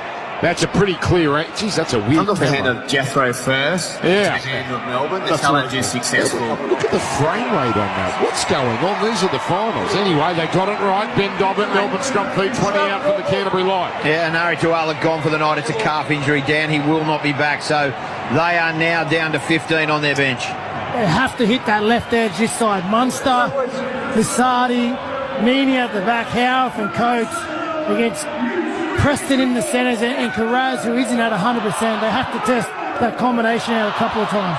This lineup again, Melbourne Storm, base of the Storm, done 7, all on the same side. So, Melbourne, is it going to happen on play one, Wado? I'd be sending a lead inside Preston, holding him up. Well, let's see. They sent it out to that left side, but Canterbury always had that covered, and that seemed to be a set-up play as Meany plays it 10 in from touch. Storm down 18-14. Wishart dishing off. Gives it here to Liero. Wanted to pass. Smart move not to because there was a lot of blue and white traffic there. Grant dummy half to Munster. Munster keeps it going to Meany. They stay into this left side. Meany gets it on now to Howard and he has his legs taken out legally. Good tackle, Kiraz. Back it comes to Munster. Now to the open Liero. Goes down the middle. Oh, terrific ball and all tackled by Hayward. Sharp play the ball. 2 plays left. Comes to Wishart. Wishart now to Peasant. Peasant to Katoa. Katoa is stopped by Sexton and also Burton. Massive last play. 18 to go. Short side. It comes down to Anderson. Defenders converge. He's not going to make it. Not kicking to Coates. So strange last play for Melbourne. Canterbury swallow it up. And it's strange to... Oh, hello. Oh, no. We've got a player down here. Anderson. His leg. Maybe I hope we had a bad angle here looking at the monitor. His leg was at a strange angle. He's gone down very awkwardly here. That's a problem. They're claiming hip drop here, the Melbourne Storm. That's what they're claiming now. So Burton's come in. His leg. They're going to have to stop showing replay. Yeah, they're claiming your hip drop. Well, now that's what the Melbourne Storm players are claiming. Harry Hayes hip drop, or Matt Burton hip drop. So Burton, he catches him. And he's perpendicular, have we got that right, parallel, perpendicular to the ground. No penalty. That doesn't mean this won't be assessed by the match review. And the bunker might be looking at it as well, but it looks like it's got the all clear. And look where the Dogs have got to play this ball. But that is a tough one from Rinakama. Claiming the high tackle, the Bulldogs. They're in all sorts here. 18-14. Canterbury digging deep. Kick out. They've just given it to me, boys. No offload here. He's got 4 of them. Quick play the ball as well. Comes to Burton. Burton with a great charge. In 2 plays, Tickow and Burton have got them 30 metres. This is, I'm telling you, Kickout's best game of the ball by that mile. is. And now a huge tackle as Max King is absolutely backslammed, not illegally. On the next, it's Salmon working at one out, gets to halfway. Canterbury do well. 17 to go. They need to get this kick right, though. Comes to Sexton. The steady hand of Toby Sexton kicking towards the sideline. It's too wide.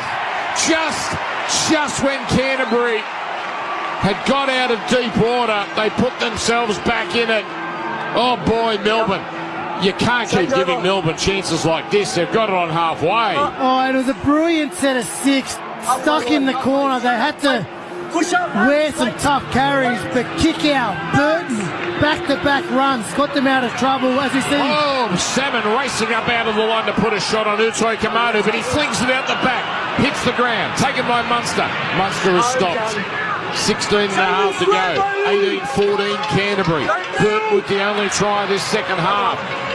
Munster frustrated with the referee. It was a slow play the ball. Utoi Kamadu with his 11th run, but well contained. 45 metres out. Grant dummy half. To the right to Wishart. You know he wants to run. That's what he does, but he runs straight into the waiting arms of Max King, who swivels him, turns him into a pretzel. It's played now by Wishart. Goes left side. Onto a running Meaney. Meaney thought he could slice through, but he stopped. As they open up the right side, 2 plays left. It comes to Munster at first receiver. Munster onto Liero, centre field. Keeps it going to Peasant. Delays the pass. Onto Cartella, flat-footed. Bumps away from Sexton, though. They can't stop Cartella. Now they do. Kickout was there. Tackle made 14 away. Surely. It is set up for Coates here. Surely. It comes down to Peasant. Rolls in a kick. Trace coming through. Meaney didn't get there. Batted out the back by Canterbury. Well, clearly they've decided they're not going to put it up for Xavier. Have they got that much respect for Jacob Kiraz that they're not going to give the greatest aerial pursuitist in the game a chance? Listen, I think it's obvious a plan. Everyone knows they're going to coast, so there could be an opportunity for that short kick in there behind, but the time's come in the game. You're down by 4 points, you're in good field position. Give your strike centre a chance in the air. I understand the idea of it, but give him a one-on-one. We've seen him have success all year as an aerial threat. They have not kicked to him once. I just remember a final here 2 years ago, Melbourne down against the Roosters. High kick into the corner was their last hurrah and they won. You got some news, Ben Dobbins sideline? Yeah, well, we just thought that that we're going to come off. They're just having a look at the video at the moment for Nick Meaney. He did cop an elbow when he went for that ball and batted back. He's to his feet now. He's coming off now. They are coming. I think they're calling it HIA. HIA. Josh King has got the play. Yeah, it is HIA definitely coming off. Okay. Wishart to fullback and then Josh King into the middle. Wow. This is finals footy. It's not clinical, but my word, it's captivating. 15 and a half to go. 18-14 Canterbury. Big dropout. Canterbury have had a few of these now. This has been their 4th one, all in the second half. Burton has gone towards Coates a couple of times. Puts it up. It's a good kick. It's gone 10. It's gone 15. It's a contest. Batted back. It's on the ground. Melbourne have got it. Melbourne have got a through kick. Josh King. And he gets it beyond the 20-metre line. The only good thing for Canterbury out of all that, they've got a fair break. But they need all the help they can get right now because Melbourne are coming. Utoi Kamadu, a great charge. Straight into Hayes and Salmon. Kick out down low. Leg pull from kick out. 6 more tackles. In front of the post. Munster. Crowd can sense a moment is on the horizon. Munster underarms the ball along the ground. Finds Peasant. Peasant goes nowhere. And now 6 more tackles. Kick out, not getting away with Nigel. Goes to the open side as Curran all over Trent Liero. Curran's 44th tackle. Now a little inside play from Grant to Utoi Kamadu onto Grant. Here's Wishart. Over! Wishart's in! Of course Tyron Wishart scores in the second half. And you just knew Harry Grant was going to make his mark on this game. It's an easy kick. Melbourne about to go in front. 14 to go. 18 all. Well, Utoi Kamadu take a bow. They've tried shifting to the edges. They've tried some trick plays. But the front rower just said, I'm going downhill. Ran over the top of Josh Curran. Forces the offload to Harry Grant and just catches the Bulldogs defence on their heels. He doesn't need much opportunity or space, Harry Grant. He knew where to attack. Is there a hint of a lost ball there, Jimmy? Look, that is a brave run from Wishart. Wow, he just accelerates into the line under all sorts of pressure from kick out now. That's a try, Wade. Yeah. Look, the offloads from the Melbourne Storm there were just too much for the Bulldogs goal line defence to handle. Melbourne Storm take the lead again. Well, they soon will after this kick. Pezzett, who's been amazing. I think arguably Melbourne's best player. I thought you were going to say amazing goal kicking and trying to put the knock on. But you are doing your best. You are doing your best. There's no way he can miss this, Wade. But Wishart, we spoke about him. We knew the impact he would have on the game when he came on. He's just a fantastic bench player, whatever position he comes on at. Always contributes. So, left upright. He'll have no problem here, Pezzett. I like the way Wade tried to sell James Graham into saying that was a knock on over the line. Not even Jimmy Graham could... I knew what you were doing, Wade. Here's the kick. It's good. Storm in front. 20-18. Dogs now. They've done so well, but they have 12 and a half minutes to try and get another score. Oh, what a game. Ben Dobbins sideline, Bob James Martins. Yeah, it's far from over, Dan. We understand that Melbourne, obviously the last couple of weeks, it's been their second halves that everybody's been talking about. They've faded. The Dogs, they've been gallant, but it's that man, Viliami kick-out, and also Burton that's going to change it. Big shout-out to Jamin Salmon. He's really lifted the tempo defensively in this last 10 minutes. Well, I'll say this, if Canterbury get a chance, you know you've got that rocket of a boot of Matt Burton for a 2-point field goal. But they don't have to be thinking 2-point field goal yet. And Adam G, it's going to take some stones to blow a penalty if Canterbury are on the attack. Their problem, Canterbury, they're going to get on the attack because Melbourne are on top, and then you've got Howarth claiming he's victim of a crusher tackle here. Yeah, well done, sir. Move along and play the ball. Get House off for a HIA. We can't be too... He's going to be made to play it. Just a change up there with Nick Meaney off the field. Looks as Wishart's gone the half, Munster back to fullback. Do I need you to settle him down, Righto? Well, I'm not going near him if he starts to lose it. Here's Josh King with a good bump. That's why I gave it up, mate. I don't want that smoke anymore. Now it's played to ground, giving it to Munster. Munster pushing forward with a tough run. 4 defenders needed to stop him. He still goes about 13 metres, almost a halfway. So it'll be played now to Grant. He throws to Pezzett.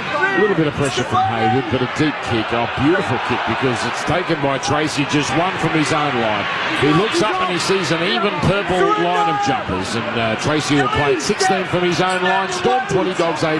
Yeah, not skipping too far ahead, but Jonah Pezzett, he needs to be playing NRL each and every week. He has been so good on the biggest stage. He's got to be. Perth Bears, where are you? You'll have no one to pass it to, but you got some money. Here's Hayward now, passing it on.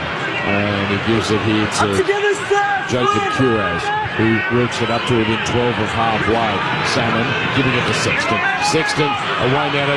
Galvin almost through, just held on to. That was just about his best moment of the night, Galvin. But Pezzett holding on with a bit of help from Anderson. Here's a conventional bomb from halfway from Burton. The chase coming through, but no pressure on Munster, who takes it. And with only 11 to go, you suspect we might see the old knuckleballer coming out from Burton. He only saves it for special occasions, but we're getting towards special occasion territory. Storm 20, Dogs 18. Now it's Katoa running it forward. Great carry from Katoa. He got the ball rolling with a try. He and Kickow, what a battle. Now on the next play, it's King. What are you complaining about, Wade Gray? I just thought Canterbury might have been hit offside. Now, it just take a step. I'm coming to Shark Park with you tomorrow, Wade. 40 metres out. Here's Munster playing it. Good set for Melbourne. They've ticked a few boxes really in the second half. High kick contest. Winakama, beautiful catch. He was caught up in traffic, but he came down with the ball.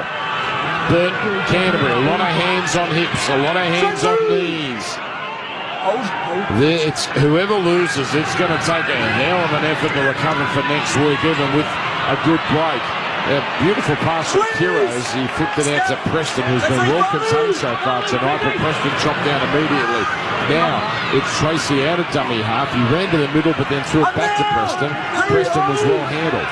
Melbourne not making mistakes in these last 15 minutes or so. Comes to King. King with a good driving run. That's Max King, and he's almost up the halfway. But again, Canterbury can't make it the halfway. It's Sexton this time, and he's going to place a kick. He's going to place a kick. And it's taken again, confusion. Warbrick and Munster at the back this time. And with Meany off with a HIA. And eventually Warbrick, he's going to stay down. Jeez, this is an epidemic of Melbourne blokes milking penalties this second half. 20-18 they lead. They're going to get one, you know, if they keep doing this. But he's going to be made to play it. This is a good platform, by the way, laid by the bunker. They're not having any of this, and let's hope this theme continues in the finals. Here. Now it's a carry with 9 minutes to go.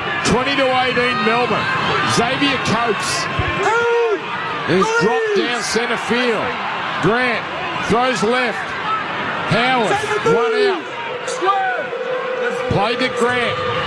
Goes to Utoi Kamanu.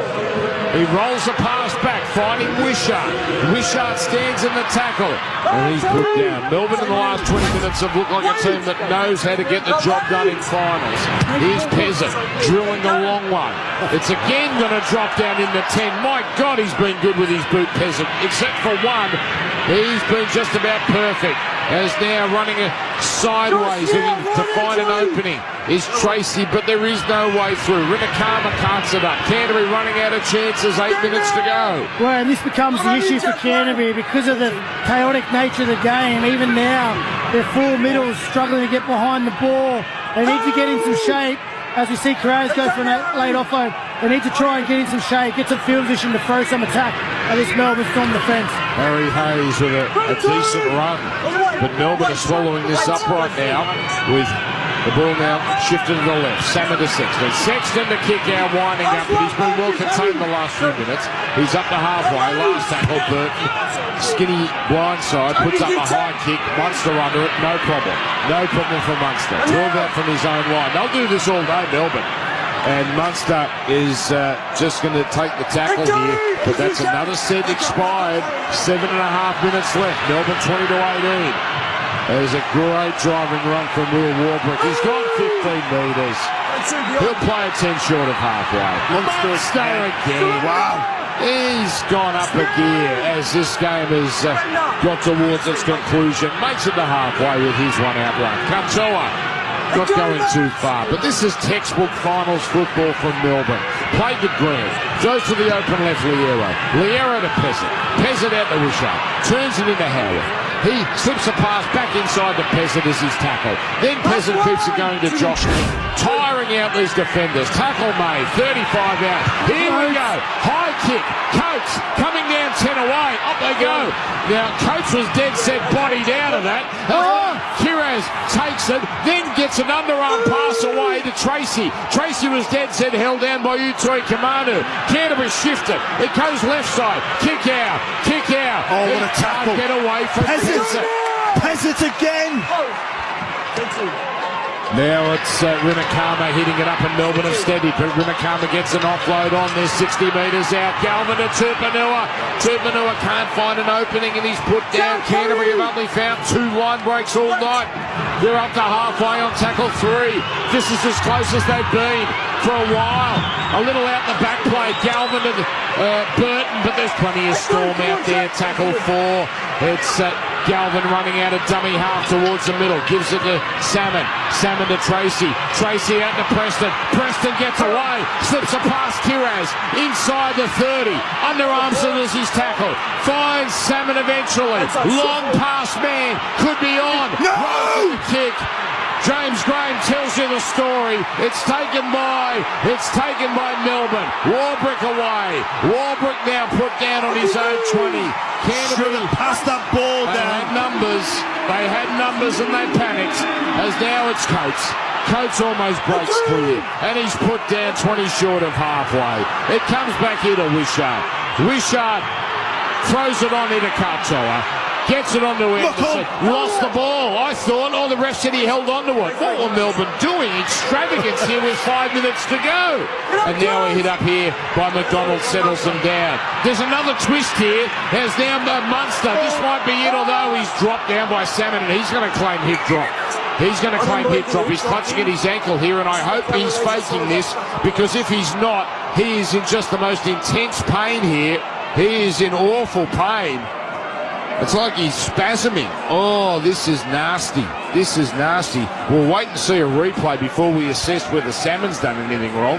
But let's have a look here for Harvey Norman, gentlemen. Oh, his ankle did get caught on it. I think it's, again, just an accident. There's not an intentional hip drop. His actual teammate involved below sort of twists his body into that position, but there's no doubt that he came down hard on that ankle, Munster, and it's not a good sight. Him in pain. He's trying to get back up now. Listen, I don't think it was a hip drop. I think it was just an awkward accident, two bodies colliding. It's going to be a play the ball. It's going to be a play the ball, 40 out. 4 minutes 48 to go. Melbourne 20, Canterbury 18. Harry Grant not happy. Well, Munster's got to play the ball. So he'll play it.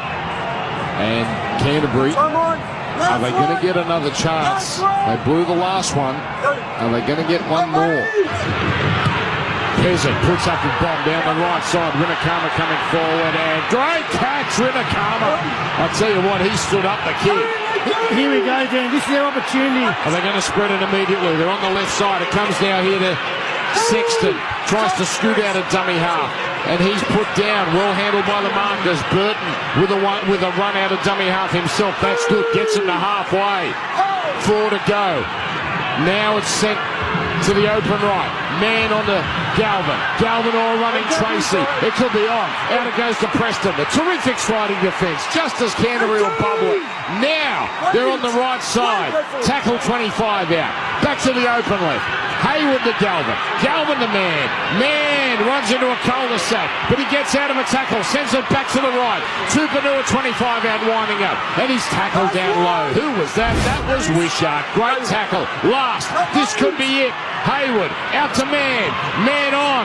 It's Sexton out to kick out. Kick out basketball pass. It's taken by Warbrick. Warbrick's away. They're off to the prelim. Melbourne have done it again.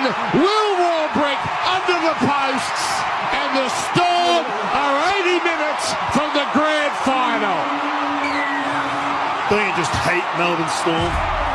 My God. Well, that was their chance, the Bulldogs. The slow play of the ball, a shallow kick. They had all their players behind the ball. They shifted right. They made some inroads. They come out here to this left edge, which has been their most dangerous edge all night to kick out. Can understand him not wanting to die with the ball, trying to keep it alive and create some opportunity. He floats the ball in the air. Have some of that, Jimmy. Craig Bellamy laughing. Laughing at you. Laughing at the Dogs. Look, it's been a great contest, hasn't it? And look, the Dogs have thrown everything. Will Warbrick just hits that boy in anticipation. He was sweating on it. He was sweating on it. He knew. Smart play from Warbrick. And you've got to give credit to the Storm. As much as I've disliked watching this game, you've got to give credit to Melbourne Storm. They've been sensational this evening. They've really battled hard in defence and attack. Jonah Pezza, what a player he is. Like, seriously, he has been so good tonight. Minus that one kick. Yeah, they know how to win fights. Yeah, they do, Dan, and that's the difference. They know how to win, and Canterbury right now, not yet. They've done their fans so proud, the Bulldogs, that they are up against it now because they're wounded. They will play probably Penrith next week in Sydney. I know their fans will turn out in full, so it's a Saturday night game, but this is the tough road now, a very tough road for the Canterbury-Bankstown Bulldogs. But Melbourne Storm, you've got to admire them. They found a way. Oh, 100%. And Kikau, he'll be disappointed with that last play, but he had to do what he had to do, try to keep the ball alive, and they wouldn't be in this position if it wasn't for how well he's played tonight. He's been outstanding, and he'd be disappointed. And Warwick got the intercept, as you see. Peasant just slotted over next to the post, but that can't take away from how good his game has been. They've been brave, Canterbury. Yeah. A lot of adversity. Stephen Crichton gone, Tuola gone. They've got players playing out of position. Yeah. Sexton off the bench, who hasn't played in, 7-8 weeks. He's been fantastic, and it's taken the very best of the Melbourne Storm to beat them in the final couple of minutes. So Melbourne, a catastrophe away. That's the only thing that could stop them. 8 up with 2 to go, and Melbourne don't have catastrophes. And they are going to get a prelim. Date to be determined. Might be a Saturday night after the grand final. Might be a Sunday after the AFL grand final. That'll be a hell of a weekend. There's now it's Utoi Kamado. He's been great. Defenders, yeah. Probably one of his best games I've seen. He obviously came to the Melbourne Storm to be in this position. He's been sensational in the middle for them. Remember, Canterbury thought they had him too, and he said no and came to Melbourne. It's paying dividends for him. State of origin player. Alec McDonald now 6 short of halfway. Minute 20 to go. It's been a wonderful textbook performance from Melbourne the last 25 minutes. A masterclass in how to control and just do everything right in a final without doing too much. Kick deep, taken by Tracy. Tracy now to Rinakama. A little bobble, but he takes it. And with a minute to go, they're at the wrong end of the field. So Canterbury are going to have to dust themselves off. Crichton injured, Kizgow injured. We'll get to that stat in a minute, Jimmy. Let's just close this one down. But Will Warbrick's numbers are out of this world as Canterbury stuck in their own 10. 40 seconds to go. Short side play. It comes across now. Kiraz back in field. On to Hayward. Hayward the man. They're still 80 metres out. They can't go anywhere. They've got nothing left. The tank was empty a few minutes ago. Man plays it. But we got a penalty to Canterbury. Man played it. There was no marker. The problem was there was a Melbourne player lying there. Burton wants to put it into touch. You know what he can do? Kick a 2-point field goal and get a kickoff. And with 10 seconds to go, because you can't score a try, it'll take too long. He has to kick a 2-point field goal on this play. But the clock is ticking. It stopped. That's the same. Munster touched the ball. Munster touched it as it was going into touch. Now that's okay. I know, because they'll have to pack a scrum. Time will tick, and that'll be it.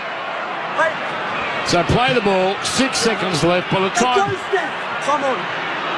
here it comes. Burton puts up a bomb. Melbourne are through. High kick. Coates under it. Takes it. Goes to ground. The Storm have done it again. Another prelim final. They are a magnificent organisation, coached by perhaps the best that's ever done it. Craig Bellamy and his Melbourne men are into the Final Four, and they get to host the prelim. They are so good.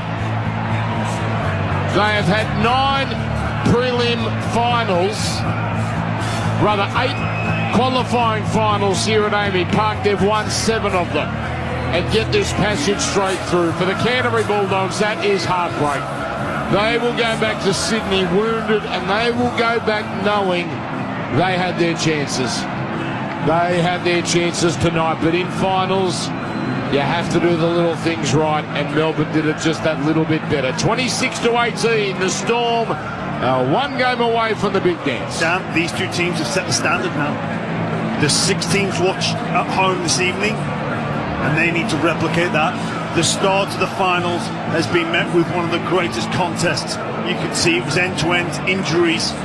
Melbourne Storm come out the victorious end of the contest, but we thought the finals were going to deliver with the unpredictability. A lot of people saying 5 or 6 teams, genuine chances.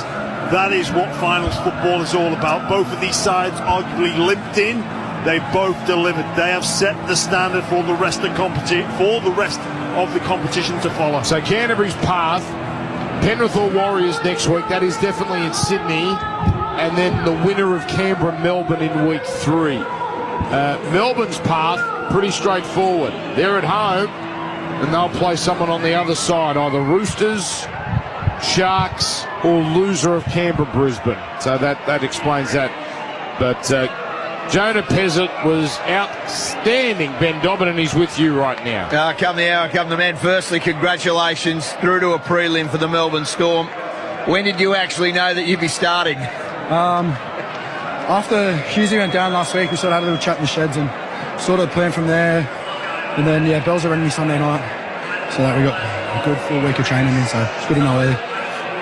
It was a big turnaround for you guys because defence is where you guys have built this season from, and the last couple of weeks hadn't gone to plan. It looked much better tonight, but just that combination with you and Cam as the game went on, it got much better. Yeah, I love playing with Cam. He lets me control the team, and he just runs the ball. I don't know how many middies we'd have ran for tonight, but he was outstanding, and he just lets me control the team. And I was a bit shaky early. I think nerves kind of got the better of me finals footy in the first half, but I think that second half I really took control of the team and let Munn just do his thing. He was unreal tonight. Big Viliami targeted you a bit, but you came up trumps. He kept on running at you. Yeah, he's a big boy, and we knew that from the start of the week, and girls just said, just put your body there and do the best, and the blokes around you will help. And I just tried to do that, and they got a little lucky there, got a little offload to come off Toby's knee, but just the blokes around me just fought hard. Ellie Katoa was outstanding, and the whole group just put a lot of confidence in me tonight and fully grateful for that. Well, you get a week off. You're back here in a prelim in a fortnight's time. Best of luck, and you must be happy. Yeah, it's unreal. Thanks. I dare say thank you, Ben Dobbin, on the sideline. I dare say he will have the 7 on his back for the next game, not the 14. Unlikely Jerome Hughes will come back, and job done by Jonah Pezzett. Just the second time all year he has started in the halves. Oh, well, what a performance it was from Jonah Pezzett. We spoke pre-game about how does he make a game simple, kick well, defend well, communicate well. He passed with flying colours. So did this man that Dobbo has right now. What a game he had. Take it away with Will Warbrick. He loves an intercept try at the end of it. Will Warbrick, you buggered, brother. I'm blowing, man. I've been out for a while and got myself still getting my legs back, but what a game. What a game, man. Another prelim at home. It's important for the Melbourne Storm. You guys love it here, and this victory meant a lot to you guys tonight. Yeah, I think it was important, especially going off the last couple of weeks. I think we were pretty disappointed with our own performances, and tonight we just really wanted to put on a performance that we could be proud of, and also our fans, especially here at home. So, look, it wasn't pretty at times, but I think it was one of those games where we had to dig deep, and man, I'm just so proud of all the boys for efforts to get the results tonight. So. Jonah did so well coming in. Big shoes to fill. Mate, he's a first grader, and he hasn't probably played as much NRL as he would like to, but every time he's come in, he's just stepped in, and he's really led. I think for a young guy who hasn't played as much NRL, he's a leader. So we had full confidence in him doing the job tonight. Go and enjoy the week off, mate. I will. Rory stats, read them out again, Jimmy Graham. I don't know if we read them out when you wanted to because the game was still going, but they're worth listening to certainly a second time. Yeah, look, obviously the breakaway try at the end certainly beefs them up a bit, but 22 runs, 280 metres, 10 tackle bust down. His backfield carries were enormous. And we've spoken a lot about the Dogs and how brave they were and the good performances on their side. Kikau, Burton, even Carraz was fantastic, but some of the probably not lesser known names, but the guys who out profile in that Melbourne team, Lasardi, Katoa, we spoke about Pezzett, Warbrick, Meany was great at the back, Anderson, Howarth on return. Joe Chan before he went off. It was not at their clinical best, but they did enough, showed enough fight and grit at the end to get the result and into another prelim. Which they've been doing all season. Harry Grant with you, Dobbo. Yeah, well done, mate. How you feeling? Couple of weeks off, little break, and you're back into it. Good win tonight. Yeah, a couple of weeks off, a little bit clunky with some of our stuff, and we had a few changes and had to be a bit flexible with some of the stuff players in our team, but the big one was probably the spine, Means and Pez in there, and losing Joey Chan early, so I think they had to be flexible and tough and gritty, and so did we. So looking forward to now a week off and reset and getting the troops back on board. How important is it to have that week off now? You guys work so hard. You knew the importance.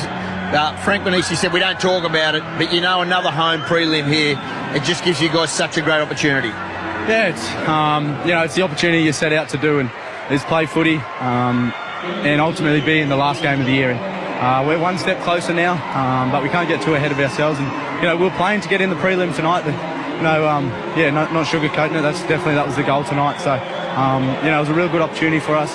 Last couple of weeks probably haven't been up to standard, but it was good to bounce back tonight with some gritty performances.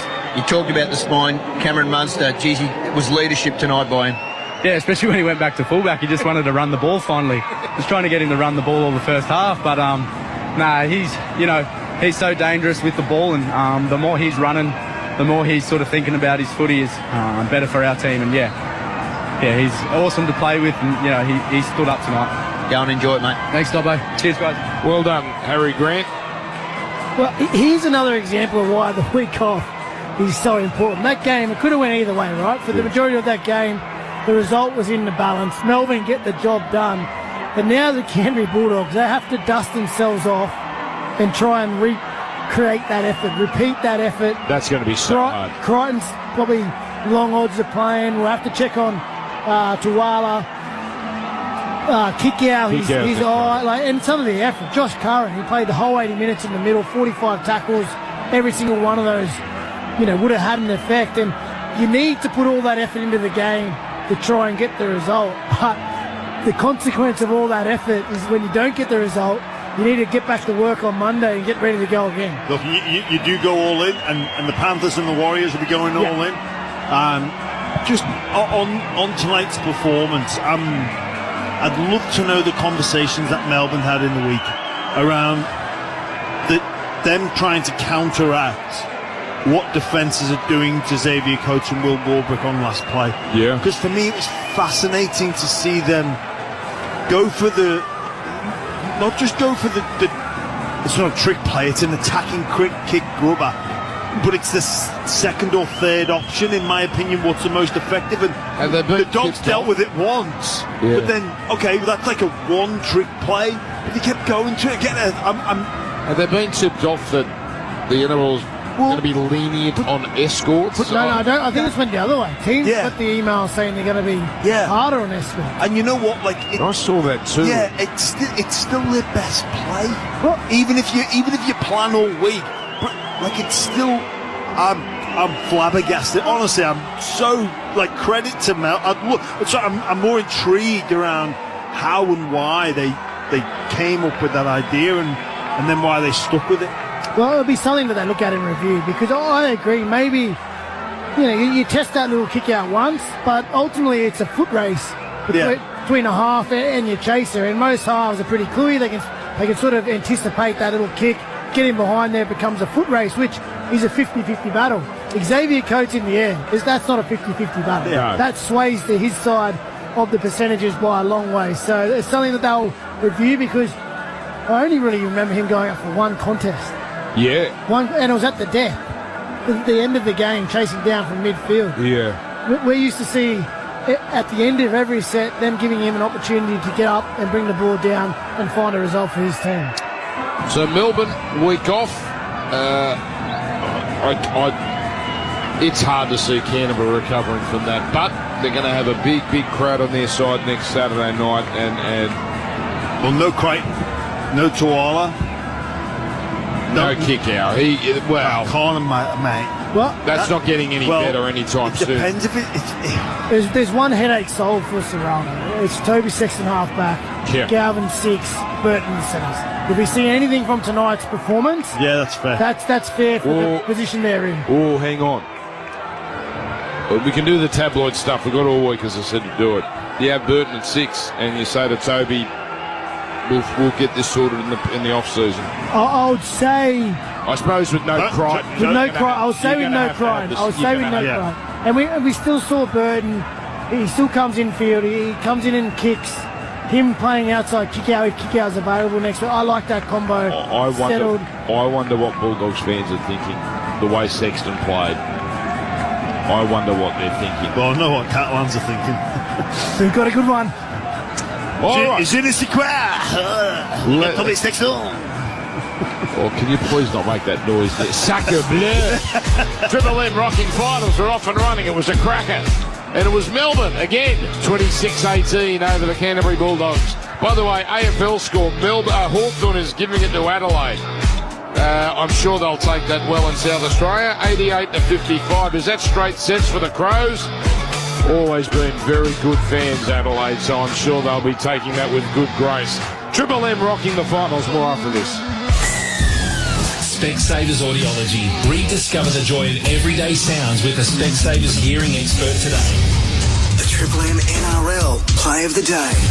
Kick out basketball pass. It's taken by Warbrick. Warbrick's away. They're off to the prelim. Melbourne has done it again. Will Warbrick under the posts. And the Storm are 80 minutes from the grand final.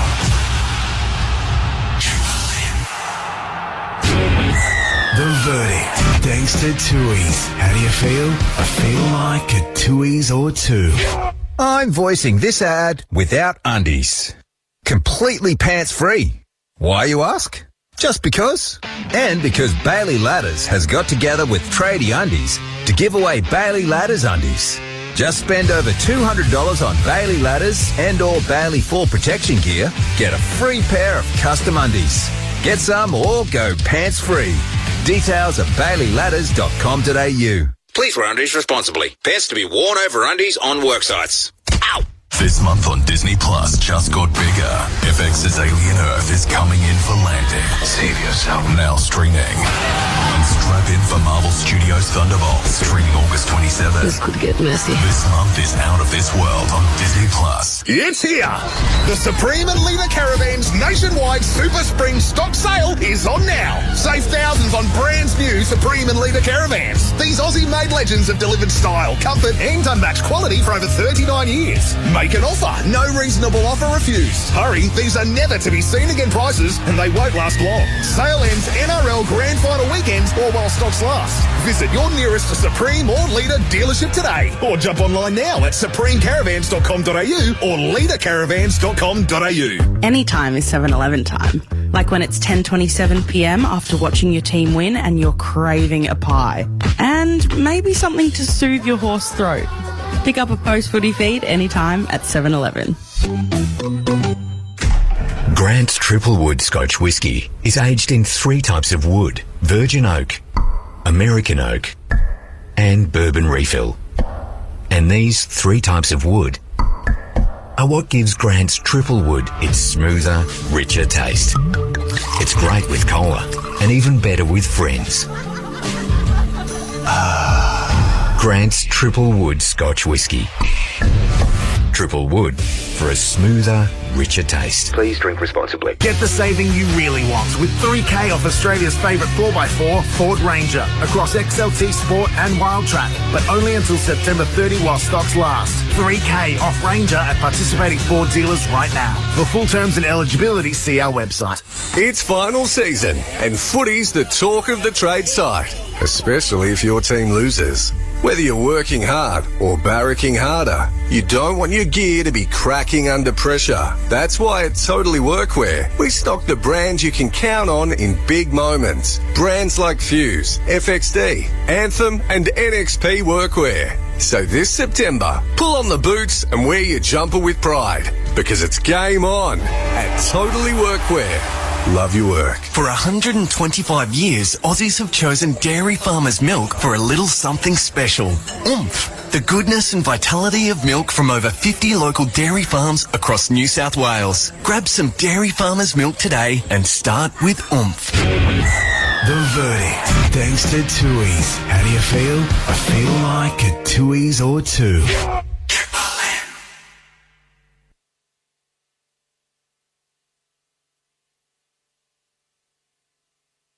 Shut up! The footy's on Triple M! Triple M rocks finals footy. Thanks to the Mitsubishi Triton. Nothing can frighten a Triton. All right, so Melbourne Storm, they are through to the grand final. The Canterbury Bulldogs will play either Warriors or Panthers. They play tomorrow in New Zealand, 4 o'clock Australian time, Australian Eastern time. And, of course, we'll have that game. We'll have all the finals live on Triple M footy. You calm down, Jimmy? Yeah, I'm heart rate has come down. It's so hard, Jimmy. Just that hollow feeling. You're just so flat after a performance like that, where you're so close, you're so close. You love the team out there on the field, and they just fall short after being so brave. I've been down there. That's a lot worse than losing by 40, isn't it? Yeah. In terms of emotion, because you like right now, how you kind of know, and the drain now, like you're not riding until the 78th minute, right? Like when it's over, it's over. You're disappointed that there wasn't a contest. Yeah, but you're not riding the ebbs and the flows. Like Jimmy's run a marathon. You know what? You wouldn't have it any other way. Nah, that's sport. It's what makes sporting contests, our game, just so good that you just, and especially this year where you don't quite know who's going to win. You know, up until that Warbrick intercept, it was so in the balance, and even all the subplots, and even the Sexton story, and he comes into the 17 this week, and before the game I'm thinking he might not even get on here, and then I think he's unfortunately due to numerous injuries. Just having a quick look at that replay of Tuala, that is a strange injury because it was the sniper style Achilles. It looked Achilles, but Achilles normally they stay down. He hobbled off just in trying to take off. It was awkward, wasn't it? Yeah. The last thing on tonight's game, what about the benchmark they've just set for the other teams watching? In terms of the content, listen, probably not the most clinical from either team, but where it made up for that was the sheer want and desire, the physical nature of it. Both teams just throwing haymakers, not the sharp, polished performance, but just standing in the corner and just trading blows. Yeah, first half, both looked a bit edgy, but second half was up there with the most clinical halves of football you're likely to see. They were both just end to end. We kept anticipating it just opening up one way or another. It was a great second half. I'm told we have Cameron Ciraldo's press conference live. We'll take a little bit of this. And not much was going our way, but geez, they were brave. Just incredibly proud of how they prepared and how they played. Lots been said about how we've been playing, but we come down here full of belief and played like it. So, the mission stays the same. We still got 3 wins to do what we want to do, but Have you ever seen that much carnage unfold in a final or a game before? Probably in a game, but you sort of know when you come into these games you need a bit of luck, and there's a bit of luck's going to play out, but we got none tonight. But again, just so proud of their effort. Cam, do you have any idea about Crichton, whether there's any hope you might get him back deeper in the finals? No, it's hard to know now without getting scans, but when you can't finish a game, it's not looking great. But as I said, we've got a lot of depth in our squad, and some guys are going to get opportunities, and that's going to be great for them. Nari got an opportunity last week and went really well and stayed in the team, and Toby Sexton got an opportunity tonight and did really well. So we've got some guys there that are going to get opportunities. Yeah. No, he's good. He's good. He got a knock. He had a knock on the eye from last week, and then hit him in the same spot and sort of floored him there. And but he's good. He did really well coming back on. It proved a masterstroke, I guess, naming Toby on the bench. Not that you wanted it to work out that way, but what did you make of his performance? I thought, his first half in particular, he came on and made a big difference with his energy and, just his confidence to go out there and play a little bit unfamiliar position. He was over on the left there, but he did really well. So it looks as though Critter might be, if not a week or two, a little bit longer. Do you have confidence if you have to play Birdo in the centres, shifting the halves the way they played tonight? Oh, on the back of that tonight, 100%. I thought there was, considering they haven't really trained in those positions before, and what we're able to do against a really quality opposition, I thought it was great. So, we'll look at that for next week. But the main thing is right now that our guys get recovered. That was a brutal game. Recover physically and emotionally, and get ourselves ready to go next week. There was a lot of going back and forth, set for set, and then it was brilliant. Few crucial calls changed the momentum of the game. What do you make of press conference? Okay, we'll leave that there. I think we got the meat of what we wanted there. That's pretty encouraging, Jimmy, about kick-out. If he is not as concerned as perhaps we were, Ciraldo, that kick-out already had that knock underneath the eye. So we'll wait and see, I guess. It did appear to blow up, close. Yes. Well, it could just be swelling, Jimmy. If he got a knock there last week, getting hit in the exact same spot, it could just be swelling from the initial injury, and we obviously that's the hope. We don't know the initial injury, so we think the worst straight away. For something to blow up that quickly, we go, oh no, there's some damage in there. But if it's a pre-existing injury, it just could be a little bit of fluid that's blown up. So still beyond pain. He'll be right, mate. Like, yeah, but like you know what that pain level's like, Wade. And I think sometimes, to our listeners, just credit to what some players are willing to push through. And even in the moment there, never mind next week, like in the moment for kick out, to come off for a HIA, to dust himself down, pass that HIA, and then have the conversation with the doctor and say, put me out there. It's not a normal... Yeah. It's not a normal life. It's certainly not a normal working environment. Saying before the game how much you miss these times, you don't miss the pain. So, look, trying to look at the glass half full for Canterbury. Yes, they're going to lose Crichton. He looks no chance for next week. And Tuala, that was a bizarre one. So that's both their centres. But Sherry comes back. Montoya.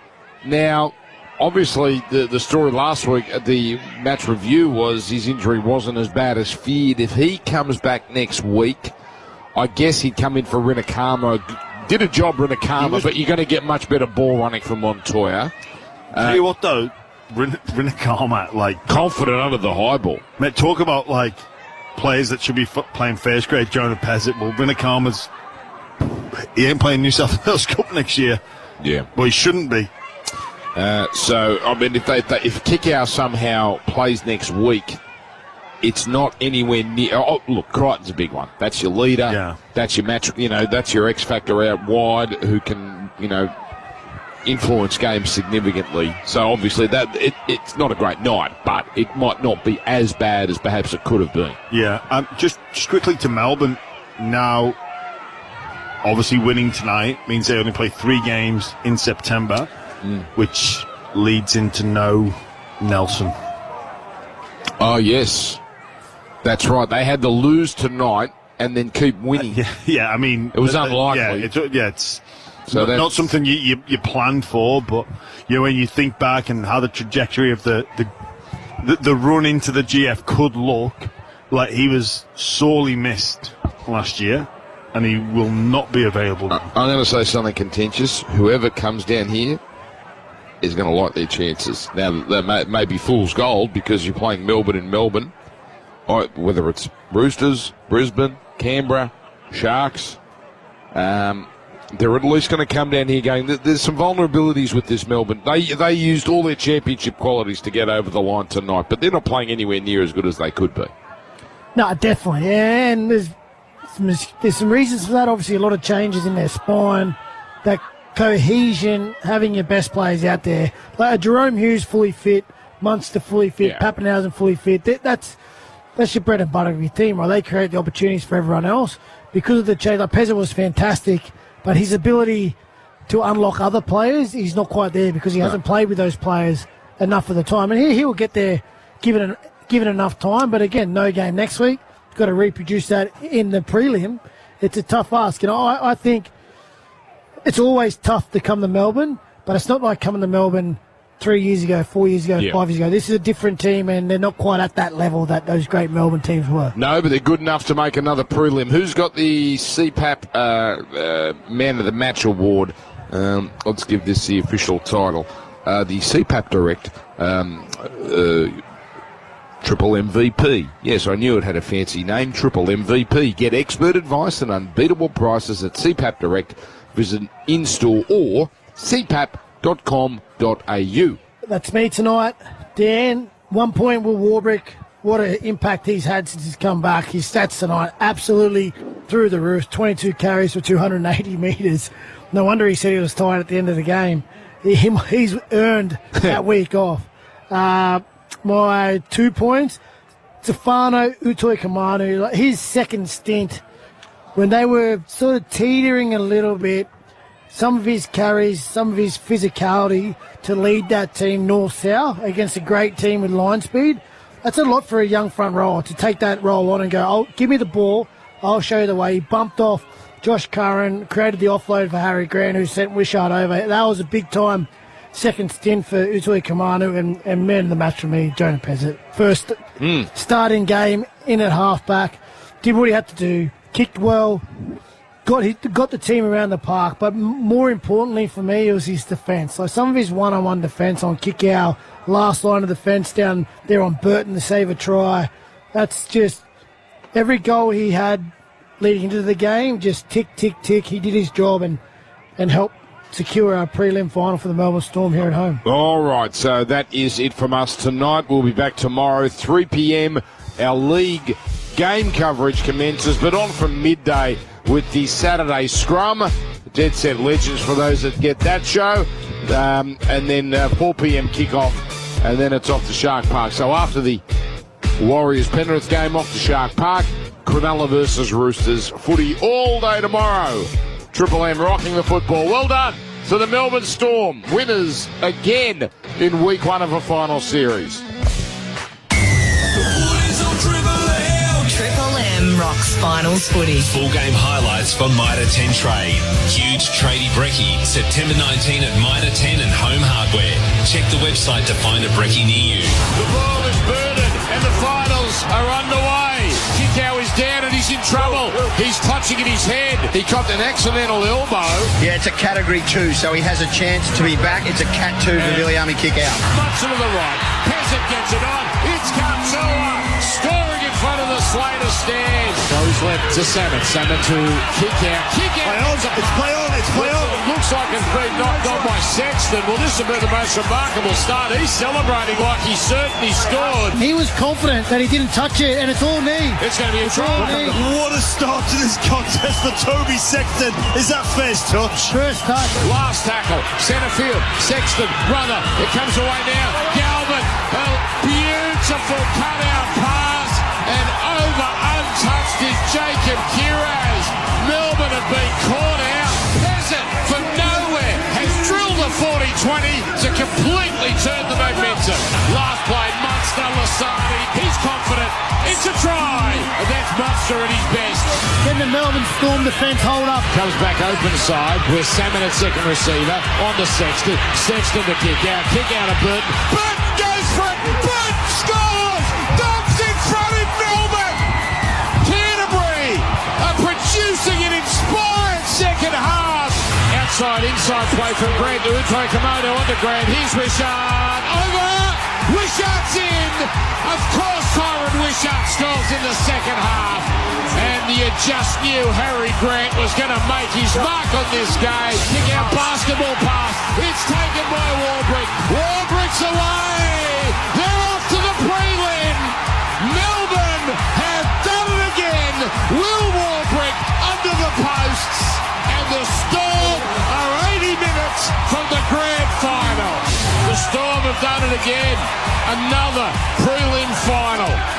They are a magnificent organisation, coached by perhaps the best that's ever done it. Craig Bellamy and his Melbourne men are into the Final Four, and they get to host the prelim. 26-18, the Storm are one game away from the big dance. Grab Triple M NRL daily all week on Listener. And drive home with Triple M's Rush Hour. Thanks to Ream and Macca's. Triple M rocks finals footy.